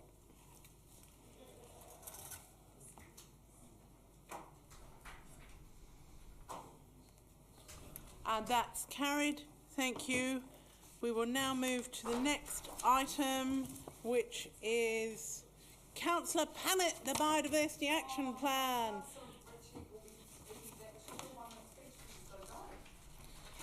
Go, Councillor Ritchie.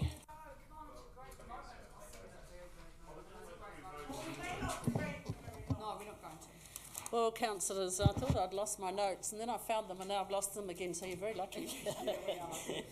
I could actually speak at length, but the reality is that the Environment Committee passed this unanimously. The Environment Committee passed some funding unanimously, which was undercut somewhat by someone sitting at the front table, and significantly. But you've already passed it. You passed it in the long-term plan decision, so I move. Oh, and I second. Thank you, Councillor. I think that I would like to second this. I'm just so excited by the work that's been done by the staff, and sometimes a little pruning is necessary to squeeze through. I think the staff and the volunteers do an amazing job. Our National Plant Museum should be better known universally, but just the work that's done to promote our unique biodiversity is very exciting, but it will mean some tough decisions going forward when we get to that glorious piece of policy, the Animal Control Bylaw. So you have not heard the last of biodiversity and pest control and all of the glorious debates that we will enter into on behalf and with our community with their diverse and no doubt compassionate views. So, anyone else wish to speak? Councillor Free? Yes, very quickly. I went to the South Coast on the weekend and a seal was right there at Afero Bay at the quarry gates. So I hope we don't have to add seals to our animal control policy. We like seals. And the other thing is, I'm really pleased that the dune restoration is included in, I notice, in the overall plan at Lyell Bay, because we're going to need that, some strategic thinking around that. And it's really good to actually be able to vote for some money to do this, because if we just had a strategy, it's not much use unless we've got some funding. And there were lots and lots of very good initiatives that didn't actually cost a lot of money, and we've put some money in there for them, and I'm really pleased. And the only other thing I'd like to say is the members of this committee suddenly expanded, and I noticed that also with the other item that was from the Environment Committee, and also Mark Peck is apparently the chair, along with Councillor Pannett, so there's just a few minor tidy-ups needed there. Councillors, Councillor Foster. Yeah. Look, Madam Mayor, I'm delighted that this is here. This is an exciting step forward again for our biodiversity, and so really great to see this here. And I just want to say thanks to all the staff who've worked very hard on it, and as you said, also all the volunteers who do fantastic work, and the councillors for their support for it as well. I don't quite agree with Councillor Ritchie about the money being cut, because the reality is we had nothing. We had nothing in there. Well, we didn't have any increase. What it is, I thought it was really great, Your Worship, that we the other day that you moved a collection of amendments to the LTP that included some pretty significant resource to make a step forward from this. And look, I just wanted to say that we, when you go back 20 years, people used to say, people like Barbara and Chris, Barbara McCuff and Chris Horn, they used to say, well, we've got a pair of kerroo. You'd name them, and we have virtually no tuis. The reality is now that you can, come into work some days, and on the way down Birdwood Street, you see 4 or 5 kerroo sitting on the wires, and even sometimes you start to see flocks of kerroo, and you can run home, and ran home the other day, and you see a number of eels in the streams on the way home. It's fan. Well, stop to talk to people, volunteers who are actually feeding them actually. So it's really fantastic where Wellington has come from, being essentially an ecological desert to somewhere which is an ecological. Nirvana's not the right word. We've still got a long way to go with this one as well. But we really have made enormous strides over the last couple of decades, and that really comes down to protecting land, regeneration of vegetation, Zealandia, and pest control, and those things are really solidly put through here.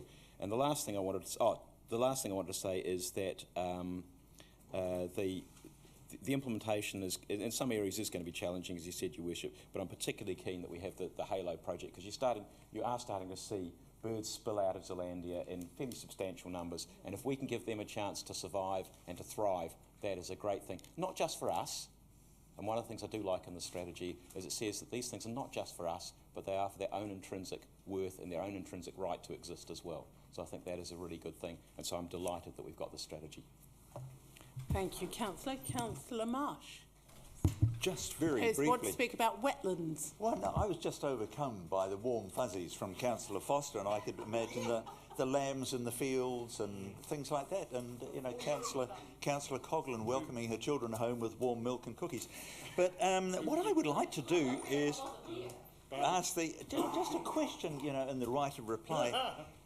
I was just infatuated with the list of pests that we have here, and they're just, you know, vast and extreme. I mean, stinking iris is just one of those things which we should be really worried about, and the same as Japanese spindle tree, Chinese flame creeper, and also crack and pussy willow. And, you know, Councillor Eagle was quite amused by that. I can't understand why. The question I do have is, how do we tell a magpie is Australian? Because the Australian magpie is one of the pest animals. Unless it says, mate, mate, mate, I don't know. It will be addressed in the right of reply. If not, the Mayor will give you a biology lesson separately. Please, nothing but that. Oh, gosh. And you're going to wear those gloves again, aren't you?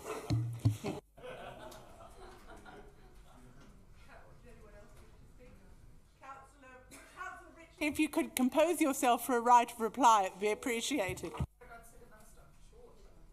Thank you. Thank you all for your... I think you're getting kind of beyond being here, really.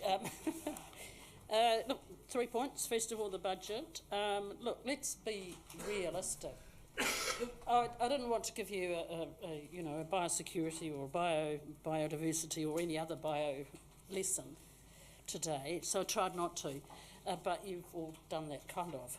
Look, the budget pales into insignificance compared to the economic growth budget, like it's a tiny, tiny, tiny percentage. But the reality is that the biodiversity strategy underpins all of what we do in this world.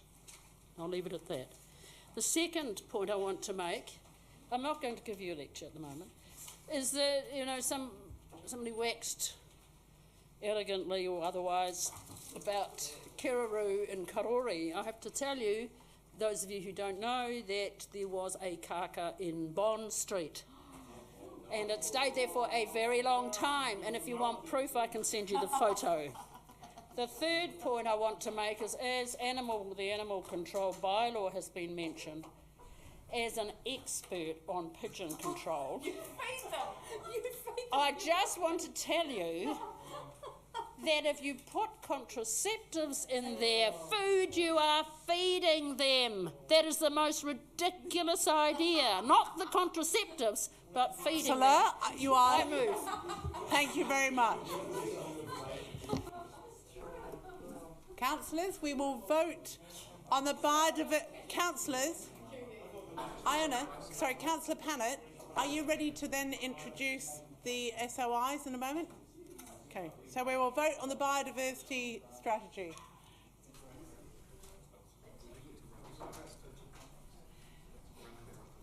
Given the biodiversity on this council with eagles and sparrows and marshes, it's pretty good.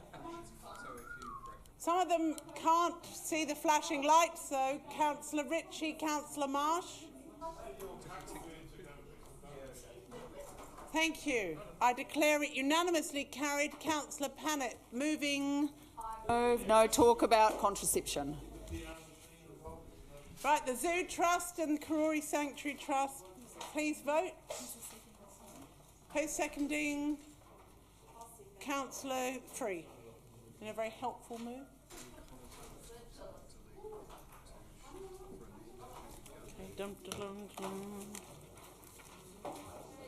Joe, it's you next. So obviously we just... Councillor Coghlan.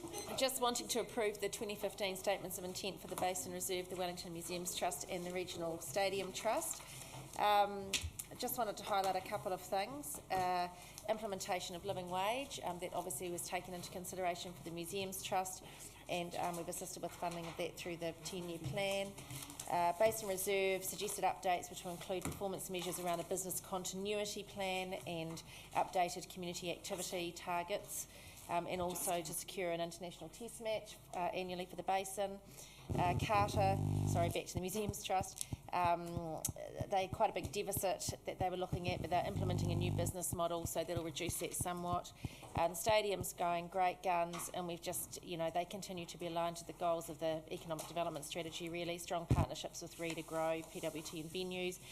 They are looking at sort of responses to declining attendance, in particular to sort of some traditionally strong sporting events, but doing a lot of diversification in terms of their hirers, and they've got some very good long-run attendees, more than 500,000 fans and attendees, looking at change of mix of codes and events so that they're less exposed, so they're going very well. Just FYI, they've had very high level capacity utilisation, more than 50 event days in addition to community days. They've hosted up to 1,000 non-event related functions, conferences and meetings annually, and they're working hard to grow their revenue base, targeting new corporate box holders, etc., looking for naming rights sponsors for the mezzanine bar and the stadium members club. There's big capital investment going on in there, $7.5 million for a concourse upgrade, $1.5 million for a tech upgrade. City's contributed to the upgrades, looking at $2.2 million turf renewal and other master plan projects totalling $5.9 million. We are we not? Did we change our minds? So total planned capex over the next 3 years, $17.1 million. So just to highlight that. So there we go.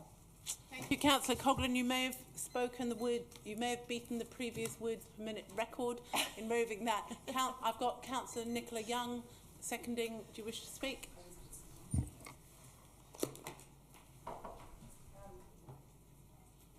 Thank you, Madam Mayor. I have great pleasure in seconding this recommendation, but I would also like to point out, as a councillor and as a trustee of the Wellington Museums Trust, that the Wellington Museums Trust is facing real issues with the requirement for them to pay the living wage.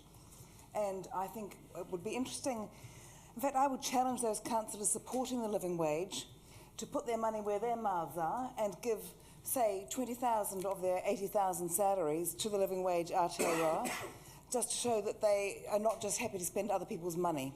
And I'd say to the media here, why don't you ask the councillors if they will use their own money to pay the living wage? As we are instructing the Wellington Museums Trust, we're saying, here's some money to run your business, but we're going to tell you how to run your business, even though our role is governance, not management. So I have great pleasure in seconding this report from the Economic Committee, but I would just ask councillors to think about the living wage. It's very easy to spend ratepayers' money, but how about making a big contribution of your own directly? Thank you. That'd be interesting if you applied that across the board to all of the things you put rates into. Councillor Marsh. Is that Panic? No, sorry, I thought you and were Lester. desperate for a second. That's a rather curious comment. I wasn't going to speak. But you don't need to. But just, no, I think there's a point here. We give organisations money to spend it, and we give instructions because we actually own them, and that is a job. And I'm interested in the comments, given that we are reviewing this organisation, and I will leave it at that. Right of reply for Councillor Coghlan. Okay, well, I think we'd all agree that CCOs, in particular Wellington Museums Trust, they do have budgetary constraints. They are tight. The living wage has had an impact, but they do their very best to do a great job within the resources that they've got. So, with no further comment, I move. Thank you. We will move those statements of intent.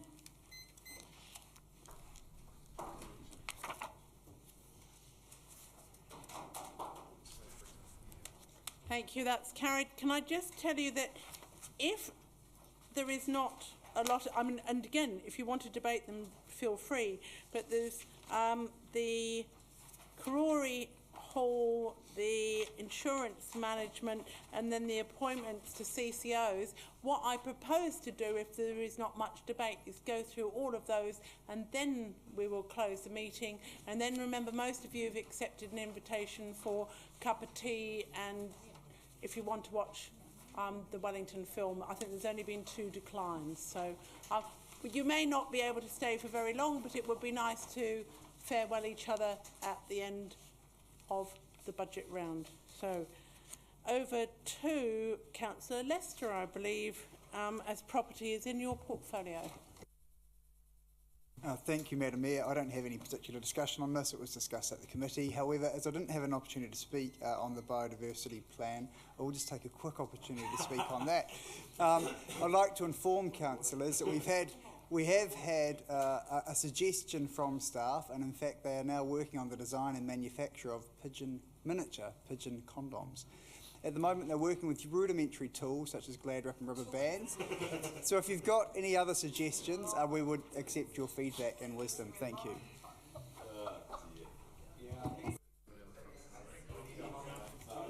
The seconder does not need to follow that line of commentary.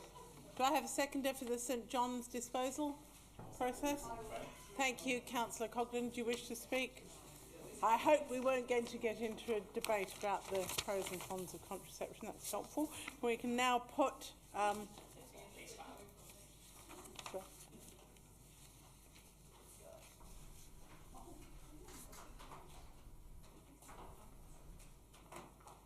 Thank you. That's carried. I'd now like to call on Councillor Peck as Chair of the Arms Committee. Thanks, Madam Mayor. I'm happy to move the recommendation on the insurance management strategy. And again, I'm not going to take a long call on this, except to say that we are the first council, as I understand it, to actually put in place a strategy. And I want to thank the Audit and Risk Committee for the sterling effort they put into actually going through the document in detail and reporting back to officers before the final document was signed off, and I think made quite a bunch of really good amendments to the document. I want to thank officers Andy and Paul Johnson in particular for the effort they put into it, and I think other councils will be very interested in the work we've done because it's a really informative document as we go about renewing our insurances on an annual basis. Councillor Marsh, do you wish to second? I do, thank you, Your Worship, but I haven't anything to say. Councillor Peck, in his eloquence, was totally satisfactory. Thank you. Just as another member of that committee, I just want to say how important, given the potential issues that arise in this city, that we have good insurance and that we have a good spread of insurance and that we keep the costs down as far as possible as well. And I have every confidence in our staff doing that. Does anyone else wish to speak? Right. We will now put the insurance management strategy. Oh, I'm sorry, Councillor Peck. There we are. Now, I will move that we go into public excluded on the grounds of for the Appointments Council controlled organisations, protecting the privacy, etc. So, if we could wake the public up, that would be great.